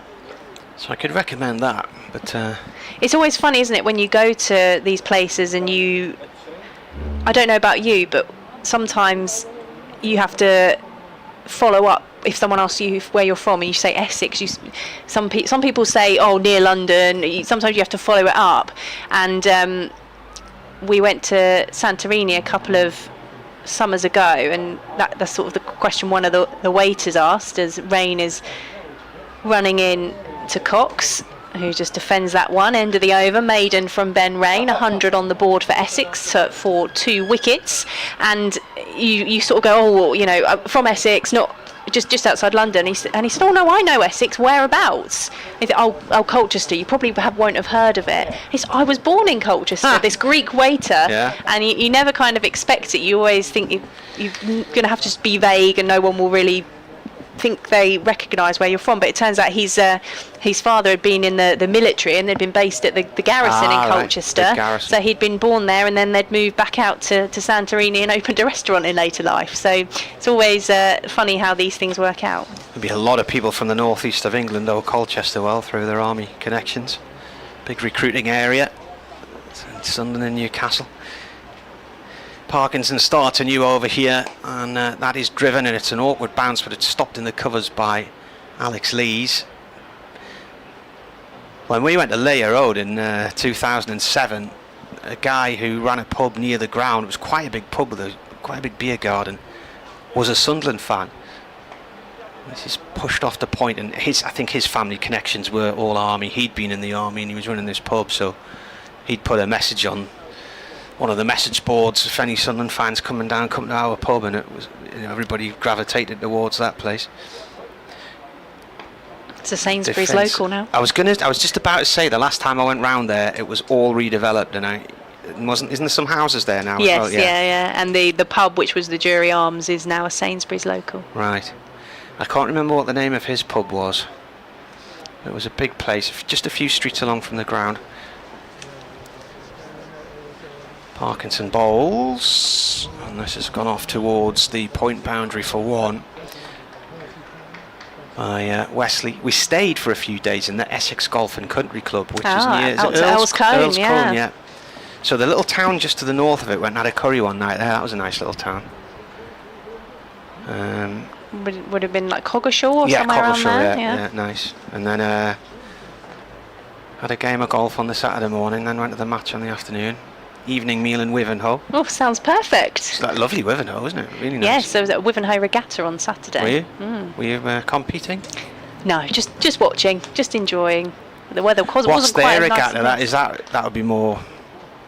It's not sort of river rowing, is it? Well, yeah, it is. The River Colne. Yeah, so I think there was some sailing boats and kayaking and raft racing going on. Yeah. Parkinson round the wicket to Cox. Oh, that nearly skids through. Cox plays at it and it's gone just behind him. 2 overs in a row where he's nearly got Cox. Cox checks the bottom of his bat again. Were you just there as a punter or were you covering it for the radio? No, I was just there. I was puntering, making the most of my free Saturdays out of the football season. Parkinson loops that one in. It's a full toss. It's hammered along the floor to Scott Borthwick in the covers. Just squeezes through his hands. End of the over, just the 1 run from it. My daughter took up rowing last year, and I told her I didn't think it was a very good idea, because I just think she'll go backwards. But she did. She got into it, and she took part in a regatta. I think it was in late February or early March. A thing called the Durham Heads, which is actually a time trial. So everybody starts a minute apart or whatever, and you're timed over a mile. So it goes round past the racecourse ground where Durham University played cricket and where Durham used to play matches, and then ends roughly right in front of Durham City Cricket Club. So it's all sports land all the way around there, football pitches, rugby, cricket. So I actually enjoyed it, but I was amazed, and it sounds silly, but I was amazed by how drenched they got. Because you think, you know, the way they go in the water doesn't fall in the boat, it goes the other way. Smooth, but they were doesn't absolutely saturated. Ben Rain to continue from the Graham Gooch end. He's into Wesley, who's stuck in the pads, and the finger goes up from the umpire. Wesley hasn't moved yet, but he'll have to go. He's been struck on the pads by Ben Rain, and that's the Essex captain gone for 24, and Essex 101 for 3. Definitely worth a shout, that.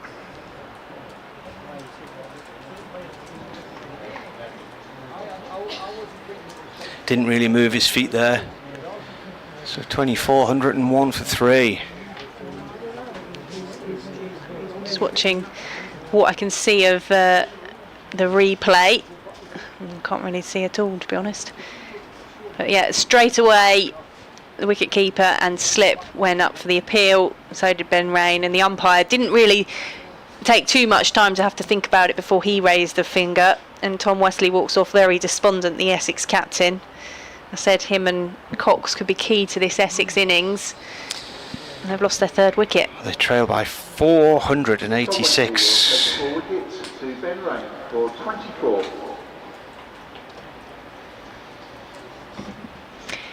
.24 from 56 balls then for Tom Wesley.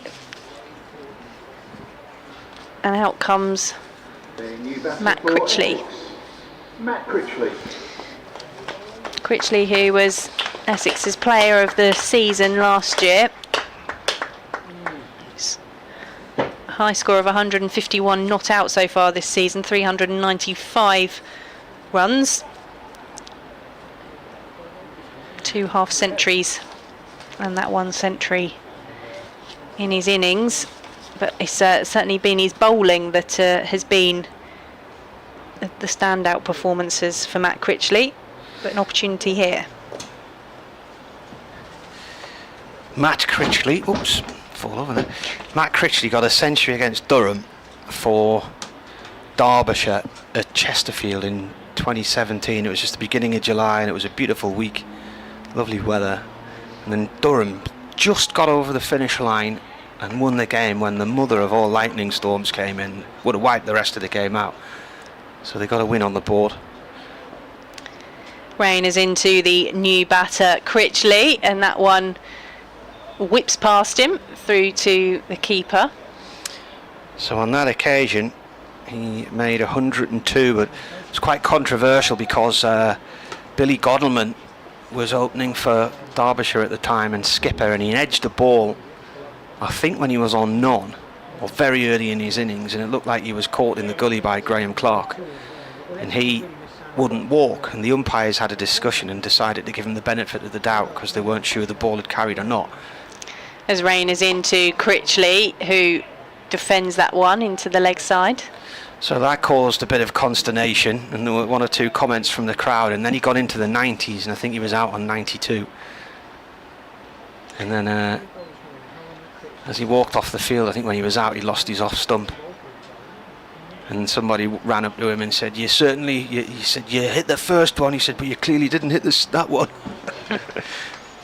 And we could hear that from our little marquee, and Dave Fletcher, the Derbyshire commentator, said, Billy doesn't care. Billy never cares. Billy Godalming, another former Essex man, as Raid is into Critchley, who's defending that one into the offside. Billy doesn't care. I thought that's the name of the second album, isn't it? Could be one of those indie bands you were talking about earlier.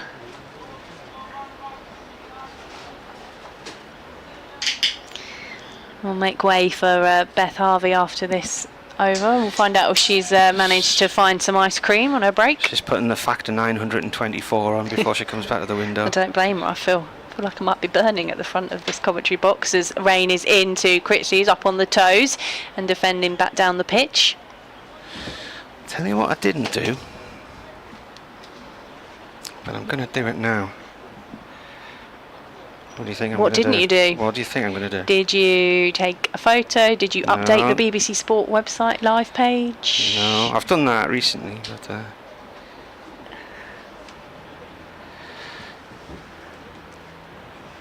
fall of wicket. 4 follow-on target, 436. I thought you were looking up the fall of wicket.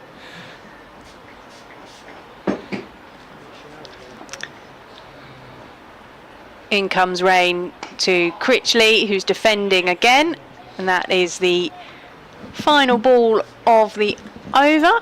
And then it's a wicket maiden from Ben Rain, who dismisses the Essex captain Tom Wesley during the over, and Essex are 101 for 3.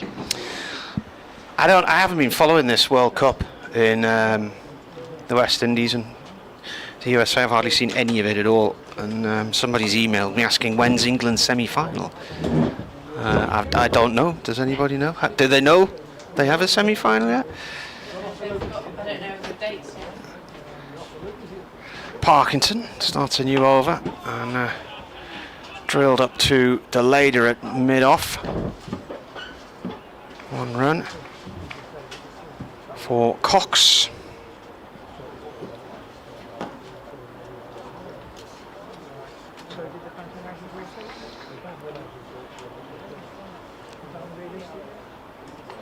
Do you know?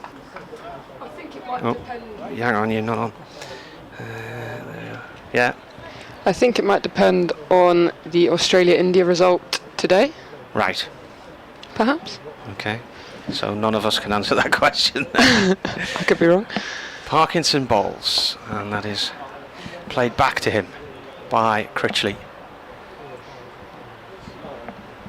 They don't do a finals day in the World Cup, do they? The semi-finals are a separate fixture, aren't they? I think that'd be a right laugh. I think they should. Well, they've got to think of their audience. I mean, imagine what time you'd have to start finals day with a worldwide audience. Half the world would be missing true. it, wouldn't they?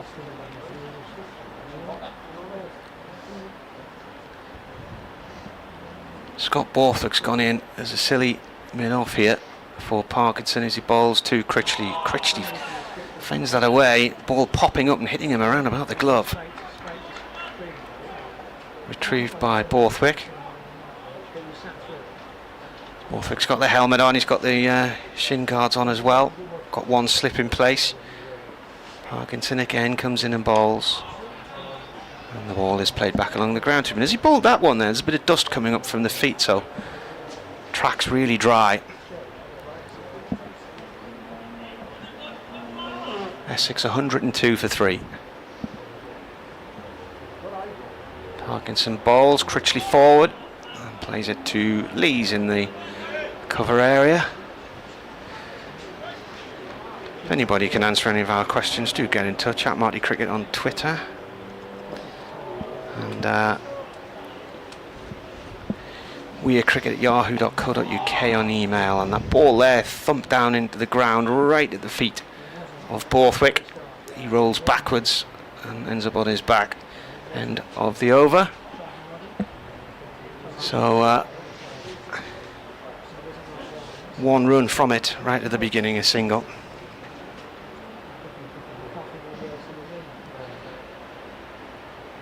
Paul Wilson has emailed. He says, greetings from a sun-kissed, sizzling Costa del Hartlepool.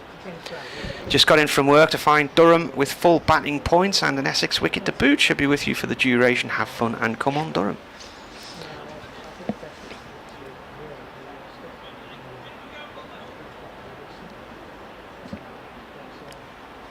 Ben Rain then to continue from the Graham Gooch end of the ground.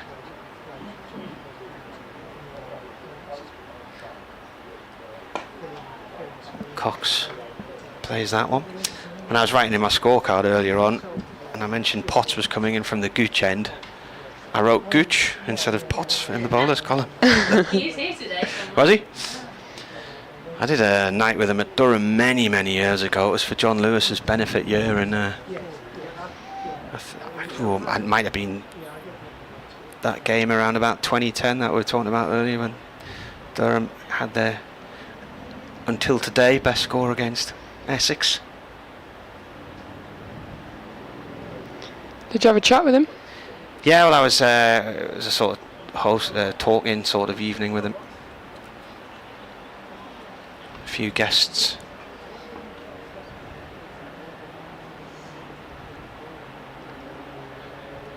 Rain to Cox at short. Cox pulls it off towards long leg. Delayed as there, 1 run. There was a game they played, and I thought it was a clever way of making money, actually. I'd never seen this game before, so I don't know if it was something they did at public school or whatever, given I went to a comprehensive, but people were throwing pound coins, and you had to get your pound coin the nearest to the wall. And in each round there was a tenner to be won or something like that, but all these people were taking part, so in each round there was at least 10-15 quid's worth of profit coming back as well. I thought, what a simple way to make money. pressuring the batsman here. They've got a silly mid on, silly mid off, short mid wicket, and Critchley plays that to silly mid on to Borthwick. No run. Nice barbecue weather this. Somebody had a barbecue going at the top end of the ground yesterday. You could see the smoke rising from the fence and then occasional waft of it down this end of the ground. I did have a burger at lunchtime. Yeah. Very good. The Essex catering coming through. There's 2 catering places on this over here and one over the far side of the ground in the corner as rain ball's nearly chopped on by Critchley. He's got an inside edge. The keeper's chasing after it and can't take it at the first attempt, and then he turns and tries to run out Cox as he's coming to the keeper's end from about 25-30 yards away. They get a streaky single. Yeah, the lady who was serving me, I said, is the catering unit open at the far end of the ground? And she said, yes, that's my unit. And I said, right. And I said, what do they do up there? And she said, we've got lots of lovely curries. And she listed all of these curries, but she was already serving me my lunch. It was in front of me. And I said, oh, right. I said, that sounds lovely. I said, I'll go over there tomorrow then and go down the curry route. And she said, we're not open tomorrow. So, just this end. Missed your chance. So I've gone curryless in Chelmsford. Rain bowls to Cox. Cox pushes at that one and it's gone an edge down towards third man to Jones, 1 run.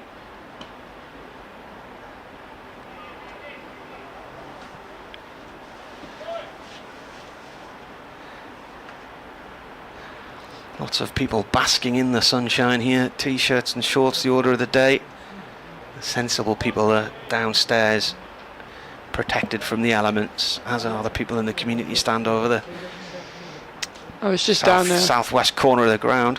It's pretty much shoulder to shoulder under the cover here. There's quite a lot of people standing along the back as well, looking through the gap. Rain bowls, and the ball is played back to him by Critchley. Did you go in under there? No, I was like the people you mentioned. I was sort of loitering, standing in the shade, making the most of it before I came back into the hot seat over here. When we were in Barbados in 2004, there was a little stand, 2-tier stand, and we went in it at the back of one end of the ground, and I think they called it the chicken shack or something. But it was A, fairly claustrophobic, and then B, quite drafty and chilly. So in the end we moved and we went round to they built this new stand ahead of the World Cup. We went and sat in there instead. Lovely. No hot tub action? No. Not then, no. As Parkinson's in, and that's driven up the ground towards mid-off. And the fielder looks like they're trying to hurry the batsman through for the single. We worked out the ground wasn't full, so we had tickets for a couple of days in this little chicken shack stand, and the view wasn't particularly good in there. And as Parkinson's in again round the wicket, and that was tried to flick through the leg side, but it's skewed off the outside edge out to deep cover, and the fielder collects it and they'll run through for a single. Bit of luck there from Critchley. Definitely a bit of luck. That looked pretty streaky. Who was trying to lift that over mid wicket by the looks of it. Just got the outer half of the bat.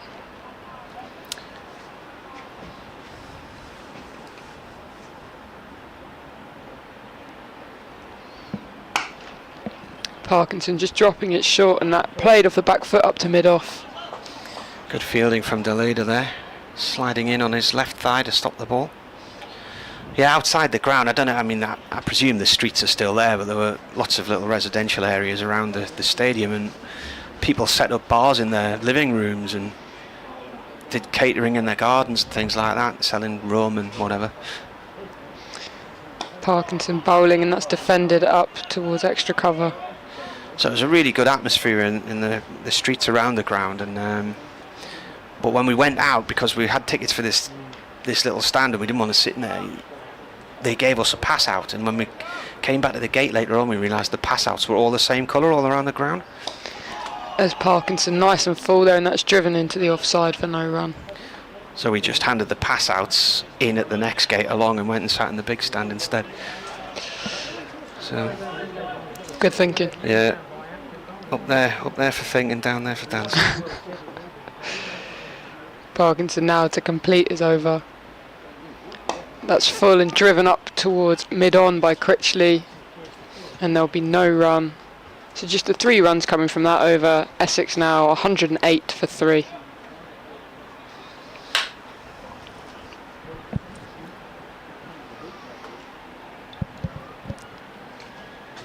Yeah, I wouldn't mind going back now and seeing how the stadium's changed. And Bridgetown was quite a nice place in the harbour. I'd love to go and watch cricket in the West Indies. We did the next test we did was the in Antigua when Brian Lara got his 400. Oh wow! And there was a couple of spare days when we were there, so we got the hydrofoil across to Montserrat, which is only about a third of the island people can live on now because the volcano became active again in 1995. And that was a fascinating place. Change of bowler here. Potts replacing Rain from the gooch end of the ground. How many overs have we got to go today? So 5 overs to tea. Potts balls and is driven by Cox out through the covers and away to the pavilion side of the ground for 4. Nice shot. Real proper cricket shot that. Yeah. Beautiful textbook cover drive. Split the fielders.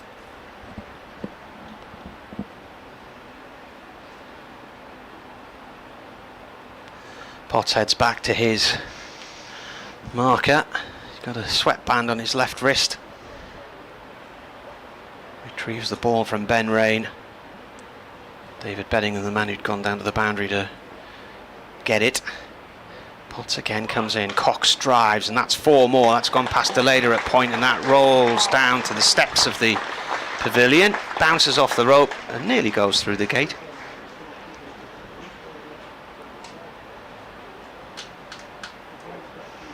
Two half volleys in a row there from Rain.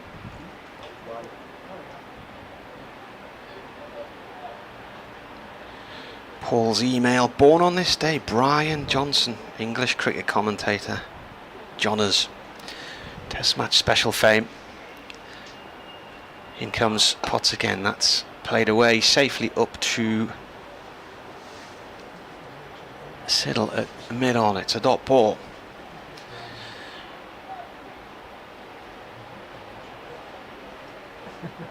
Stuart Broad's birthday today, born in 1986.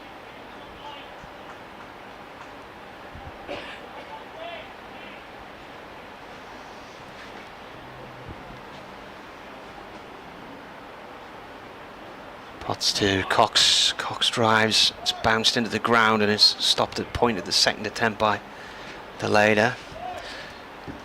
According to Paul's list, on this day in 1938, the BBC television covered a test match for the first time when it screened part of the second match in the Ashes series at the Lord's Cricket Ground.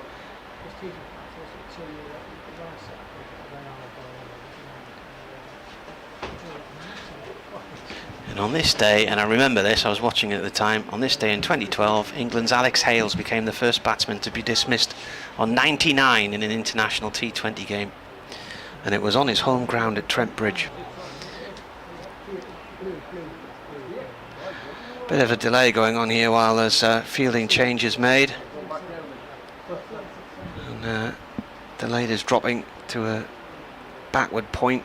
Ackerman's come from second slip round to a gully. And it's played by Cox to Deleda. Big grunt there from Potts. Putting in a bit of effort. How many balls left of this over? There's 1 to go. Yeah, 1 to go. So 2 fours from the first 2 deliveries, and then 3 dot balls since then.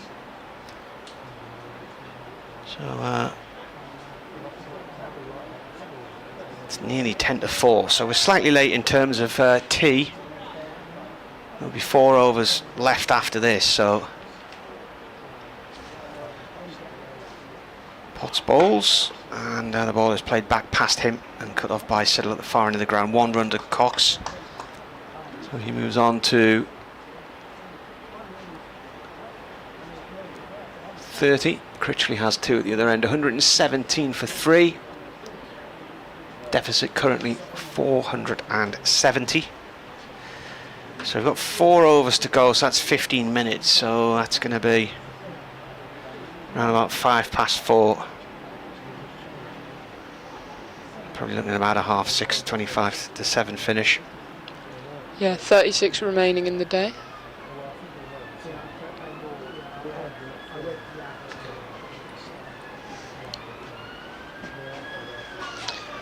I suspect a few more of those will be from Parkinson, who is about to continue from the Sir Alistair Cook end. So he's in round the wicket, and that's driven out to the offside boundary. David Fennick emailed earlier when we were talking about women's cricket in the northeast and Danielle Hazel, and he said Danielle's husband is Jacob McCann, who's an Australian. He's the groundsman at Chester Street, and he also plays for them. Danielle's dad looks after the ground at Durham City, which is the ground I was just mentioning on the river a few minutes ago. As Parkinson's in, and Critchley forward defending that, straight back to the bowler. And the family are from Eshwinning, which is a little village on the outskirts of Durham. Proper locals then. Yeah. As this one, bit flatter, dropped a little bit shorter, and Critchley just cutting that out towards cover on the boundary, and they'll come through for a single. Jonathan Wages says he thinks the semi-finals are on Thursday. Come on, Durham. Cheers, Jonathan. Thanks for that.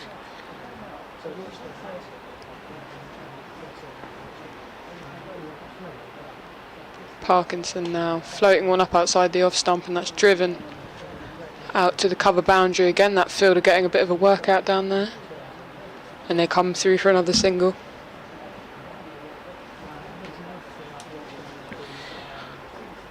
Dave says you've never played pitch and toss before. Every school in County Durham played it. Well, they didn't in South Tyneside, so there you are. Shows how posh Durham is, that they could all get rid of them spare cash like that. Parkinson in, and Critchley just driving that out into the leg side for no run. Did they play it at your school? No, not much spare change, I reckon. That's the I think that's the problem.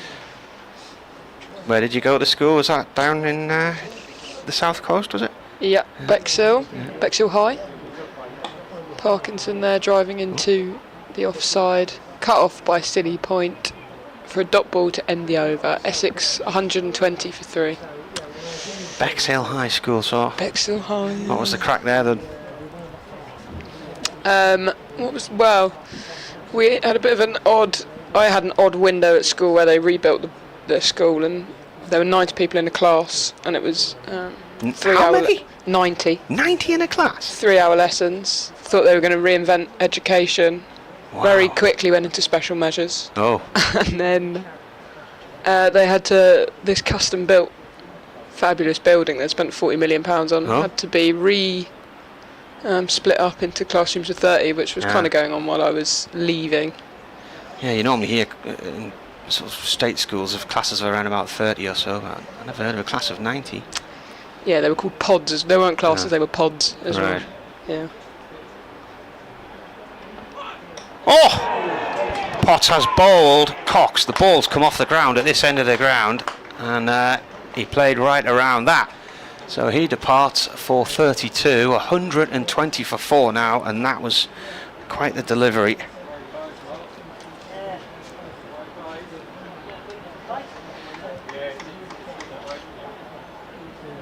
Quite a noise as the ball slammed into the stumps there.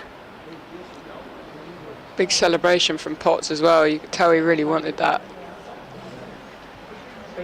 120 for 4. They're in a little bit of bother here, Essex. George Cox was bowled by Matthew Potts for 32. Started 19 for that wicket. So Durham have got, they've already got a bowling point on the board, so they're on their way to number 2 now. Essex 4 down, and the deficit's 4-6-7. 33.1 overs. I don't think that will make for good watching for Cox looking back at that. That was a wayward swing. massive heave outside the off stump, and it's just hit the top of off. Potts very happy with himself there. And that's a big wicket. Jordan Cox, the leading run scorer for Essex this season, got an average of 73.1 going into this game, so a big wicket for Durham, and they'll be very pleased to have got him before he really got going.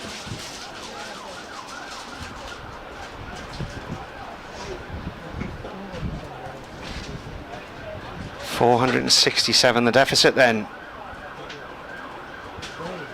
and Durham certainly enjoying the first 5 sessions of this game. Paul Walter, the new man, he's tall, isn't he? I now understand why they call him Tall Paul. He was also a DJ, isn't he, Tall Paul? What, this Paul? No, Different one. Okay. the original Tall Paul. There's one of the lads who lives in London who used to come to all the Sunderland away games. He was called Tall Paul as well. Member of the London branch of the Sunderland Supporters Association. Here comes Potts, bowling to Walter. It was shortish. Walter sort of took his eye off that as if he was turning his back on it, and then suddenly found himself having to play at it. Yeah, it looked like his initial reaction was maybe to try and whack it, but then managed to just sort of fend it off in the end. Wonder if that transition from the T20s into the county championship maybe just showing a little bit there. Mm-hmm. Walter got 77 in Essex's win against Durham here 3 years ago, and he's off the mark here as he plays at a ball that comes off the edge and goes down towards third man. It's coming up to 5-4. Saturday afternoon when Essex turned the game around and into their favour in the April of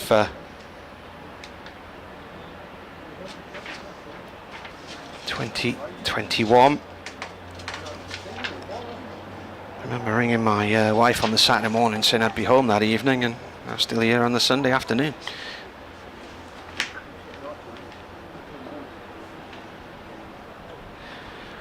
Game started when Durham put Essex in and bowled them out for just 96, their lowest score in a head-to-head.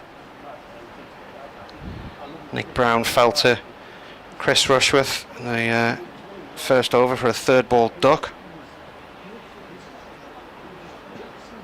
But Durham also wobbled. Will Young, who was making his debut, the New Zealander, then helped them put on 87 for the second wicket with Scott Borthwick. Potts bowls, that's gone down the leg side, taken by the keeper. Critchley leaves it. Scott Borthwick then went on to get 100.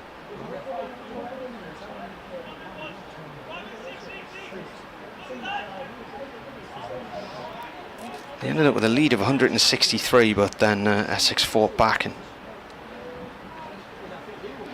come the fourth morning, Durham needed another 108 to win, and they lost.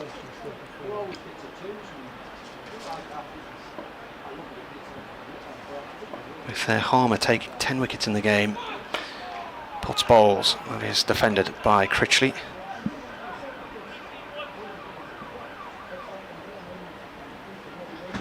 Durham lost their last 7 wickets in that game for 40 runs, and lost a game they should have won by 44 runs. The one that got away.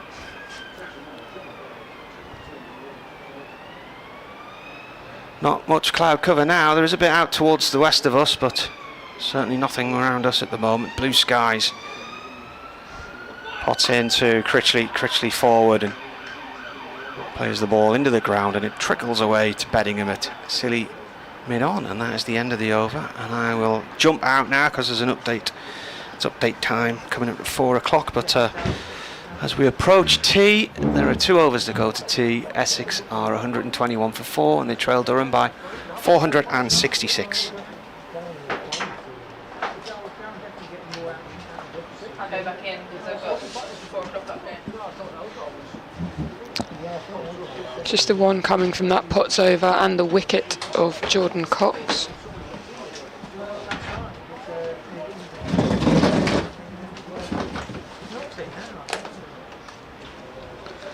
As Parkinson looks to continue quite a lengthy spell here in the heat.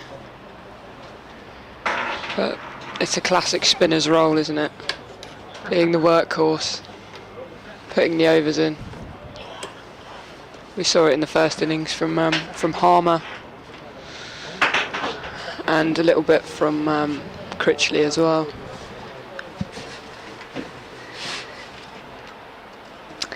Yeah, Essex in a bit of bother here now. Having lost their leading run scorer so far this season, Jordan Cox. There was a mighty celebration from Matthew Potts when he took the wicket, probably knowing that he'd got one of the key Essex men out. Yeah, that one came from the gut, I think, that celebration.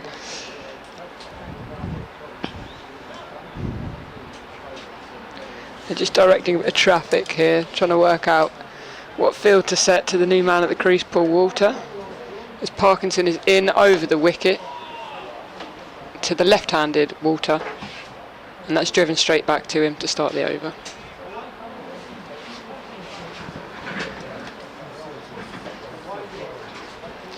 There's a short leg in, a leg slip and a regulation slip as well.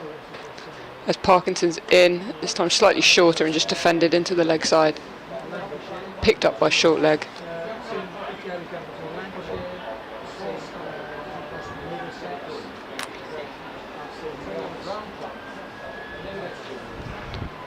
Walter now defending on the front foot, out into the leg side.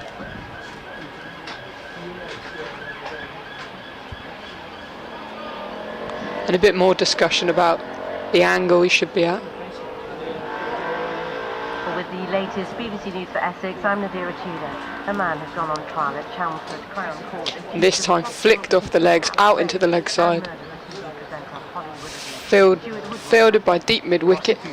They'll come through for a single, bringing Critchley onto strike. I'll update BBC Essex listeners in a moment with what's happening here at Chelmsford in the BBC Essex 4 o'clock news. Ultimate fantasy. Plum is alleged to have assembled a kit of tools for highly sexualised violence. So I'll carry on telling you what's going on up until tea. Between 2021 and 2023. He denies all the charges, including soliciting murder, inciting... Parkinson in there and just defended out into the offside. Silly point doing the fielding. Candidates planning to be Malden's next MP have emphasised the importance of local health services during a discussion. The right-handed Critchley on strike now. As Parkinson is round the wicket with his left arm spin. And that's pushed up to mid-on for no run. End of the over. Essex are 122 for 4. So Critchley is 3 from 26 balls, just toiling away for Essex. Paul Walter, the newest man at the crease, 2 from his 6 that he's faced so far. It will be him on strike for the final over before tea. Full list of all the candidates in Malden on the BBC website. The man has been arrested following a robbery at a co-op store in Billericay. Potts will continue to bowl from the Graham Gooch end, the final over before the tea interval. Still people in their seats, watching on as Potts is into Walter, whips that one into the leg side. It was straight at the fielder, and it's ricocheted away from him, and they'll come back for 2 runs. Jones was quick to the ball, but it just bounced away from him on the field, and Essex move on to 124 for 4. Clubs facing another winding up petition at the High Court on Wednesday over unpaid bills. It's day 2 of the Essex. There we go. It's about to update BBC Essex listeners. In Chelmsford, here's Victoria Polly live at the county ground. Well, Essex are in a bit of bother here at the county ground. They're 120 4-4-4 as Potts is in to Paul Walter, who's the newest man at the crease for Essex. They trail Durham by 465 runs. Wickets have fallen so far. Nick Brown was caught behind for 18. Dean Elgar, who looked to be going well, was caught in the slips for 40 runs. Tom Wesley, the captain, LBW for 24. And Essex's leading run scorer so far this season, Jordan Cox, was bowled by Matthew Potts for 32. That was the latest wicket to fall for Essex, who had to endure a long day and a half in the field as Durham raced away to their total of 587, and they've got work to do if they're to reach anywhere near that in their first innings. Essex 122 for 4 with commentary, 124 for 4 I should say, with commentary continuing on the BBC Sport website and app. And the web. There we go, just updating the BBC Essex listeners. So far we've had 2 off that first ball of the over and a couple of dots as well. It was Walter who added to his score, so he's on 4. The left-hander, Tall Paul as they call him. He confused us all in the T20 Blast on Friday night by wearing number 65 with Ben Allison on his back. As Potts is in, and not clean connection, that one from Walter, who was trying to whip it into the leg side again. Dot ball. Allison a tall man? He is. He was probably, I'm guessing, if there was an issue with Paul Walter's shirt or whether he'd forgotten it, if anyone was going to be able to lend Paul Walter a shirt that was going to be long enough and fit, it was probably going to be Ben Allison, who's not the 6'7" of Paul Walter. He's probably more around 6'4" perhaps. As Potts is into Walter, who tries to pull that one away. He doesn't get all of it, but he gets enough of it to get a single. And they come through to 125 for 4. Yeah, we didn't get to the bottom of it, but it's always a good test on commentary, isn't it, when you can see something isn't quite right in the numbers on the shirts in the field.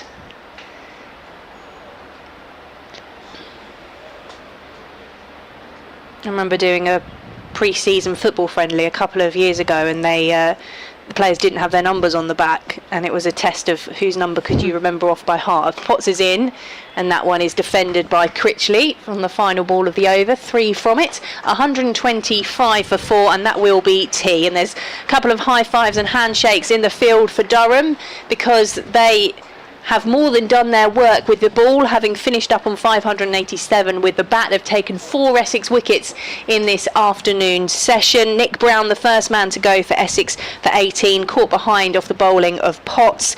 Dean Elgar caught in the slips off the bowling of Peter Siddle for 40. Tom Wesley was LBW to Ben Rain for 24. And Jordan Cox, the latest Essex wicket to fall for Matthew Potts' second. 32 runs for Jordan Cox. And Essex in a bit of trouble going into the final session of day 2. Can Paul Walter and Matt Critchley recover things for them? Critchley is digging in with 3 from 27 balls. Paul Walter is 5 from 11 faced. Essex 125 for 4. We'll be back with you for the final session of day 2 here at Chelmsford in around about 20 minutes time to take you through to the end of play.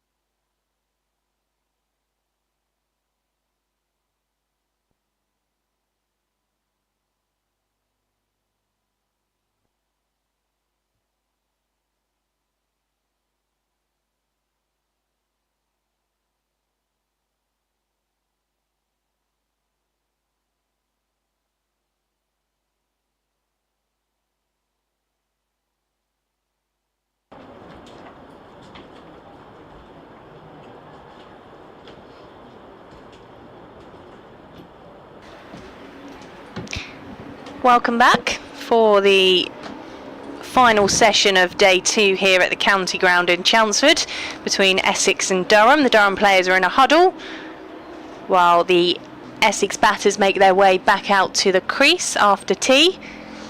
The scoreboard reads Essex 125 for 4 with Matt Critchley on 3 and Paul Walter alongside him on 5. 4 Essex wickets falling in the afternoon session, and Essex trailing Durham by 462 runs. The Durham innings eventually coming to an end around about 1:45 today on 587, and the pitch looking a batting friendly surface, but Essex have struggled and their batters have struggled to get going with the bat. Nick Brown, the opener, the first man to go for 18. Dean Elgar are looking good before being caught in the slips for 40. Tom Wesley, LBW to Ben Rain for 24, and Jordan Cox, the Essex leading run scorer so far this season, was bowled by Matthew Potts for 32. It's Victoria Polly with you alongside Beth Harvey and Marty Emerson from BBC Newcastle here as well to take you through the commentary on the BBC Sport website and app.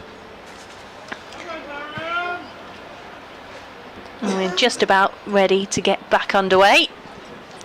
Have a nice ice cream, Beth? The ice cream was fantastic. Oh, sorry, I've got your scorecard there. What a day for it, and there's 3 fellas just in front of us here who've all just got their ice creams and sat down. They're all having a nice giggle. I noticed that they managed to get some sauce on theirs. I didn't realise this was an option. There's a fella on the left there with the Knickerbocker Glory. They've also got some Nutella and Biscoff options for the sauce as well, which I think is pretty fancy. Very luxury. Yeah, good little ice cream then. And Colin Ackerman is going to open the bowling after tea from the Sir Alistair Cook end. We saw a lot from Callum Parkinson. A lot of overs bowled in the middle session as Ackerman is in, and Paul Walter has turned that one round the corner. Didn't time it completely, but he's found the gap and he gets 4 from the first ball after tea. Yeah, it was a proper loosener, that half tracker down the leg side, and Paul Walter did what needed to be done with it. The sun is still blazing here at Chelmsford. But there is a nice breeze blowing across as well. As Ackerman comes around the wicket to the left-handed Walter, who just plays that one back down the pitch. Thank you as well. I think we clarified when England's semi-final would be in the World Cup on Thursday. Either 3:30, depending on who wins what, as Walter gets bat on ball this time, and cleanly so for 4 runs. Just whip that one into the leg side.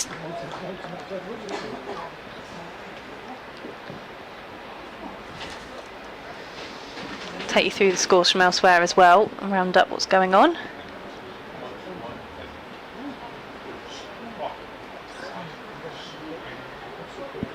As Walter has moved on, as Ackerman is in, and that's defended. Walter has moved on to 13. bbcscricket@gmail.com if you want to get in touch. Ken has got involved in the conversation you were having earlier, Beth, about pitch and toss, as Ackerman is in, and that one is looked to be heaved away by Walter. Instead, he only manages to slice it up towards mid-off. I'm not aware of pitch and toss, so I never played this at school. No, from Marty's description, it was throw a coin at a wall. As Ackerman is in, and that's popped up, and Walter just holds his hand up to say, stay where you are, Matt Critchley.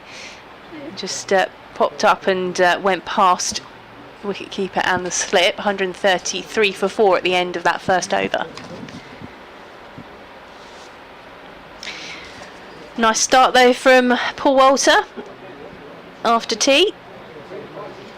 Yeah, this will be a really key partnership here for Essex to try and rebuild. Obviously that deficit is pretty large at the moment. I think it's 400 and 54. So there's a lot of runs that they need to score to be in with the chance of, being in the game.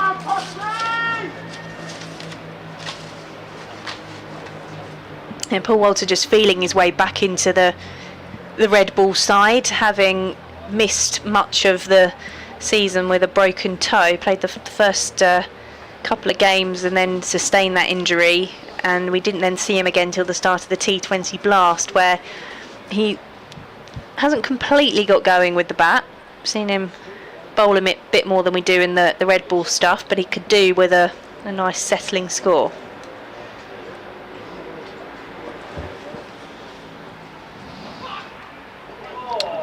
That ball just coming off the edge of the bat down into the ground, and first slip does a very athletic piece of fielding to, is that Borthwick there? Yes. Gets the ball on the bounce, diving away to his right, and stops what would have been 4 runs. And there's Matthew Potts continuing from the far end, the Graham Gooch end.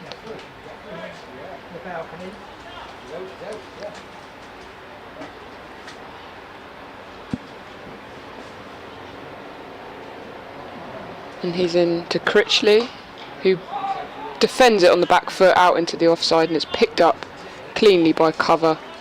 They think about a run, but decide against it. I've been saying all day how it's nice not to be out there doing the work like the players, but I'm hoping it might have cooled down by about 8 o'clock tonight. I've just got to play netball. Is that outside? That's outside, yes. Yeah, that's high octane stuff as well, netball. Not like cricket. As Potts is in, bowling outside the off stump, and it's left alone by Critchley. Just back of a length there, and Potts grunting as he let go of it, bowling it into the pitch.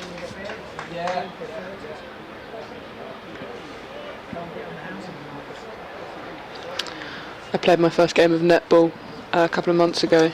How was that? For a mixed side, we won 35-1. So from that, quite well then. so that from that perspective, it was good. As Potts is in, back of a length again, and defended on the back foot out into the offside. But I could not believe how exhausted I was afterwards. It is tough work.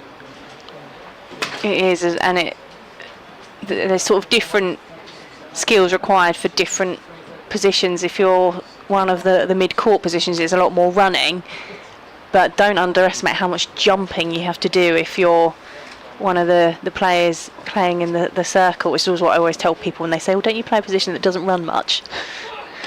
He puts us in grunting again, and this time it's defended out into the offside, and they will get a single as the fielder runs in from the cover boundary to collect the ball. I think I got caught red-handed being in the wrong zone at one point actually as well. Forgot what was happening and just sort of charging around mindlessly. Good fun though. Be a good workout after the ice cream that's been consumed this afternoon.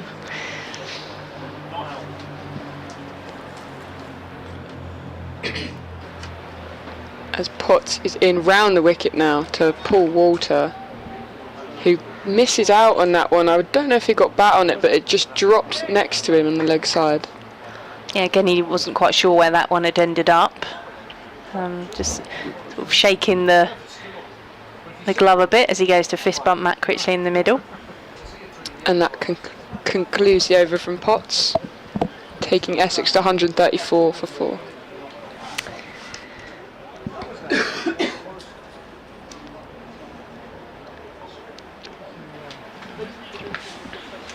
Bit more shade around on the far side of the county ground now, and where the hospitality boxes and tent are too. Even in front of the pavilion is looking a bit more shaded, but still lots of sunshine over this Sir Alistair Cook end as Ackerman is in on the back foot. That one is just played into the offside by Matt Critchley, and there is a man out on the boundary to do the fielding.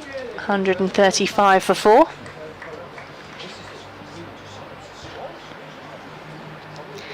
Ackerman with his sunglasses on. See that quite often here at Chelmsford. Alice Simon Harmer as Ackerman is in, and Walter was looking to take a swipe at that one. He hasn't timed it. And it just drops into the offside as they jog through for a single. Seemed to be very early on that.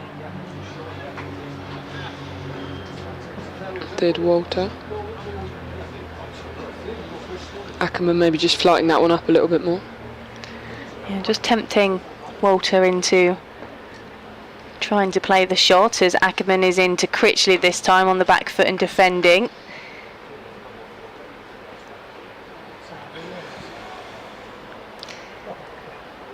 I wonder what the words of wisdom were in the Essex dressing room at tea as Ackerman is into Critchley, who's getting low and forward to it and just playing it down the pitch, having seen 4 wickets falling in the afternoon session. Instructions for Critchley and Walter. The Essex middle order at the crease as Ackerman is into Critchley, just pushing back to the bowler for no run. We've had 2 singles and 3 dots so far, with spin from the Sir Alistair Cook end. Ackerman is in, and that is just played into the leg side for no run. End of the over, 2 from it, 136 for 4.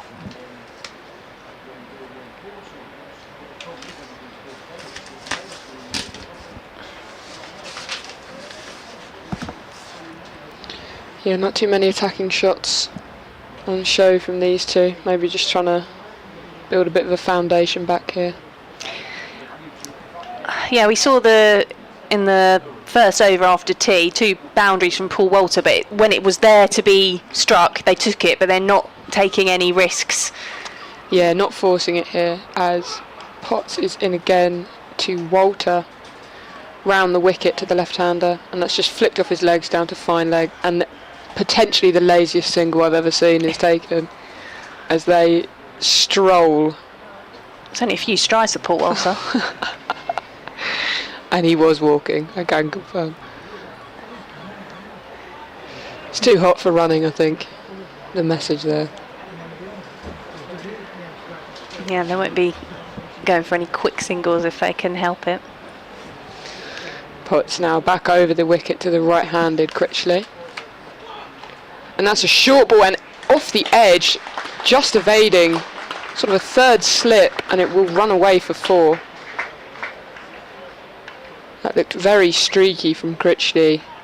Luckily he played it downwardly enough that he wasn't in trouble, but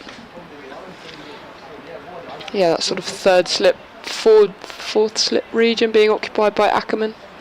Diving away to his right. Didn't have a chance, but I think Potts will be heartened by that.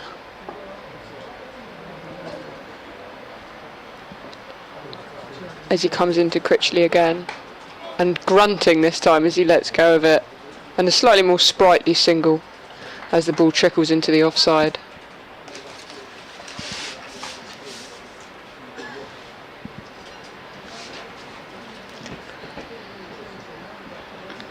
Just looking at, is that Peter Siddle looking to be warming up there, swinging his arms around a little bit.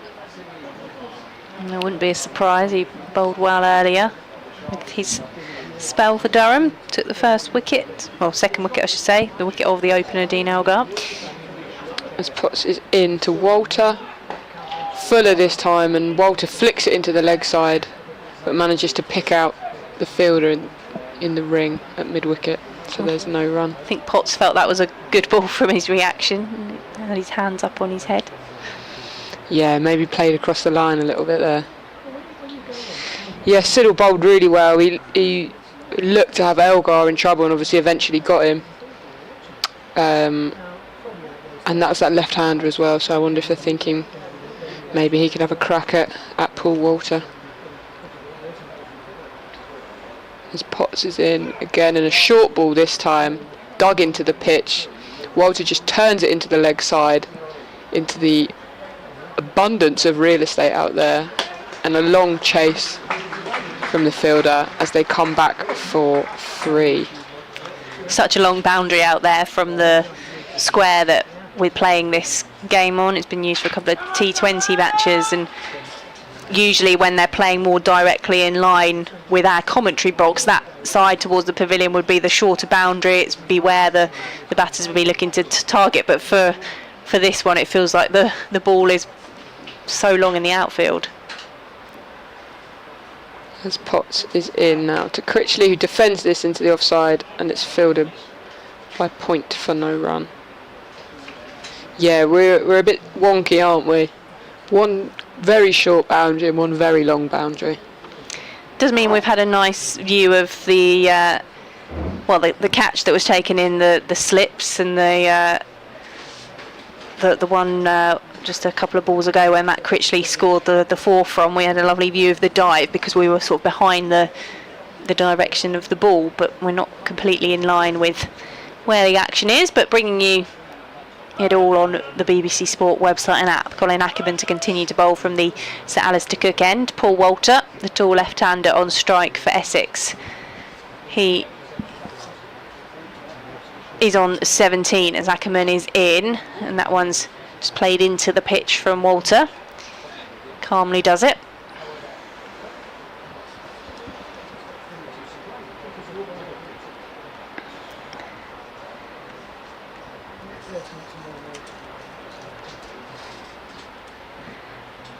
Ackerman in and just using the wrist that time. Walter plays it out into the leg side and comes through for a single. Bit more of a, not completely full speed, but a little bit more of a jog between Critchley and Walter that time.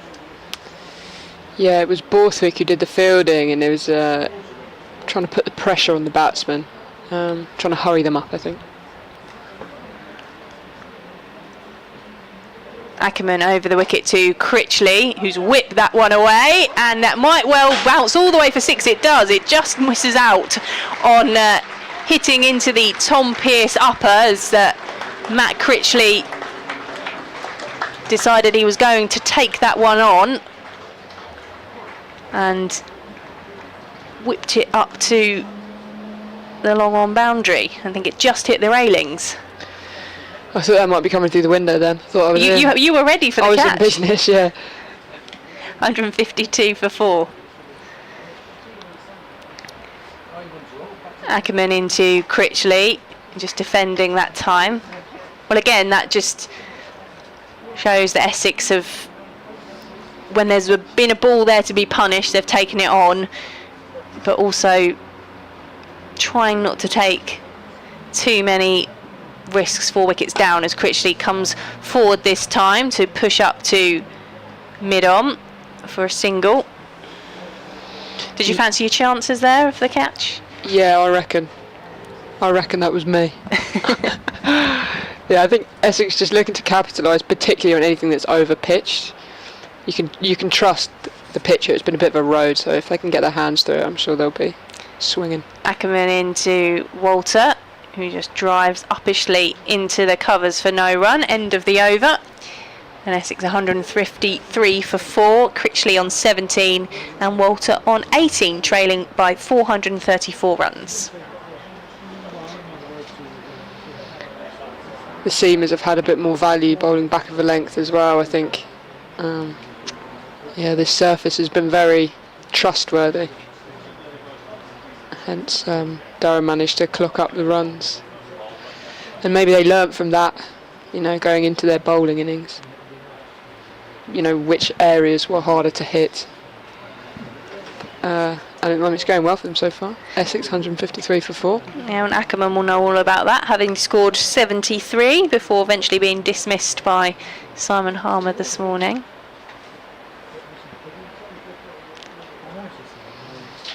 And it's going to be Potts to continue, coming into Critchley over the wicket. Defended back down the ground, and extra cover, runs round, does the fielding, gets the ball into the keeper.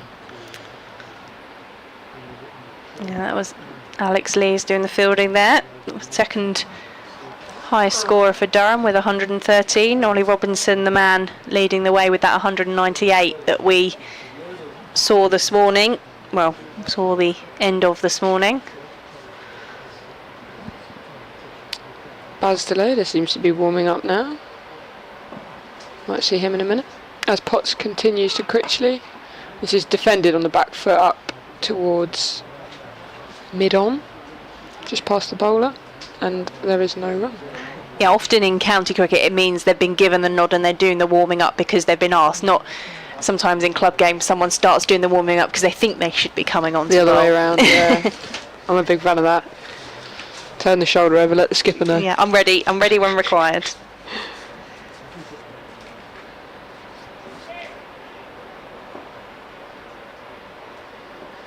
As Potts is in to Critchley, and that's driven up towards mid-off, and they'll take the single. It looked like the field had to rush them through a little bit there. That's Ben Rain doing the fielding, but in the end they get through safely. No one was at the bowler's end to collect the throw. Yeah, it sounded a good connection there from Critchley, but when they realised it was going straight to Rain, they just needed to hurry the single along. Maybe hit it slightly too well. As Walter takes strike now. And Potts just back of a length and defended into the leg side by Walter. Walter, yeah, turned on that one slightly, tracking that straight ball into the leg side, and then practices a more correct straight shot in hindsight.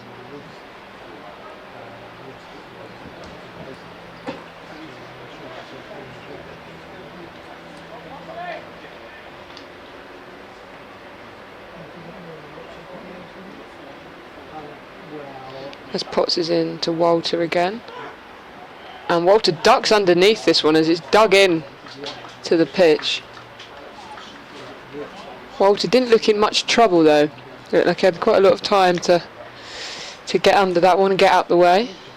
But Yeah. Potts grunting, bending his back at the moment. Yeah, the umpire just signalling to Potts on that one, and you know it's quite the bouncer when Paul Walter's ducking underneath it.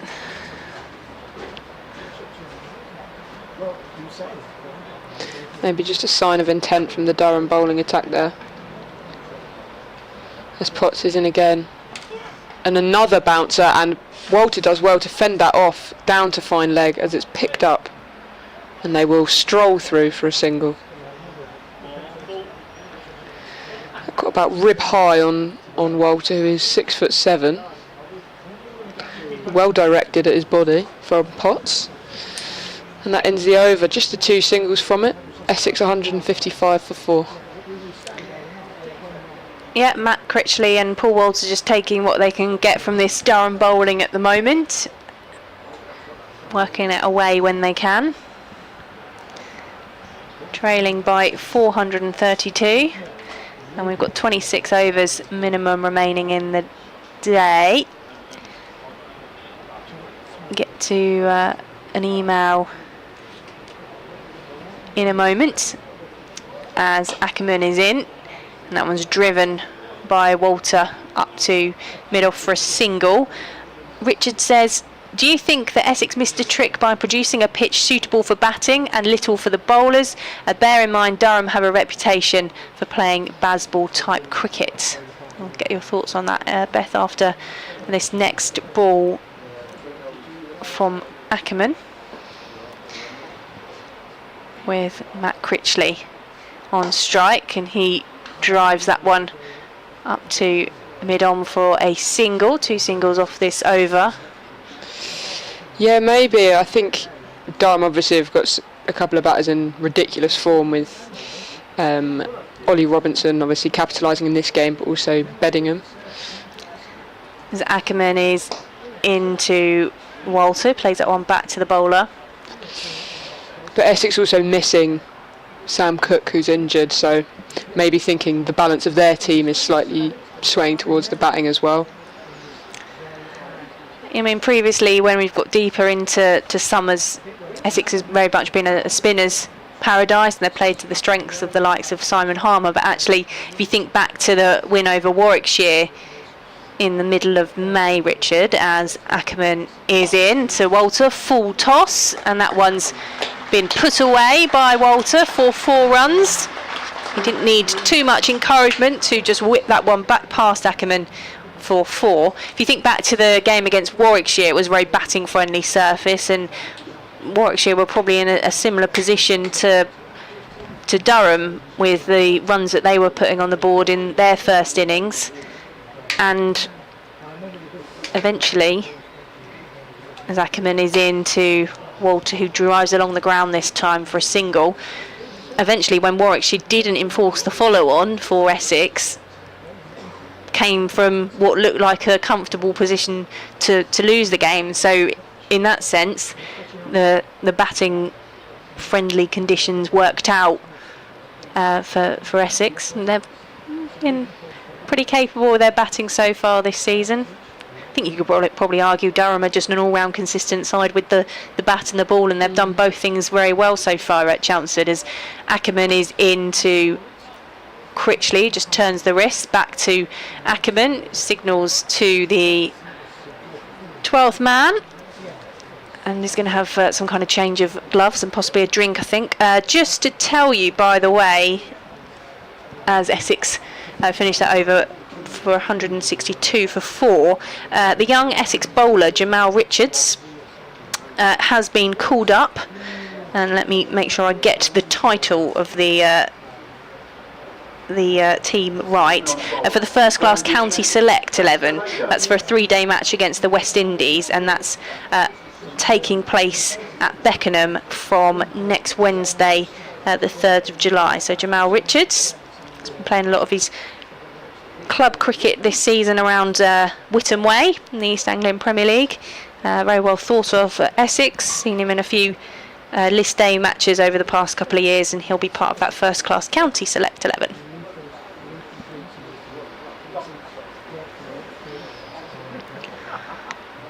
Were you right with your warming up predictions there? I think it might have been. Is it Baz? It doesn't look like Siddle, because Siddle's currently being bowled the ball at mid-on, or mid-off, sorry. So I think we are going to see Baz Deleda from the Graham Gooch end, and it's Paul Walter to face up. As he's in, starts with a slightly shorter ball, and Paul Walter defends out into the leg side, and he starts with the dot.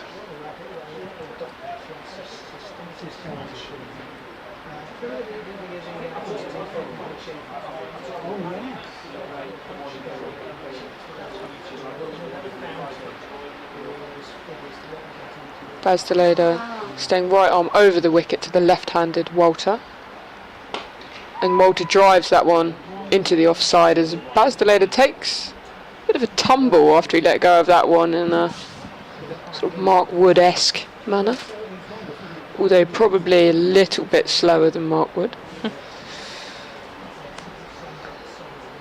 And Critchley just comes and has a little prod at the pitch, and I think he's making the umpire aware of where Deleda landed there.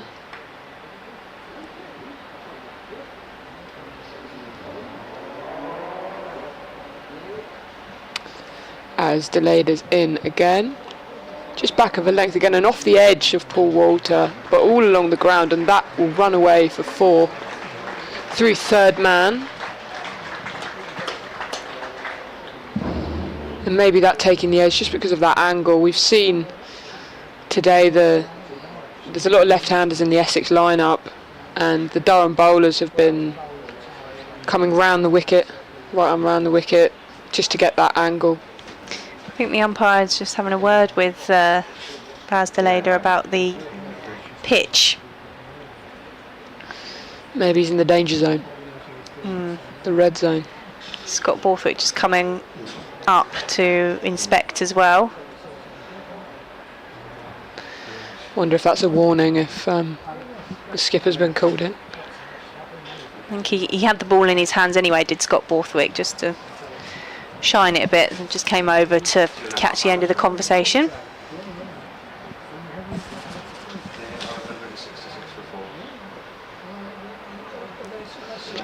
As Deleda into Walter, and Fuller this time, and driven straight down the ground to mid-off.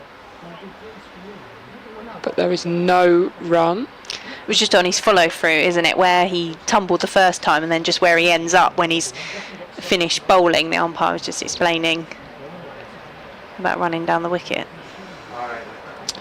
Yeah, there's that little red zone, isn't there, in front of the stumps and kind of on a length, where the bowler is not allowed to follow through. As Deleda's in and short and pulled into the leg side by Walter. It will be picked up at fine leg by Parkinson, who hauls it in, and just a single there to Walter. The field then switches round for the right-handed Critchley. Must say there's not a huge amount of energy out there. No one's really sort of buzzing around the field. It's been a long day in the sun for this lot. Yeah, it's quite a calm, leisurely atmosphere. Not despondent, because Durham have done well with the ball, but like you say, no one's that lively. Delayed it just back of a length, and a fantastic piece of fielding from Ackerman. Cuts the ball off in the gully region and managed to scamper through for a single, but they looked like they were hurried there. Yes, so lively when they are called into action in the Durham field. There's no sort of heads down, no despondency out there, because they've done well. It's just a lot of hard work in the heat, so conserving the energy when they can. They'll be pleased with the work they've done so far though in this Essex innings. 168 for 4, trailing by 419 are Essex. And Callum Parkinson is coming back on from the Sir Alistair Cook end. 13 overs so far already for him. All from this Sir Alistair Cook end. He's gone for 38 runs. No wickets, but the job has been done around him. It'll be Matt Critchley on strike. Critchley is on 20 from 49 balls.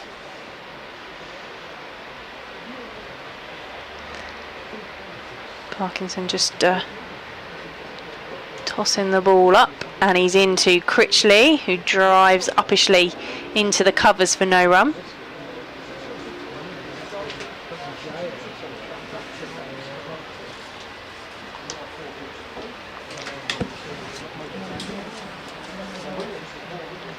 Parkinson into Critchley, a bit wider of off stump this time, and played into the offside. There is a fielder out in the deep who's going to get round the boundary rope to save it from going all the way for 4 runs in the end.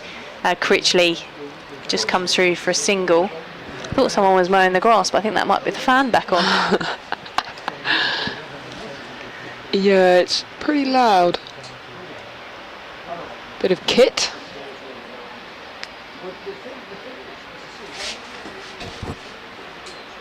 Callum Parkinson just having a chat with his captain about some field placings. Alex Lee's going to come across and join the tactical discussion as well. Yeah, the trouble with the left-hand, right-hand partnership is getting that field right, particularly given the imbalance in the boundaries, with one being very short and one being very long.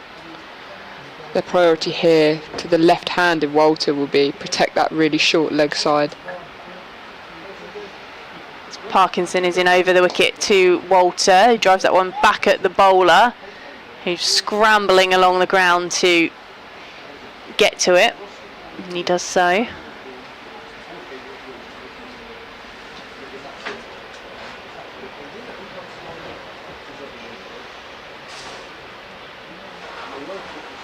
Parkinson in to Walter on the back foot, drives up to mid-off for a single.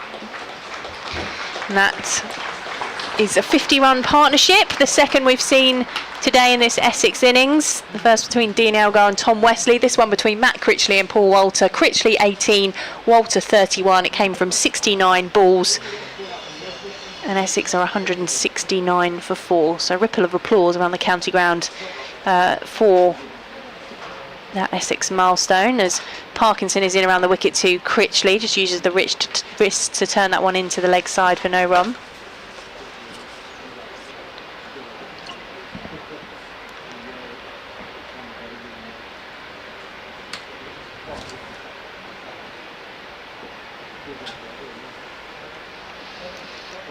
In comes Parkinson to Critchley, who is on the back foot and just leaves that one through to Robinson behind the stumps. End of the over. 2 singles from it, 170 for 4, and within that, the 50 partnership coming up for Critchley and Walter. Yeah, that final ball looked like it just leapt up a bit off the surface and beat the outside edge of Critchley. Everyone looked a bit surprised by it as well, including the keeper. Thankfully not so surprised he didn't get to it. Yeah, that is true. And it's going to be Basteleda to continue from the Graham Gooch end. I think Parkinson might have got sent on a wild goose chase there. Maybe getting the left-hand, right-hand field position wrong. As Deleda is into Walter, and that's flicked into the leg side, up to mid-on for no run. Just seen a 50-run partnership. Match Critchley, who has 21, and Paul Walter, who has 31. It's commentary on the BBC website and the Sport.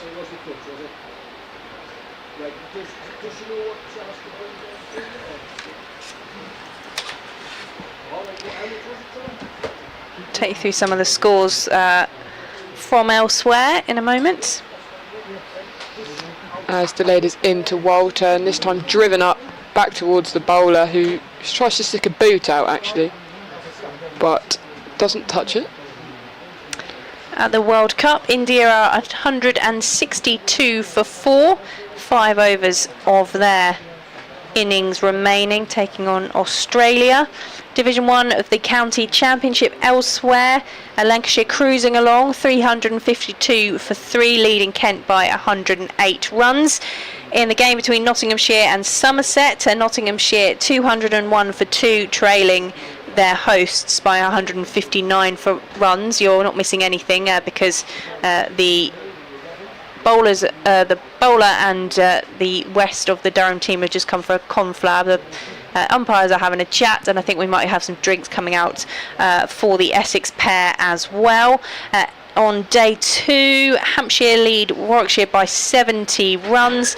Hampshire getting 298 all out in their first innings before Warwickshire were bowled out for 254. Hampshire 26 for 1 in the second, and Worcestershire are struggling in their chase against Surrey at New Road. They are 94 for 4. Earlier, Surrey posted 490 all out, including 5 sixes for Dan Lawrence in an over, which takes him level on the most scored in an over in domestic English cricket, I think was the correct record term. I might have to look that up just to make sure I've got it right. And actually, incidentally, I think we must be nearing the anniversary of different format of the game, but in the T20 when Graham Napier scored his record innings in the T20 blast here at Essex against Sussex. 24th of June 2008, 152 not out from 58 balls. Lots of people have fond memories of that innings here at Chelmsford. Dan Lawrence punishing Shoaib Bashir in the County Championship, where he's playing his cricket for Worcestershire at the moment. Dan Lawrence top scoring in that one for Surrey, and he finished up on 175 before Ben Allison took his wicket. The players are making their way back onto the field, having taken on board some liquids. Let me just quickly run you through Division 2 of the County Championship. They've changed the ball, by the way. Glamorgan lead Northamptonshire by 55 runs. Northamptonshire were 279 all out. Glamorgan 334 for 5. Derbyshire 191 for 3 in reply to Middlesex's 433 all out. And Leicestershire trail Sussex by 202 runs. They were 442 all out with Sussex. Leicestershire 242 for 6. While Gloucestershire are 120 for 2 in reply to Yorkshire's 456 all out. Yeah, just 2 balls into this Baz the Leader over. I think the ball didn't go through the magic handcuffs, I think they called them. So that's been switched over, and the players all took the opportunity to have a drink. As the Leader's in to Walter, and this time skewing down the leg side. Walter misses out, and it goes through to the keeper for no run.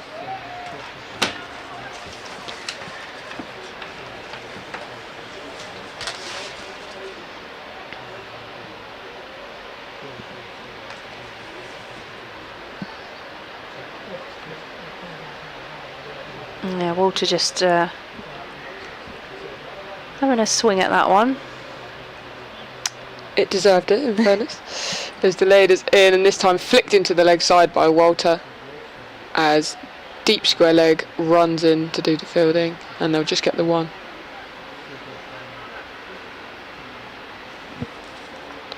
Yeah, a rare loose ball from Durham today. They've been very, very good with ball in hand.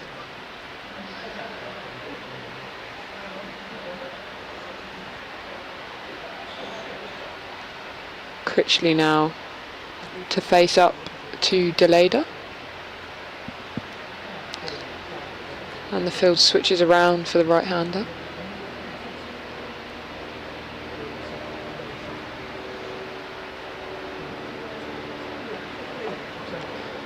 There's still 2 slips in here as Deleda's in, and Critchley forward defending and collected nicely by extra cover and thrown at the keeper's ankles, which I'm not sure Ollie Robinson would have been too happy about. That Dan Lawrence over with 38 from it is the joint most runs in a county championship over, along with the 38 that Andrew Flintoff took from Alex Tudor in 1998.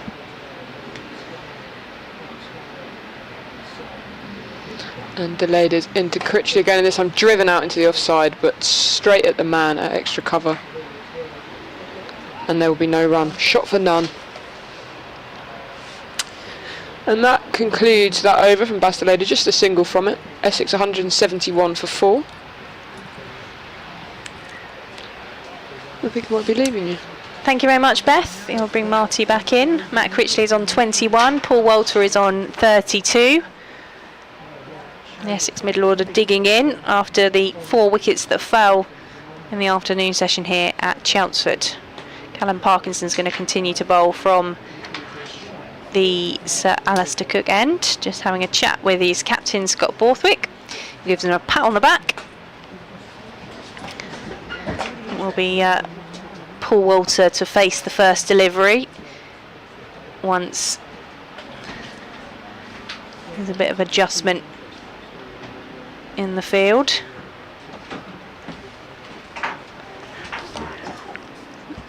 Fielders move round to deep backward square leg as Walter is down on his knee and sweeping, and that's over the square leg boundary, and the umpires look at each other.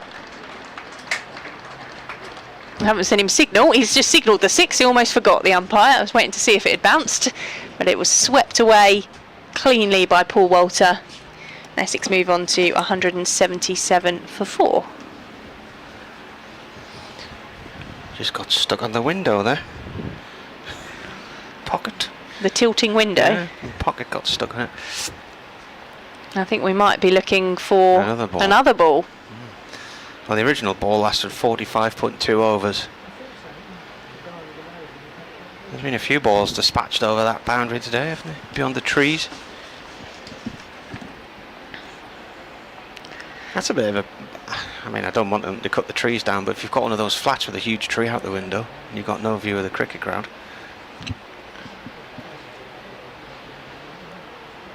You buy in a flat to watch the cricket, and you end up in one that's got the greenery outside. Can see a couple more people out on their balconies now. Actually, it was quite quiet this morning, but perhaps people coming home from running errands or being at work, and a few more just enjoying the late afternoon sunshine, watching the cricket. Have been to Canterbury for a while. Are there some flats in the ground? They are. They've got the retirement homes there as well. So they weren't. I don't think they were there the last time Durham were there. Where Taunton, there's a lovely retirement complex there. They've gone and found a replacement ball. Where else have you got flats? Bristol.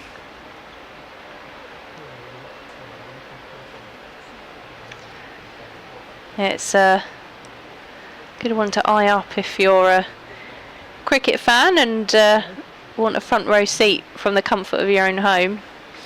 Well, there's a guy who used to watch Durham, and he went down to Taunton a few years ago. Was so impressed by the complex in the ground, he just decided to move down there. Never been to Taunton in his life, and just thought, right, I'm going to retire here. Parkinson is into Walter, and that one pops up a bit as Walter tries to jab the bat down on it to the ground.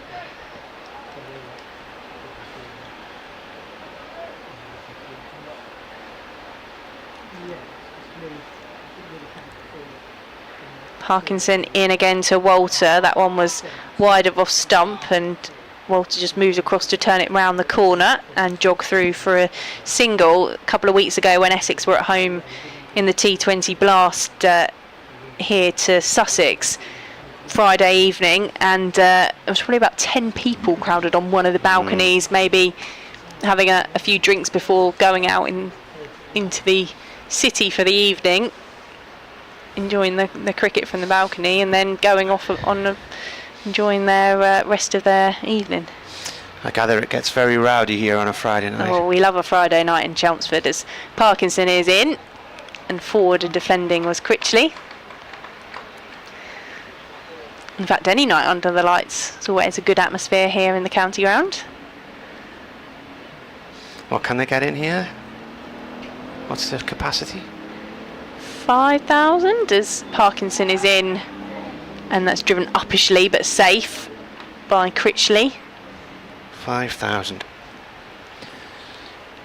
I think a good crowd at Durham would be about 6,500, 7,000. They've never sold out for a T20.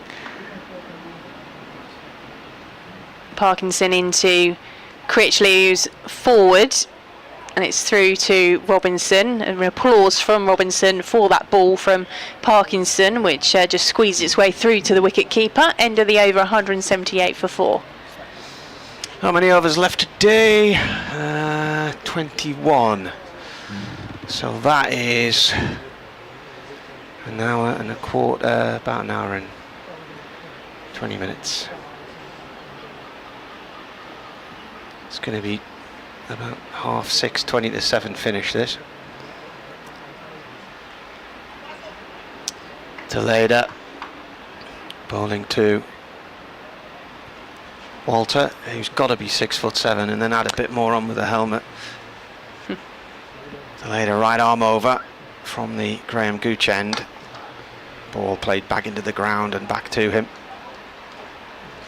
The cloud cover's just sat out to the west of us, and there's a plane high in the atmosphere heading probably off towards the US, one of the afternoon flights from Germany or somewhere. Somebody's lucky to be going on the holidays. That'd be nice.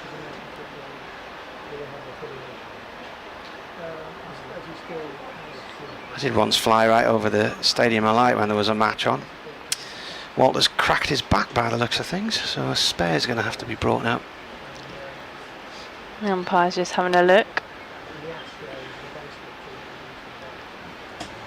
Somebody else cracked their bat earlier, didn't they? Who was that?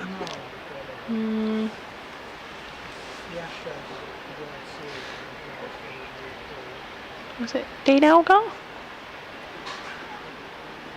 Or was it in the Durham innings? I can't remember now. Might have been in the Durham innings, I'm trying to think. We did have an array of bats brought out earlier on in the day. Farrow's cushy on 12th man duties, day after his birthday.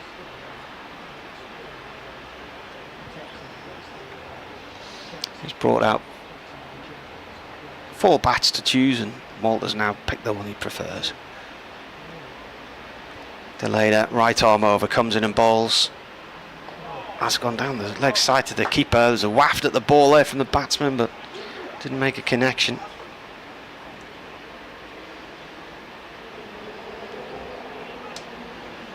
BBC Essex Cricket at gmail.com if you want to get in touch. Michael says Essex seemed to lose discipline yesterday. He mentions the umpires talking to Porter and Wesley, but also says nice to see Ben Allison bowling 26 overs and taking 2 wickets at an economy of 2. Delayed her in. It's a Yorker length ball. It's played down into the ground and loops into the hands of Lees to Ackerman. Sorry, it's second slip. Yeah, it got it a bit funny and disjointed after tea yesterday, and there were loads of delays between overs being bowled, and then there was a ball change, and then bowler being spoken to by the umpires.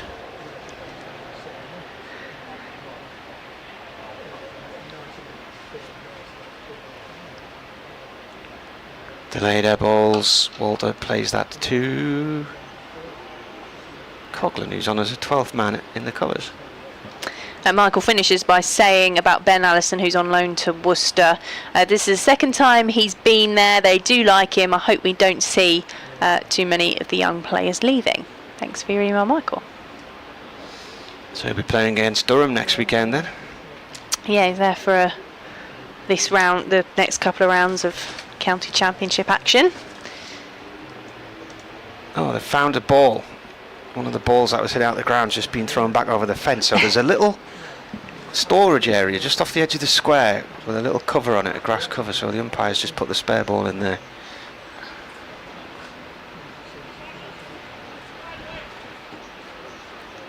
Walter waits as Deleda comes in and bowls. He pulls that away down the hill to deep at the square leg to Jones for 1 run.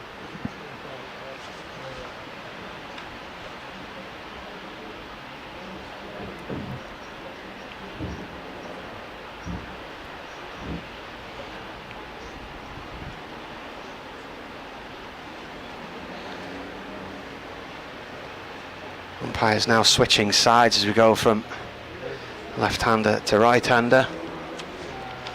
So Critchley's on 21, he's faced 58 balls. Walter on 40 from 51. They came together with a score on 120, so they've added 59 so far. 120 for 4 it was when Walter walked out. Coughlin switches sides now. He's gone from mid-wicket to backward point. Deleda bowls to Critchley. Critchley turns it exactly where Coughlin had just been. 1 run. But he's glad he made that trip across the square now. Yeah.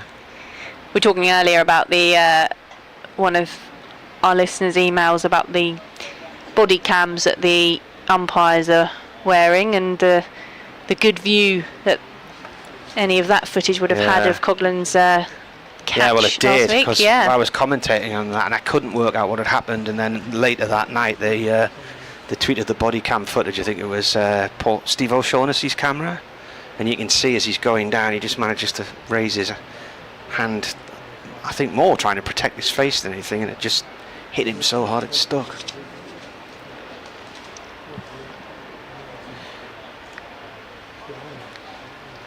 There was a question asked about the Cricket World Cup, and there's a bit of a discussion begun about it.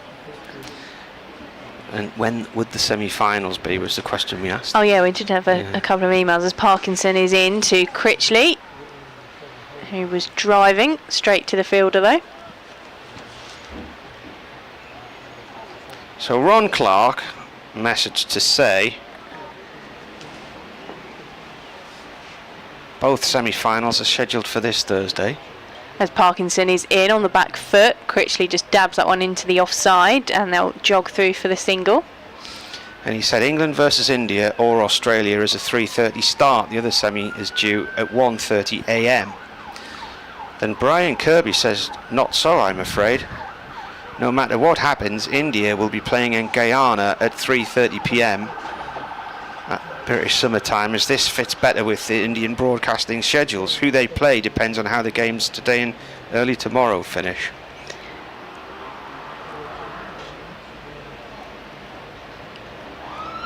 Parkinson over the wicket to Walter on the back foot.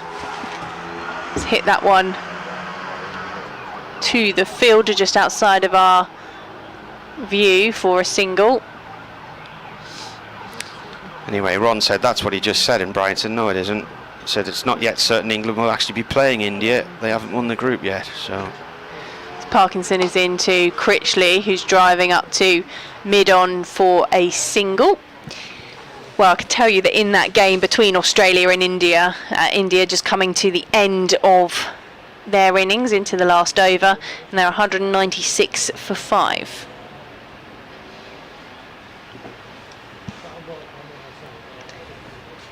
Parkinson is into Walter on the back foot, turns that one round the corner. And comes through for another single, so we've had 4 singles from this over.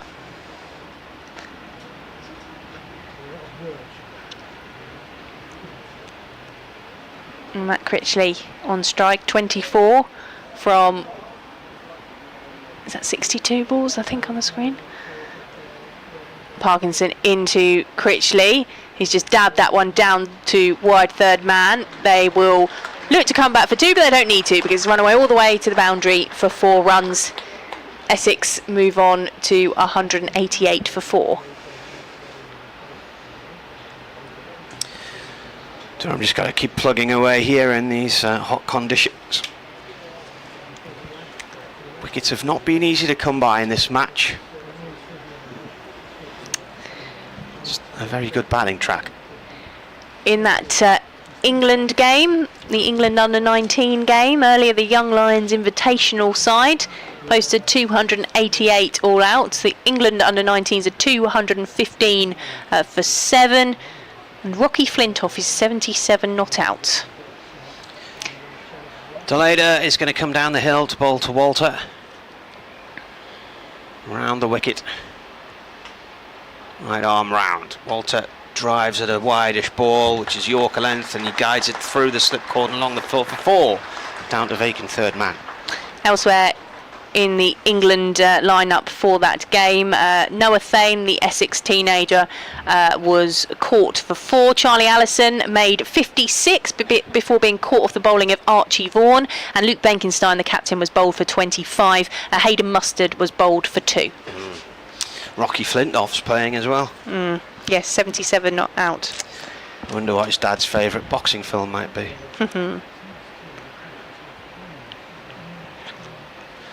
Deleda again. Walter drives the ball, bobbles all the way up to mid-off. Picked up by Siddle.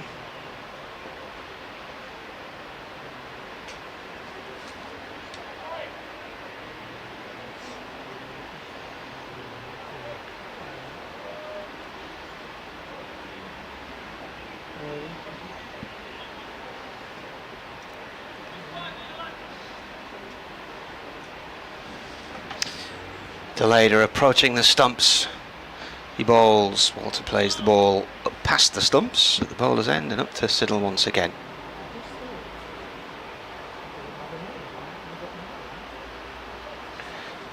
Question of whether, if they were in the position to, would they enforce the follow-on? Mervyn emailed a while ago. He said, I'm thinking Durham would not enforce the follow-on if the opportunity arose. Doing that would ensure Essex will have to bat last on what should be a wearing pitch. But this has been a terrific performance from Durham. Deleda in. Slower ball to Walter. Plays it up to Rain at mid-on. No run there. I was saying about that was the case a few weeks ago in the County Championship with Warwickshire here. They didn't enforce the follow-on, and Essex managed to turn the game around and go on to win. I just think bowling 2 innings back to back in this heat might be the key here. Deleda in. Walter turns it off the legs out through deep mid-wicket. He moves on to 47. He does have a 70 odd against Durham. Mervyn also says thanks to you and your well-informed colleagues. So that's you two. Is that on the cricket knowledge or the fish and chip knowledge earlier? I think it might have been the fish and chips. I'm presuming the cricket. He's a big cricket fan, Mervyn. I was a little bit worried about him the other day because he turned up at Durham for a T20 the other day in a cable knit cricket sweater, and I'm thinking it was quite a hot night. He certainly wouldn't be wearing cable knit here today.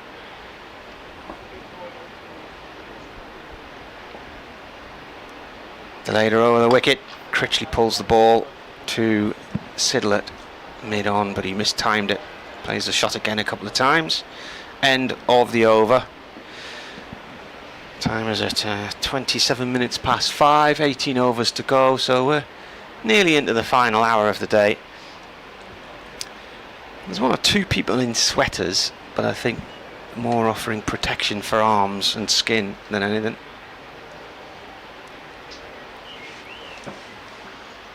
Yeah, sensible decision, but I'm not sure I would go against a cable knit sweater for an evening game. I think that's a wise decision because once the sun goes, the temperature can drop.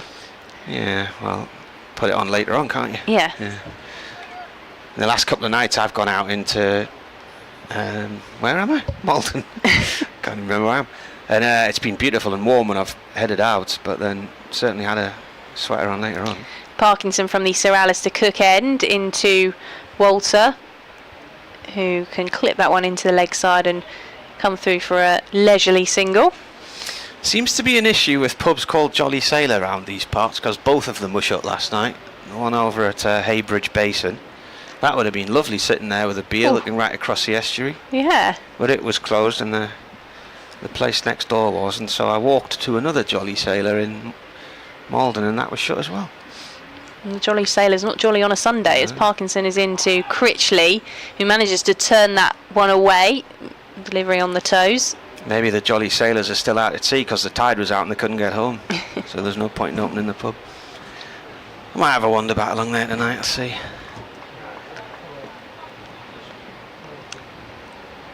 Parkinson into Critchley, and that one has been played through the covers. It will be stopped on the boundary.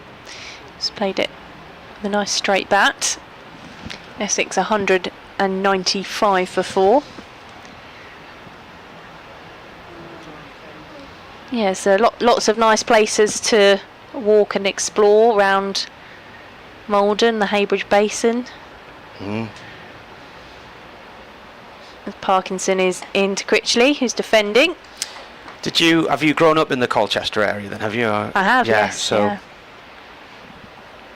So you've got Mersey Island on your doorstep, haven't you? Yeah, not too far from the likes of Brightlingsea and then out towards Tendring, but yeah, Mersey is only about a 15-minute drive. As Parkinson is into Walter, who uses the wrist to clip that one into the leg side and come through for another single. 196 for 4. The reason we first went there was this documentary series which used to be on a Sunday lunchtime. I'm going back to the mid-2000s. I think it was called This England, and there was an episode about Mersey. As Parkinson is into Critchley, who drives up to mid-on. They'll come through for another single. And they spoke to people who were living on barges in the estuaries and things, and just looked beautiful, the scenery. And I thought it was an area I'd never really explored before. You know, anybody who heads down this direction generally bypasses that on a motorway and never goes off the beaten track to have a look to see what's around the corner. So, and the seafood's an attraction as well. Absolutely. 197 for 4 at the end of that over, by the way. Critchley 30 and Walter on 49. He's crept up there as Walter to 49 runs. Yeah, it's really lovely, and you can actually see, if you're on the beach at Mersey, if you look out across the water, you can actually see the likes of Tollsbury out towards Malden, just across the water. And south down the Thames estuary, what can you see down there? There was a building that caught my eye in the distance. Yes, you can see out towards... Is there a power station? Yes, the want to say Blackwell Power Station. Or Have I Right. made that up?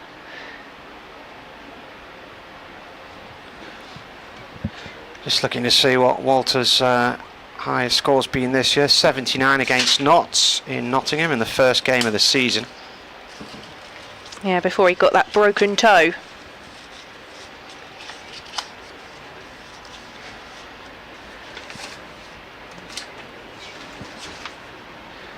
In the game here, the last match these two played against each other in 2021, he led a Essex fight back with 77.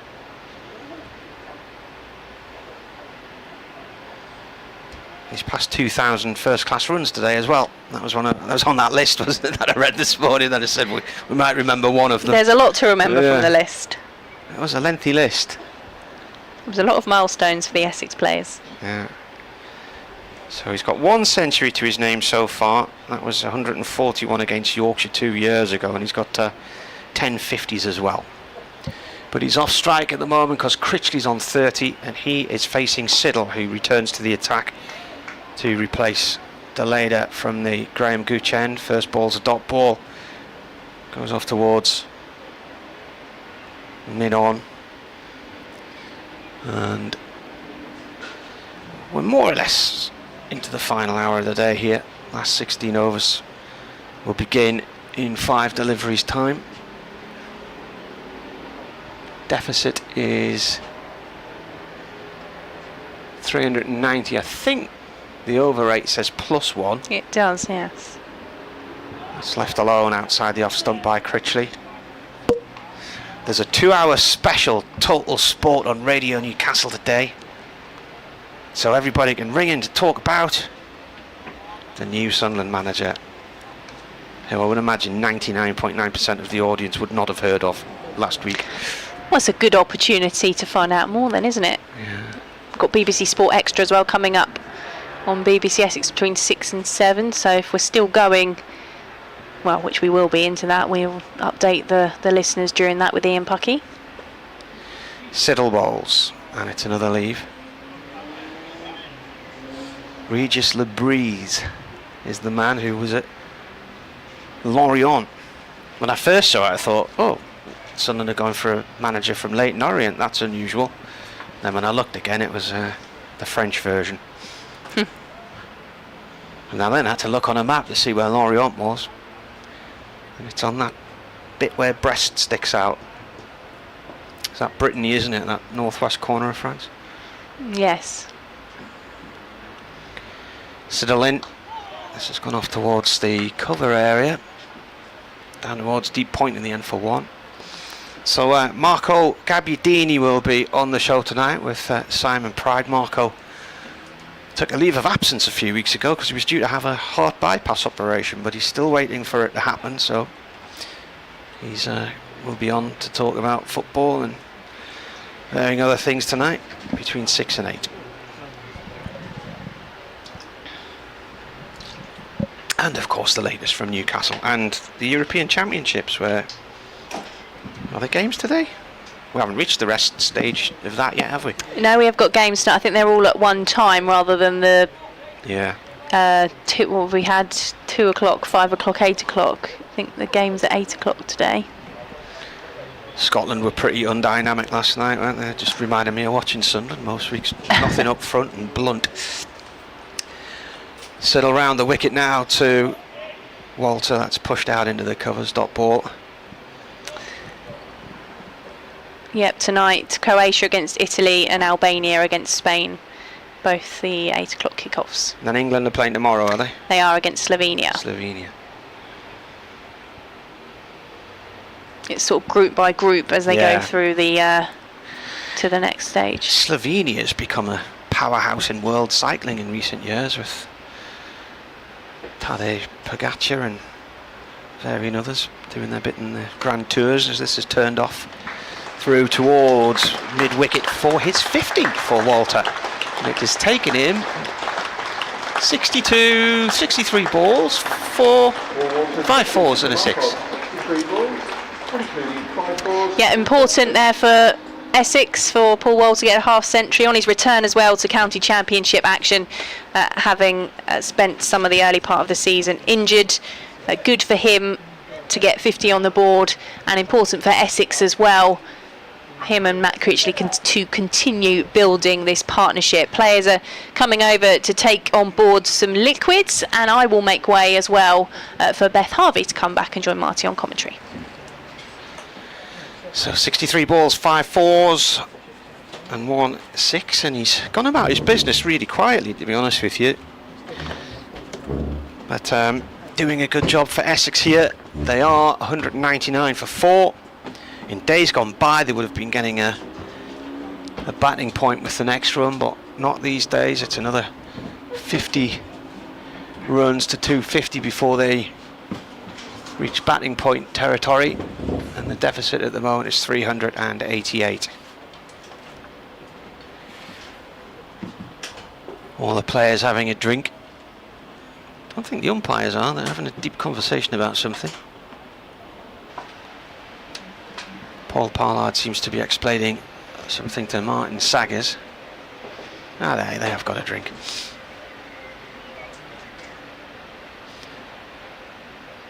When I played club cricket, it used to be orange juice, but there was never enough cordial in it.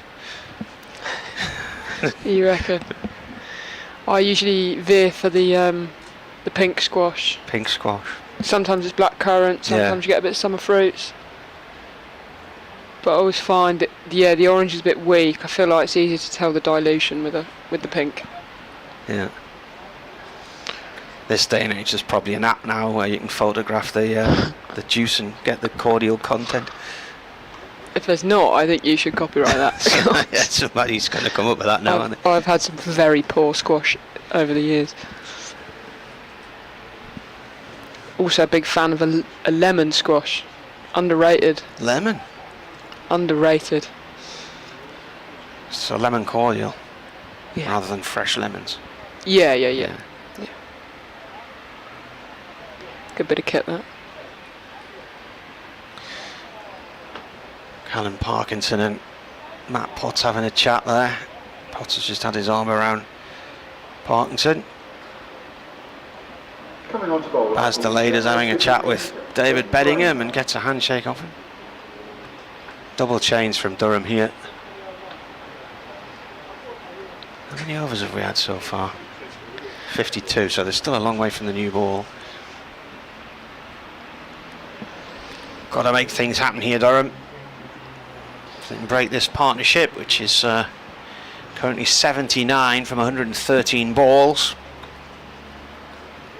Give them a bit of a G up, and then still got an hour's worth of play to go, so 16 overs remaining tonight.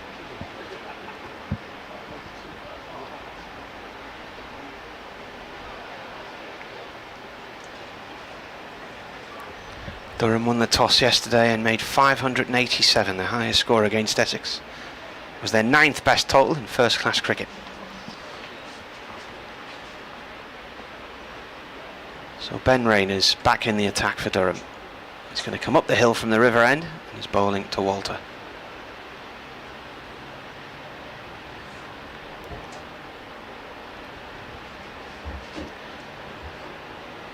Here comes Rain round the wicket. Walter looks to cut, plays and misses. And Rain walks away with his right hand clamped on his forehead. Thought he had him there. Notice Callum Parkinson and Matt Critchley are in deep discussion here, and they would have been together at Derbyshire. Parkinson had a brief period there before he went to Leicestershire.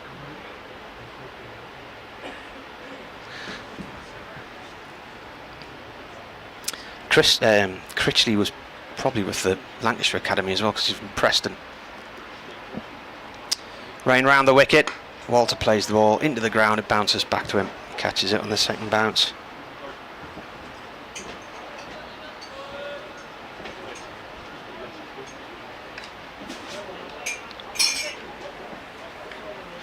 The sun's gradually made its way around the side of our commentary box. It's now coming in the side window. Occasionally there's a really nice breeze, but at the moment there's the flag in the ground is limp. It's very still and very warm. Rain bowls. Walter turns that off the legs out through mid-wicket for 1 run. That brings up the 200 for Essex, 200 for 4 after 52.3 overs.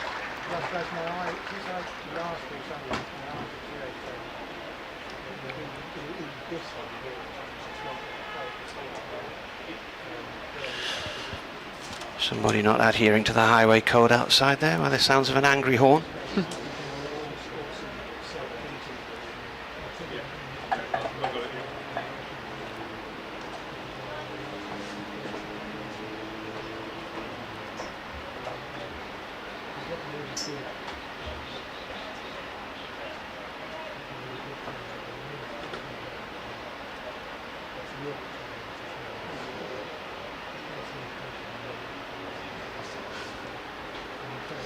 Bit of a delay going on here while they're moving the fielders around. They've dropped cover, or point out the boundary, brought third man up. Square leg's gone out to the boundary. This is played by Critchley to Potts at mid-on.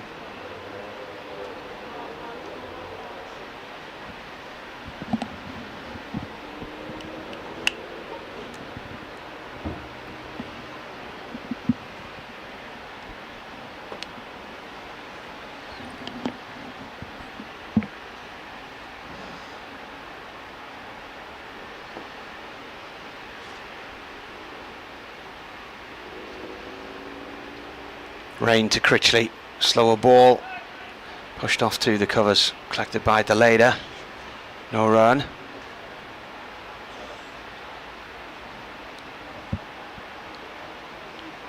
So probably about 25 to 7 the finish time today, give or take. Are you back on the train today? Back on the train, yeah. Are you up tomorrow as well, aren't you? Yep. Yep. Greater Anglia delivering me where I need to be. Rain in. Oh, that's gone too short mid-wicket, no run there. I'm presuming they don't normally deliver people the way they don't want to be. I'm not aware of their work. I think it's more a case of sometimes they don't deliver you at all. Well, can be said for a lot of train companies around the country, can't it? 200 for 4 at the end of the over.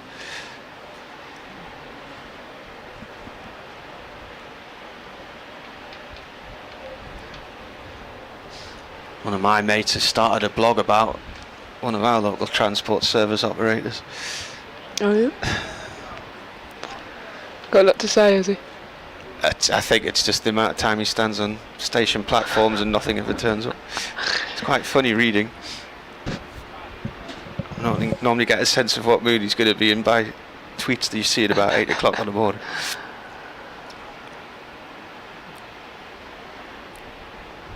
This is Siddle back into the attack.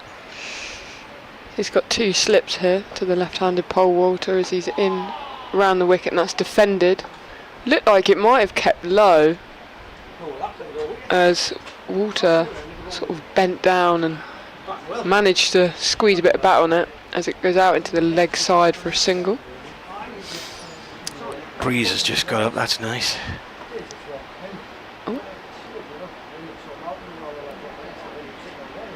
Field just switching around there now for Critchley, and Siddle coming over the wicket to the right hander.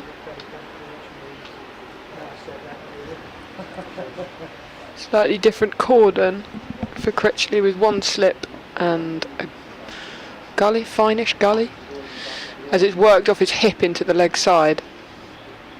But there is a man out there who will cut it off, and that's just the single to Critchley.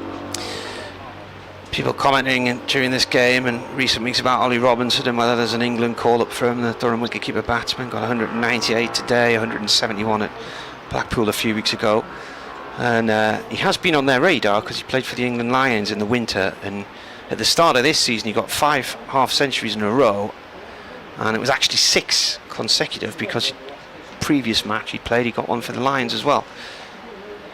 So he's been in very good nick. I mean, they can't be that far off naming the squad because the first test's in July, isn't it? Siddle in, and that's left alone outside the off stump by Walter. Yeah, it's pretty soon, pretty imminent. I think the 10th of July or something like that.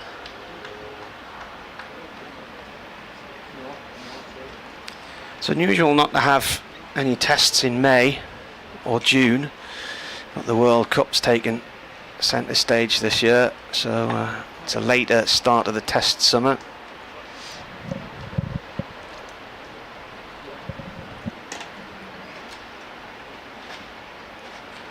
Siddle in again from the Graham Gooch end, and this time defended out towards the leg side, and they'll scamper through for a single as mid-on comes in to pick that up.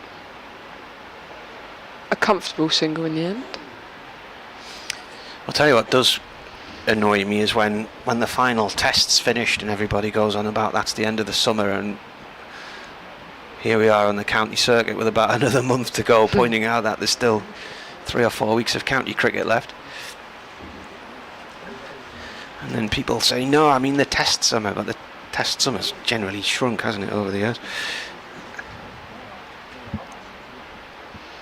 Siddle in now to Critchley. And that's defended on the front foot out to the offside. Finds the man at cover. Was the ice cream any good? I think you cannot go wrong with a Mr. Whippy. I'm a big fan. Mr. Whippy. Bit of soft serve, I think. Nothing better for me.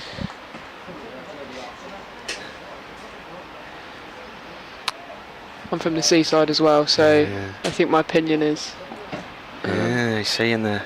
top to Siddle in. And Critchley just trying to work that into the leg side, but I think he hit the ball into his own leg in the end.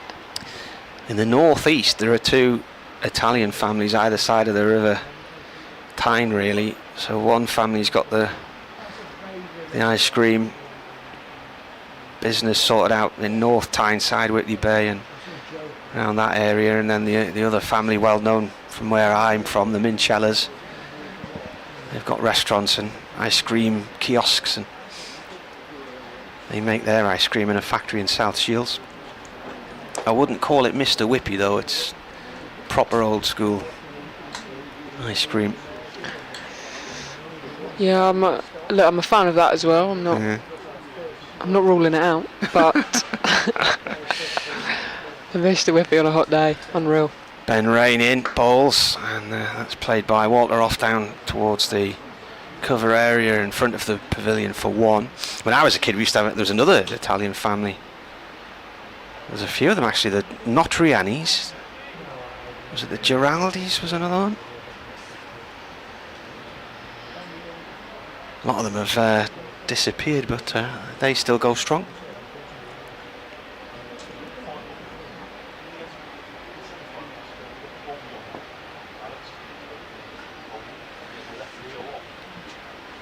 Ben Rain comes in and bowls, and that's gone up to wide mid-off to Parkinson. He has a throw at the stumps as Critchley comes to the danger end, misses the target, and Critchley gets there.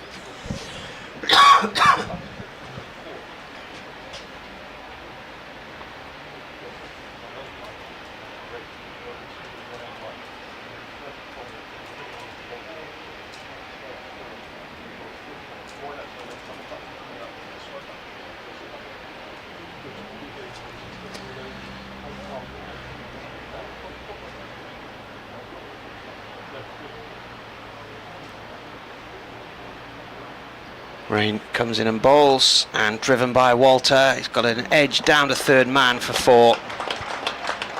It's a wideish ball, and he's just whipped his wrist through that one. And he moves on to 58, 209 for 4, and he looks like he's going to be out there for some time.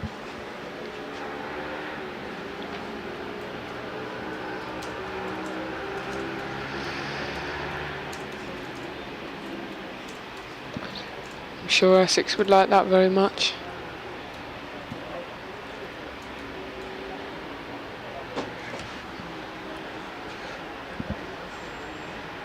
Halfway through this over, Rain balls round the wicket. Walter plays it up to Parkinson at mid-on, no run.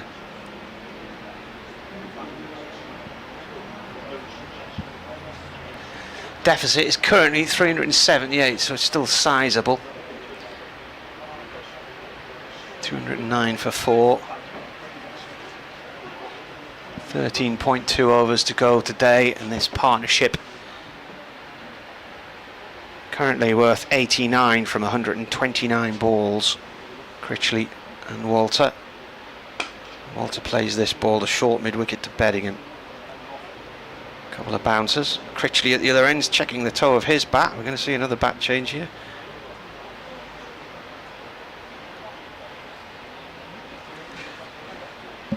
There's one ball left and then 13 overs to go this evening here on BBC Essex and BBC Radio Newcastle. Very warm evening. I think tomorrow's going to be even warmer. Rain balls, forward comes Walter, pushes that out into the covers. Dot ball, end of the over. It doesn't bode well for us tomorrow. It's like a glass house. The commentary box at Chelmsford. The hottest day recorded in Britain when it got up to above 40. Essex were at home, weren't they? I think. Because I remember I hid away in the house most of that day because Durham didn't have a game. There was an international on at Chester Street. England were playing South Africa, but I remember thinking of colleagues. Certainly there was a game at Leicester because they were in that plastic box on the roof at Leicester, and I was thinking that must be quite challenging. Siddle now continuing to Critchley, and that's driven up back past the bowler. I think Siddle gets a hand on that, but it is collected by mid-on.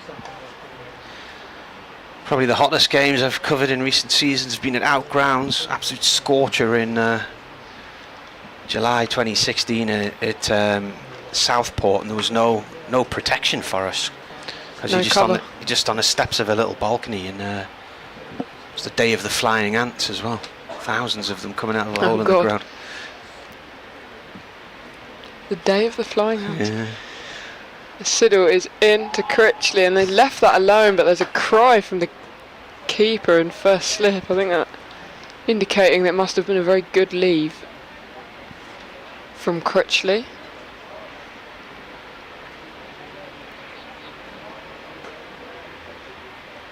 Yeah, angled after it had passed the stumps.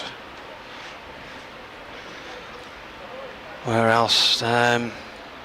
Cheltenham, on the balcony at Cheltenham in a heat wave.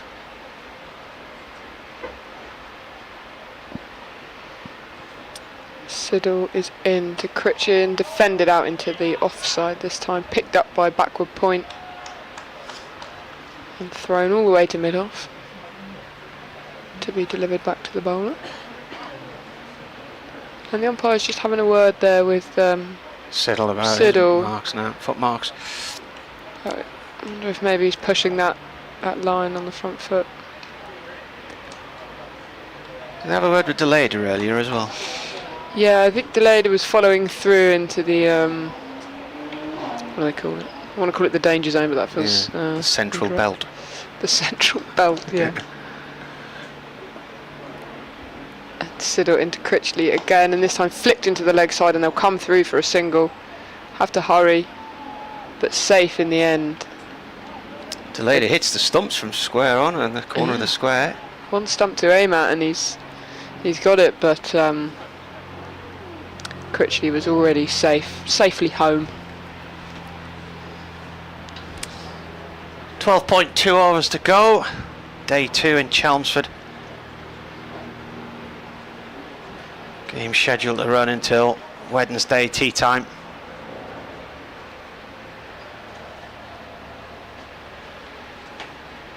As things stand, you can certainly envisage the players being here on Wednesday.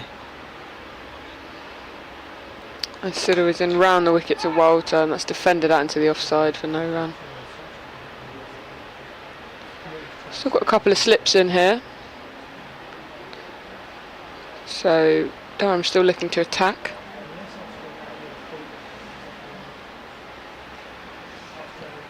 A couple of boundary riders as well. deep mid wicket, deep cover. I think there's a fine leg as well down below us that we can't see.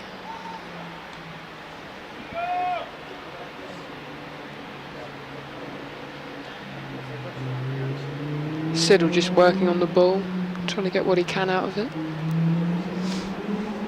before he's into Walter, and that's left alone outside the off stump with a dot ball to end the over, just a single from it, and taking Essex to 210 for 4.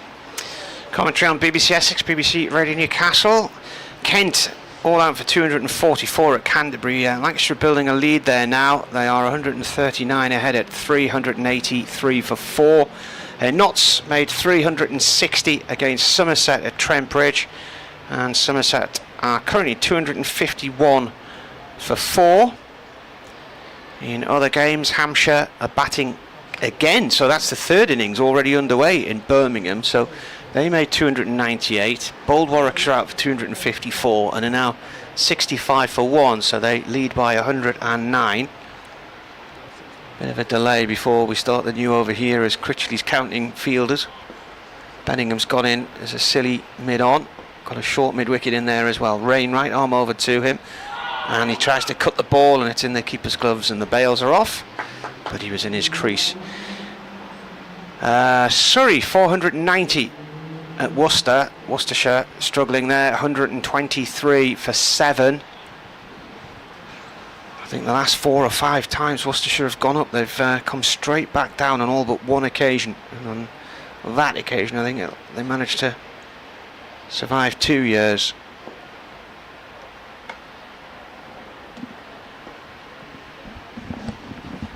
Rain bowls, and Critchley plays this into the covers. Northants 279 all out in Cardiff. In reply to that, Glamorgan 374 for 8.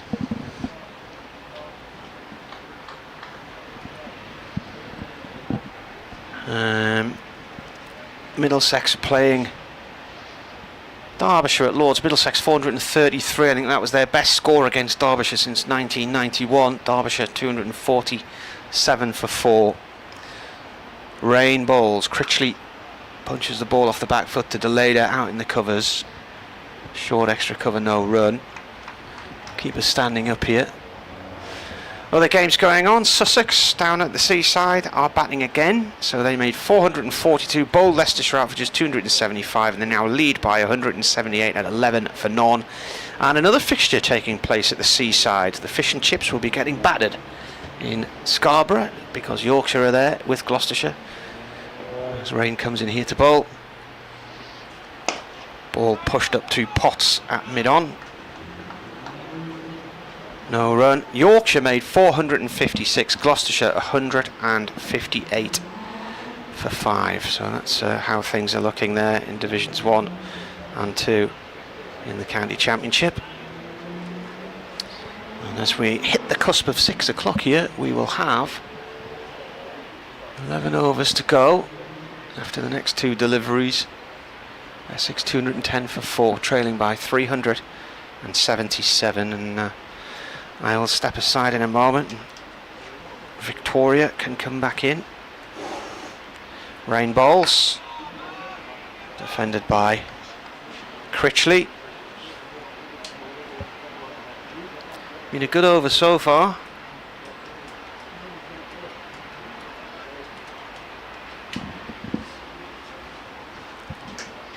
It's been a maiden so far. Can he finish off with a maiden? Rain has the ball in his hand. He turns and he starts his run up. Comes in and bowls. Slower ball played away out through towards long leg. There's nobody down there. Jones is trying to get round from deep square leg and he can't. It's gone for 4. So a boundary at the end of the over. The first runs in that over. 11 overs to go tonight. Essex 214 for 4. Trail Durham by 373.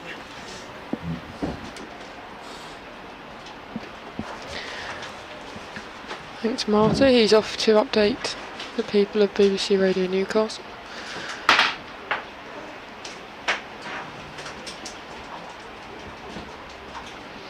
And it looks like we're going to have Peter Siddle continuing from the grey and gooch end. The shadow of the floodlights just about reaching where he's standing at the top of his mark, so I think he'll be grateful for a bit of shade before he steams in again.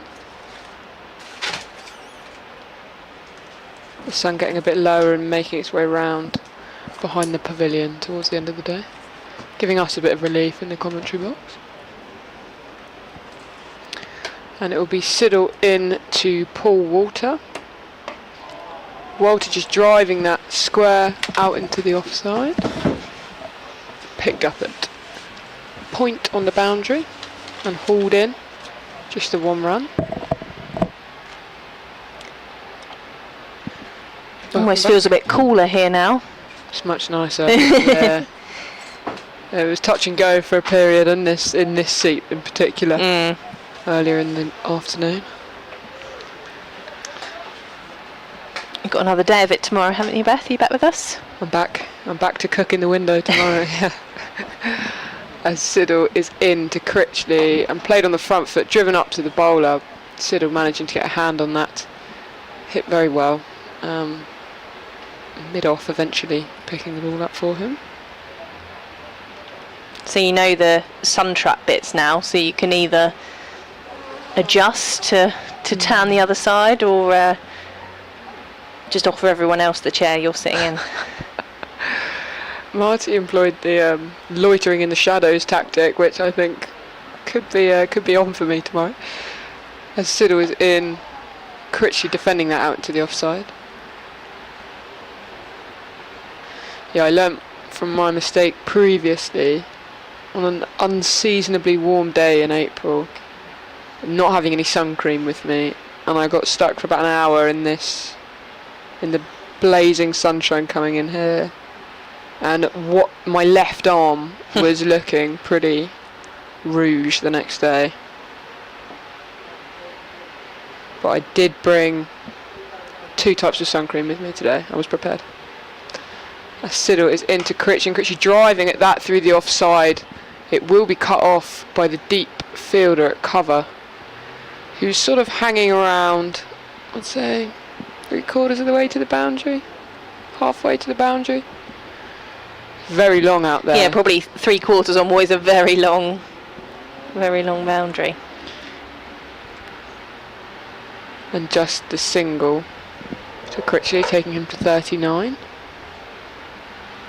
39 from 91, and Walter 59 from 77, so Walter motoring along a little bit quicker.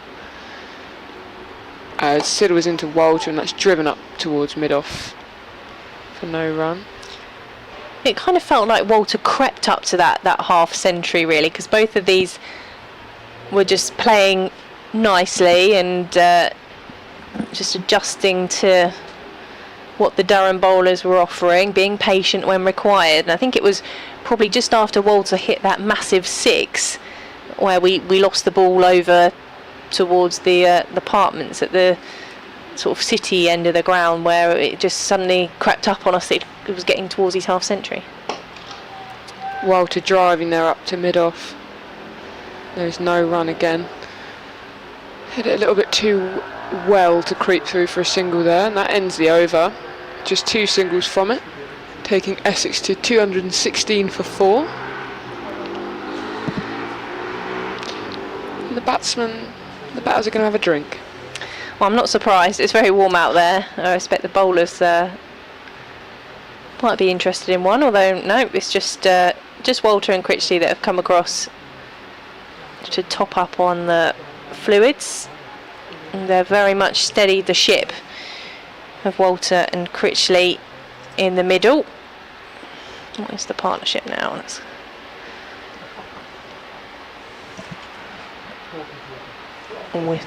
As I say that, the screen is about to turn itself off, so let me make sure that doesn't happen.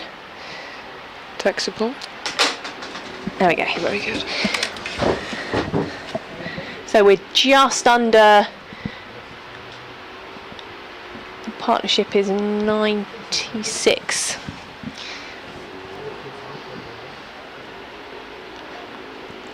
So they're not far away.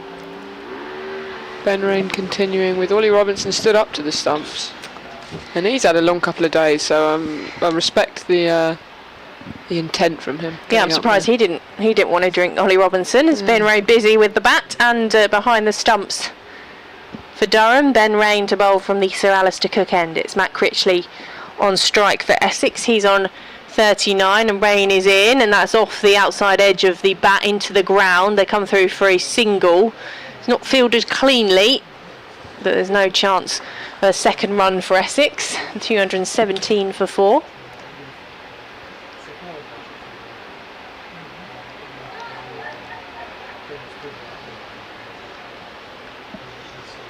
A bit more sparsely populated around the county ground now. People heading off for the day. I think the school children have probably headed home by now as well. I'm sure they enjoyed a day out of the classroom in the sunshine. As Rain comes around the wicket to Walter, who's defending with a straight bat for no run.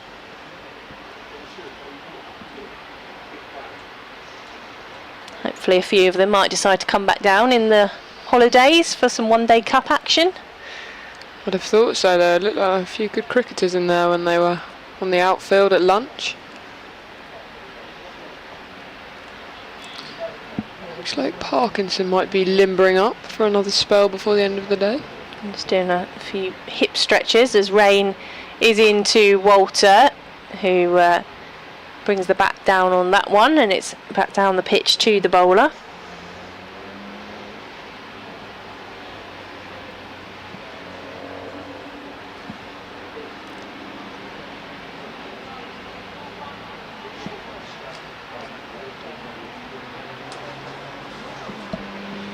Yeah, still lots of hats and sunglasses on for those who are still watching in the uncovered stands. As Rain is into Walter, he tries to turn that one into the leg side, comes off the outside of the bat and drops in to the offside. A few oohs and ahs from around the Durham field. Looked like that one might have just skidded through a little bit. Poor Walter, tall man, making it look as if it did, certainly.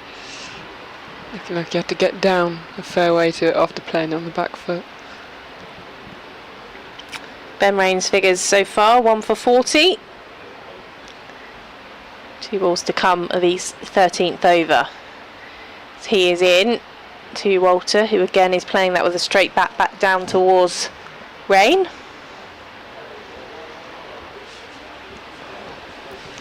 Matt Critchley having a bit of a chat with the umpire at the moment.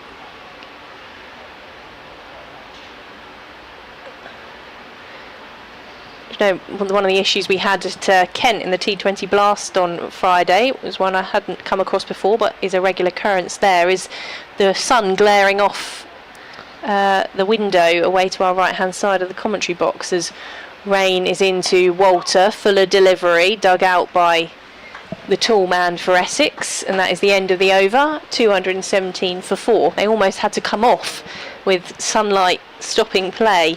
Was that here or? That was at Canterbury, and that's Canterbury, something yeah, that they've had a issue with before. I was going to say, I've seen it before. And there was just the glare of the sun reflecting back off. I think the floodlights slightly coming into play as well wasn't helping, and it was at the start of the Essex innings. They were chasing down the Kent total, and Adam Rossington and Dean Elgar were just saying to the umpires, look, we can't see. The umpires stood at the crease, had a look and decided they agreed, but by the time they'd debated it all, the sun had moved round again and the clouds had come across. Typical. As Siddle is in now to Critchley, who drives that out into the offside, and it's picked up cleanly, that extra cover. There seems to be a lot of discussions going on between Durham fielders, maybe working out what they're going to do with the remaining, how many overs are left? 8 overs? 8.5?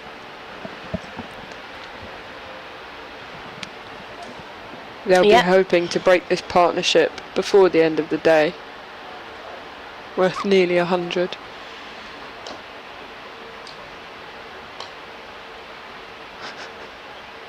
as Siddle is in to Critchley and defended back down the pitch.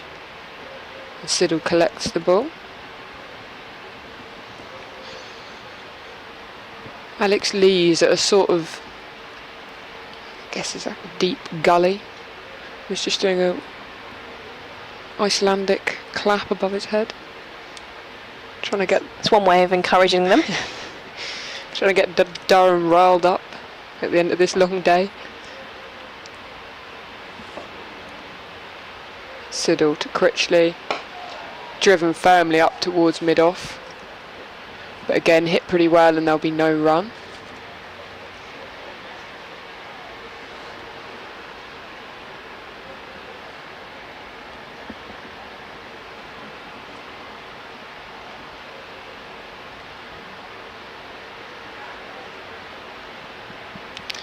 There's certainly a relaxed atmosphere. It's got that final session of the day feel about it, hasn't it? It certainly has. As Siddle is in again to Critchley, and that's defended down into the ground but picked up by Alex Lees. He's trying to bring the energy to the field, I feel, Alex Lees. Gully, yeah, I think Alex Lees has got a second wind. Maybe he's had some squash or something. He's having a bit of a sugar rush. Certainly feels that way. By the way, in that England under-19 games, they have won by 2 wickets against the Young Lions side. Rocky Flintoff was eventually caught for 106, top scoring for the England side. And they play here at the weekend. Siddle to Critchley, and that's driven up to mid-on. Will be picked up again for no run, so the 5 dots in this over so far. Siddle will be hoping to make that a maiden. Critchley just being a little bit more watchful here compared to Walter, who's faced fewer balls than him for more runs. Yeah, I think probably in the roles that they've taken on, both in the side and in this partnership. As Critchley drives that up towards mid-off. And it will be another dot ball to complete the maiden for Siddle. So Essex still 217 for 4. Yeah, they're just still short of that 100-run partnership. Got helmet and pads out on the pitch, so see what Durham are going to do with the field and with the bowling.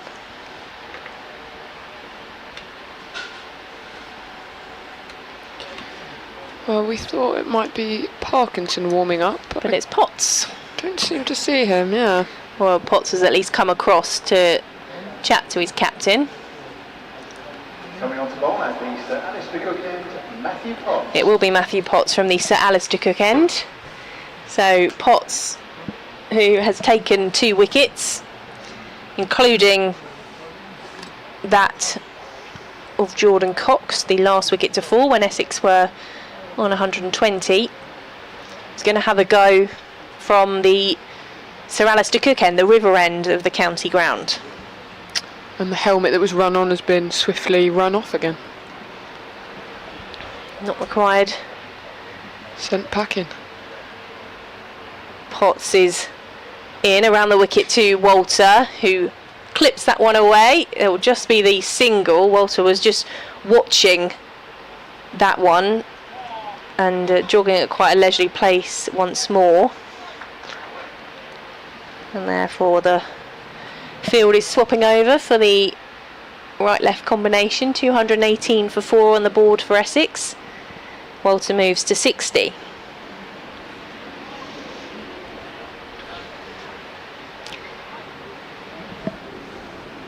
Critchley is on 40 from 98 balls. Potts comes into the right-hander. That's just jabbed down by Critchley for no run. 6:15, and we have 7 overs remaining after these 4 balls from Matthew Potts.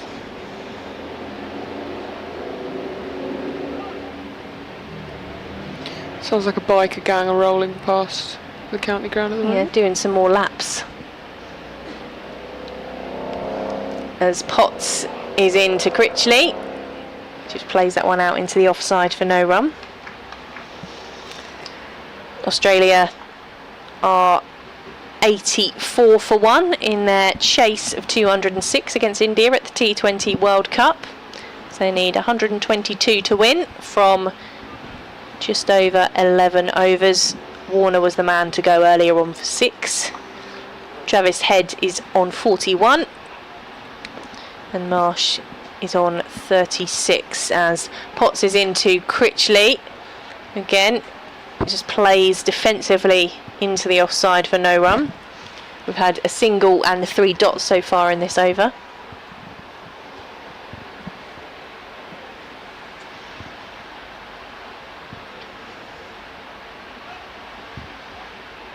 I wonder what prompted the change of ends from Potts.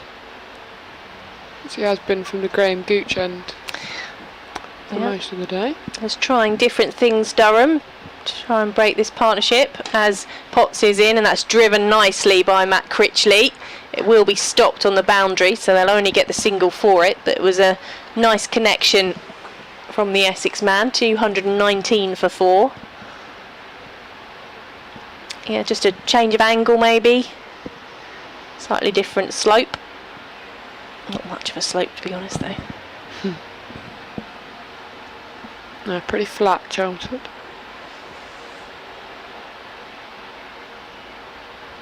In comes Potts to Walter. Walter clips that one into the leg side. They'll come through for the single, and that will be the 100 partnership for Matt Critchley and Paul Walter. Essex were looking in a spot of trouble when Jordan Cox went. But Critchley, who scored 38 in that time, and Walter with his 61 from 167 balls, have crucially added runs as part of this partnership as Essex try and cut the deficit left by the Durham innings, which is now 369 runs. It looks like we're going to have a bit of Parkinson from the Graham Gooch end this time. So just switching with Potts. Now I wonder whether they're targeting a match-up between Parkinson and Walter here, because now at this end with the long boundary we've got Walter hitting to the long boundary on the leg side. So I wonder if he might be floating it up, trying to tempt a false shot before the end of the day. Whereas previously he had the long boundary for the right-hander at the other end. So maybe a bit of tactics going on here. There's also a short leg coming in, getting his pads and his helmet on. I think that's the skipper, Scott Borthwick, getting in the mixer.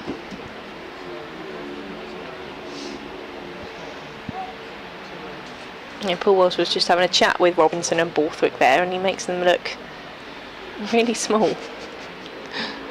As Parkinson begins to Walter, and that first ball of the over is defended comfortably into the offside. He just had to shuffle across there slightly, did Walter, just judging the angle that Parkinson will be bowling from the Graham Gooch end. Yeah, it's left arm over to the left-handed Paul Walter.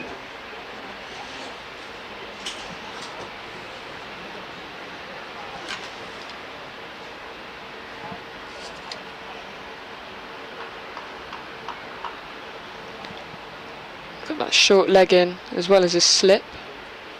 Quite fine first slip. Walter turning that one into the leg side as it's picked up at mid-wicket. Borthwick doing a couple more press-ups. We saw him doing them earlier. Hitting the deck in case the throw has to come into the keeper's end. As Parkinson is in again, and Walter just defending that one out into the offside.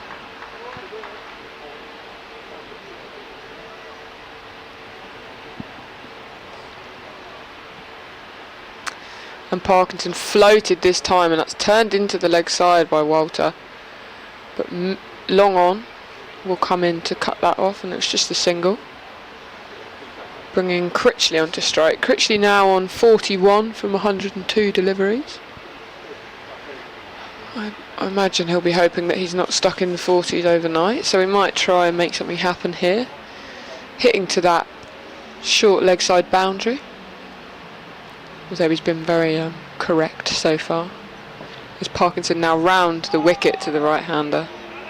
That's defended out into the offside for no run. And that's the end of the over. Callum Parkinson back into the attack with just a single from it, taking Essex to 221 for 4. Yeah, it's been a conservative innings from Matt Critchley, 41 from his 103 balls, but Essex won't mind that. That's what they needed. That was his job when he came in.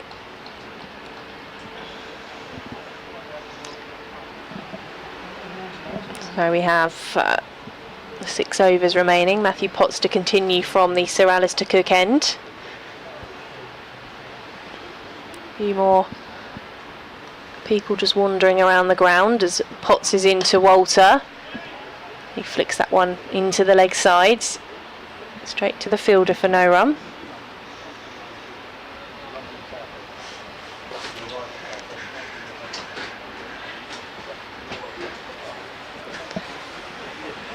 Got the sun just moved behind the floodlight away to our right hand side now.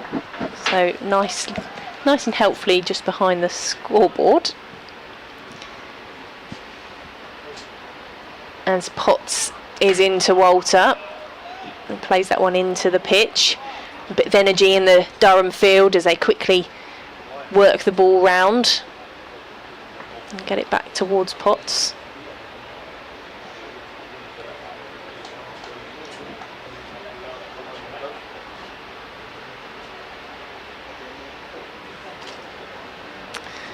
Don't forget, we'll be back for commentary of day 3 from just before 11 AM tomorrow on the BBC Sport website and app and on the live stream as Potts is in.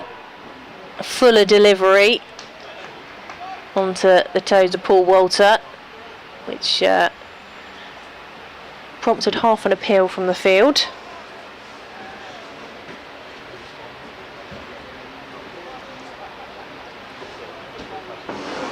All the day 3 action from Beth, Marty and BBC Essex's Len Speller will be here as well to bring you everything you need to know. We'll have the report later on the BBC Sport website as Potts is in, and that's driven by Walter uppishly, and Potts just sticks out a hand to take the pace off the ball and then has to just shake it off a bit as he takes it away.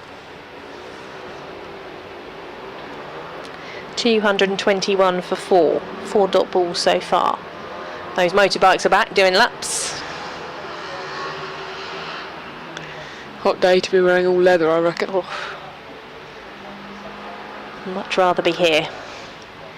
As Potts is into Walter, who drives through the covers, and across comes Rain from mid-off to do the fielding. No run. I think Ben Rain didn't realise there that who's in front of him. Was that Alex Lees there?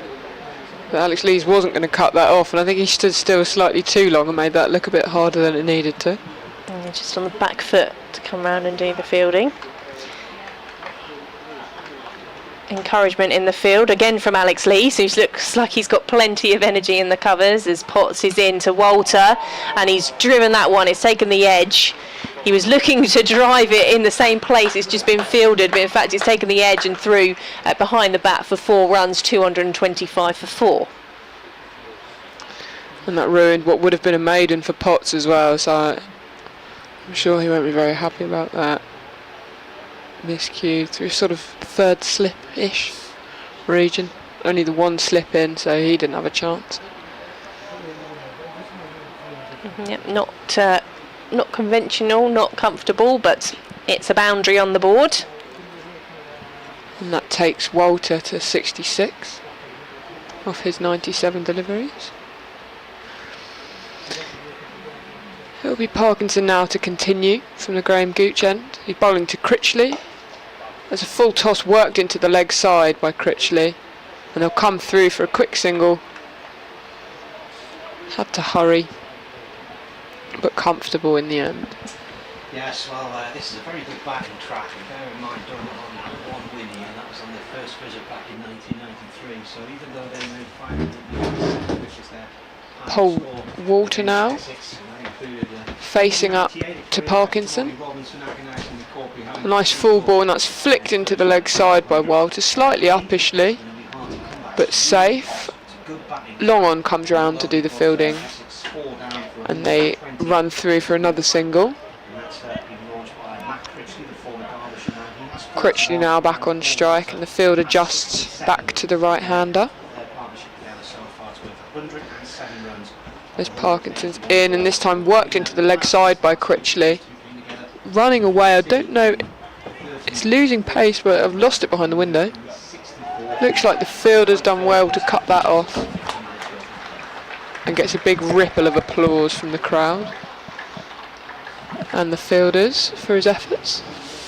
Who's that down there? Yeah, Beddingham was just out of our view. To come round from the boundary to out of our view below the river sand. Parkinson in now to Walter, and he's tried to absolutely hoof that into the leg side and got none of it. It's a bit like what you were saying about being tempted into playing those big shots to the long boundary. Yeah, I think that's the plan. There's a mid-wicket loitering about 3/4 of the way to the boundary on the leg side, and a long on, so I think they're hoping Walter might take on Parkinson. As this time it's a shorter ball and just played out into the leg side, and a short mid-wicket does well to dive and get down to it, bringing up a puff of dust from a used wicket end in the process. Parkinson to Walter, and this time defended solidly into the offside. And that marks the end of the over. 5 runs from it, so Essex are now 230 for 4 with another 4 overs remaining in the day. 28 minutes past 6, so as you say, 4 overs to go for some. That's the cue to at least start making their way around the ground, maybe a leisurely stroll to take in the last bit of action on day 2 between Essex and Durham. Matthew Potts will bowl from the Sir Alistair Cook end. It'll be Matt Critchley who is on 45 on strike.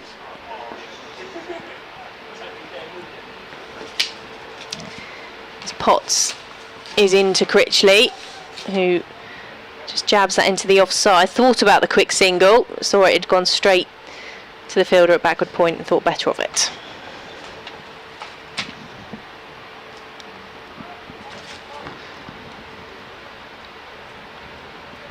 You can tell Matthew Potts has that real fast bowler's attitude and that hunger, hasn't he? He's been steaming in all day, grunting on the effort balls and really bending his back.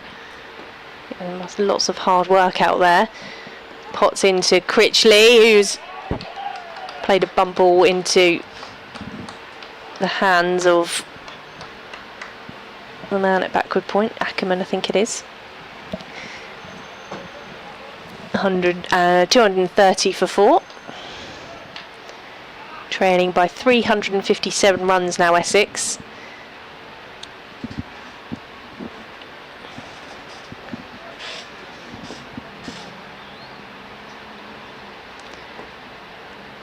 Matthew Potts is into Critchley, who drives this time.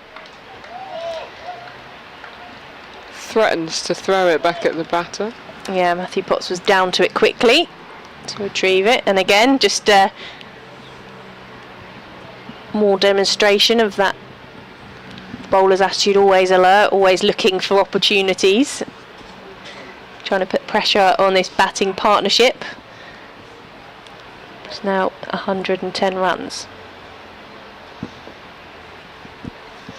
Potts into Critchley, he's whipped that away on one leg. They'll just take the single, they won't push for 2.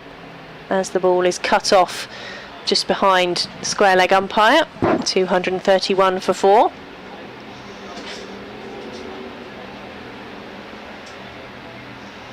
Critchley moves to 46 from 109 balls and brings Walter back onto strike. He's on 67 from 101.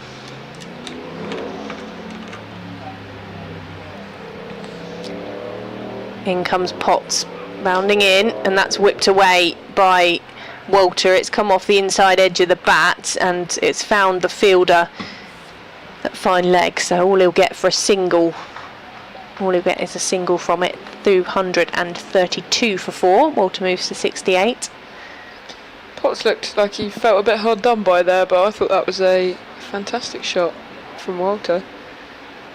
Very classy shot off his legs down to the man at fine leg.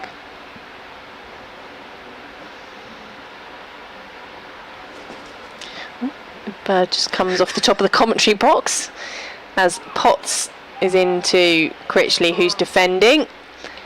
And a round of applause from behind the stumps at the end of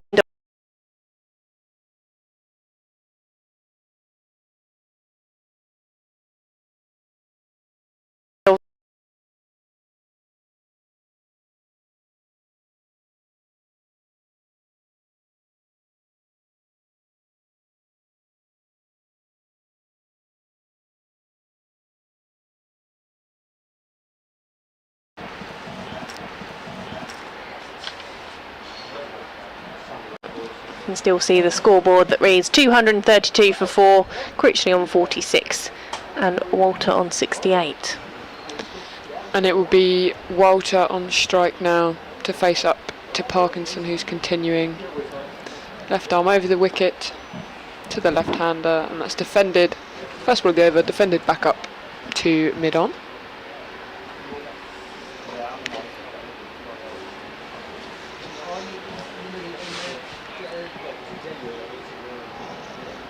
Parkinson in again, flighted and full to Walter, who manages to dig that out, almost a Yorker length actually, manages to dig that out into the leg side.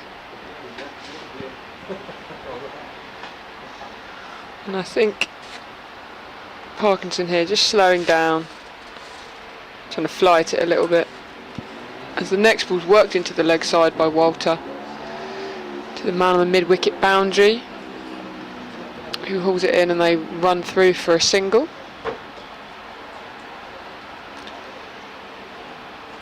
So Critchley now to take strike. There's a bit of a conversation about the field. Critchley uses that opportunity to do a bit of gardening on the wicket. And they're bringing deep square leg into the ring, the metaphorical ring.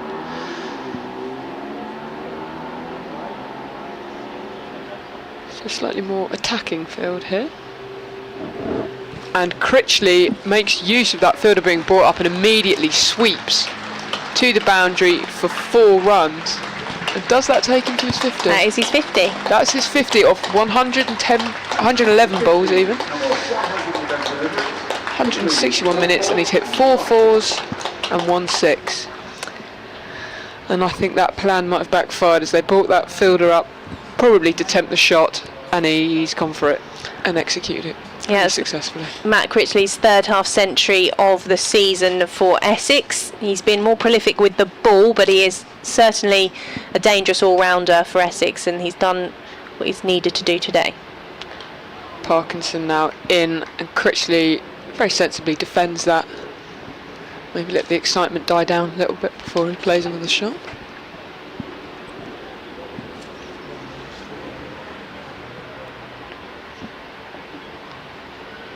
And Parkinson to Critchley again, and this is also defended straight back up to the bowler. And that will end the over. Essex now 237 for 4, with Critchley bringing up his 50 in that over just before the end of play. Yeah, a couple of overs to go. And it's very much been a similar story, granted that Durham had Alex Lees at the top of the order making a century, and Essex aren't near that yet, but in the terms of early wickets for the bowlers, and then it just looking more difficult for them to get much movement out of it, as Potts starts his run up, moves in past the umpire to Walter, who whips that one off his legs straight to the fielder at deep square leg for a single. Yeah, we've seen, haven't we, the importance of striking with that new ball. When the deck is flat, I think you've got to use what you can. When the new ball's swinging, is the time to capitalise, and both teams have done that relatively successfully. I think Durham maybe slightly with the upper hand there with the early wickets. In comes Potts over the wickets to Critchley, who pulls that one, and it's fielded on the bounce out in the deep. Didn't get the full timing of it. 239 for 4.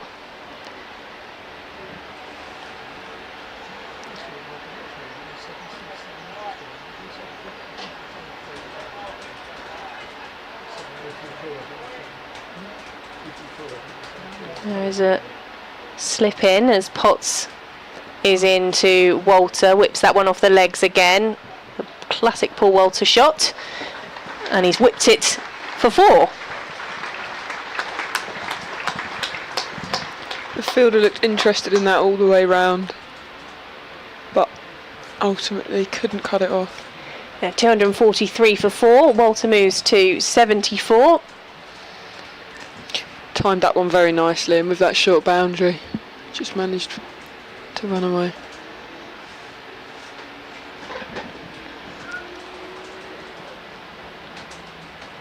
A few birds circling around, waiting to see what's been left for them from the Essex crowd, as Potts is into Walter, who plays that one with a straight bat and pushes it straight to fielder.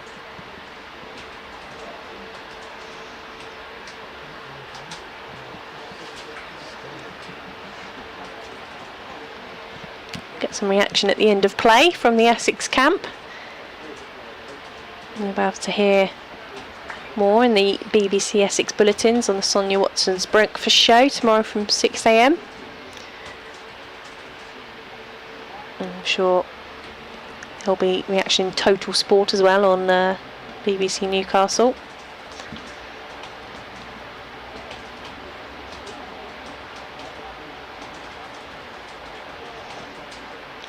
Still a bit of change of the field going on. Just slowing things up at the end of play on day 2. Almost at 20 to 7. Potts is strolling with the ball in hand. Walter's waiting, tapping his bat, so ready to get going again. In comes Potts to Walter. Oh, Walter's whipped that one. It might be a catch. Is it taken? No, 4. No, it's gone for 4. Must have gone under the fielder, who came in diving off the boundary.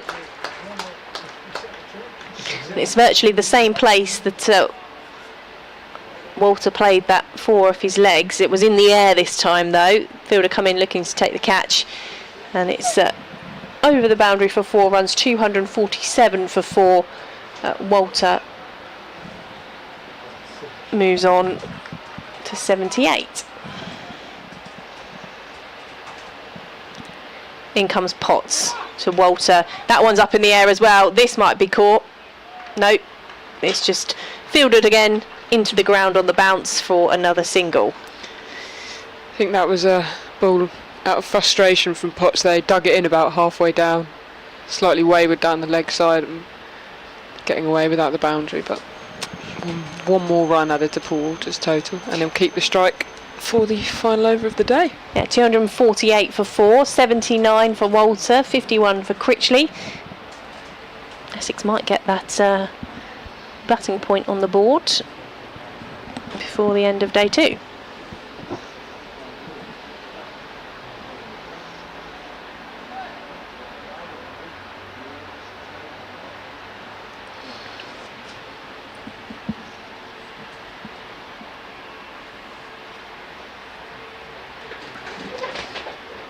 Both of these two have been pretty chanceless so far in their innings, so sure the fielder maybe not expecting the catch to come so late in the day after being out there for 60 odd overs. As Parkinson's in, and that's defended by Walter. Maybe just a little bit edgy, being picked up by the keeper, but played down into the ground.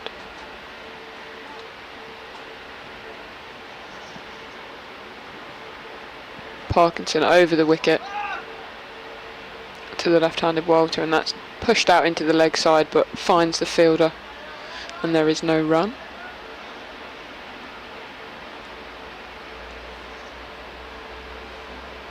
So 2 more runs then for Essex to get this batting point. As Parkinson's in, defending that, and again squirts into the leg side. A sharp bit of fielding there by Ben Rain prevents the single.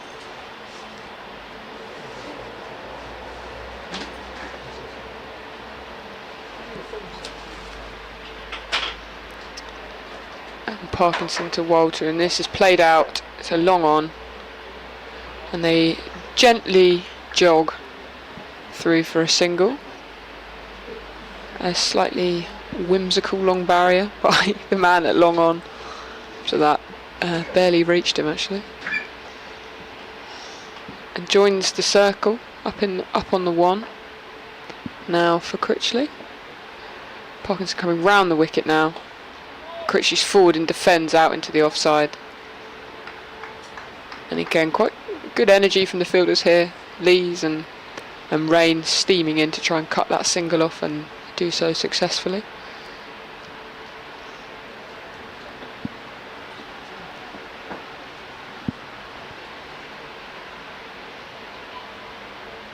As Parkinson prepares for what will be the final ball of the day.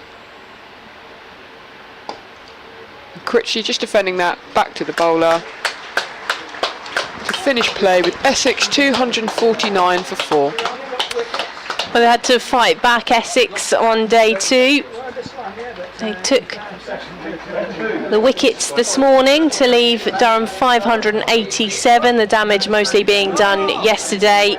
Nolly Robinson eventually departing for 198 this morning. But it didn't go Essex's way when they came out with the bats, losing the likes of Nick Brown and Dean Elgar early on. The captain, Tom Wesley, also departing for 24, and leading run scorer Jordan Cox going for just 32. But Matt Critchley and Paul Walter have dug in the Essex middle order to fight back and leave Essex 249 for 4 at the end of play on day 2. Critchley on 51 and Walter on 80. They will resume in the morning, trailing Durham by 338 runs here at Chelmsford on what is a very batting friendly surface, and wickets have been hard to come by for both sides in this game already, but Durham particularly finding this final session of day 2 hard. They'll have to come back in the heat once again tomorrow, try and work on this Essex batting attack. Essex will be looking to climb towards those batting points and building on this partnership that is almost worth 130 runs now from Matt Critchley and Paul Walter. A useful combination at the crease for Essex. We'll be back with commentary for you on day 3 from BBC Essex and BBC Newcastle. Beth and Marty will be back along Glenn Speller. I will speak to you on Wednesday at the conclusion of this game on BBC Essex's Around the Wicket, rounding up all the week's cricket news from across the county between 6 and 7. And make sure you look out on social media for all the latest updates. You can join Total Sport on BBC Newcastle and BBC Sport Extra on BBC Essex right now for more sporting news across our counties. But from the BBC Essex and the BBC Newcastle team from here at Chelmsford, thank you very much for your company, and we'll see you again tomorrow.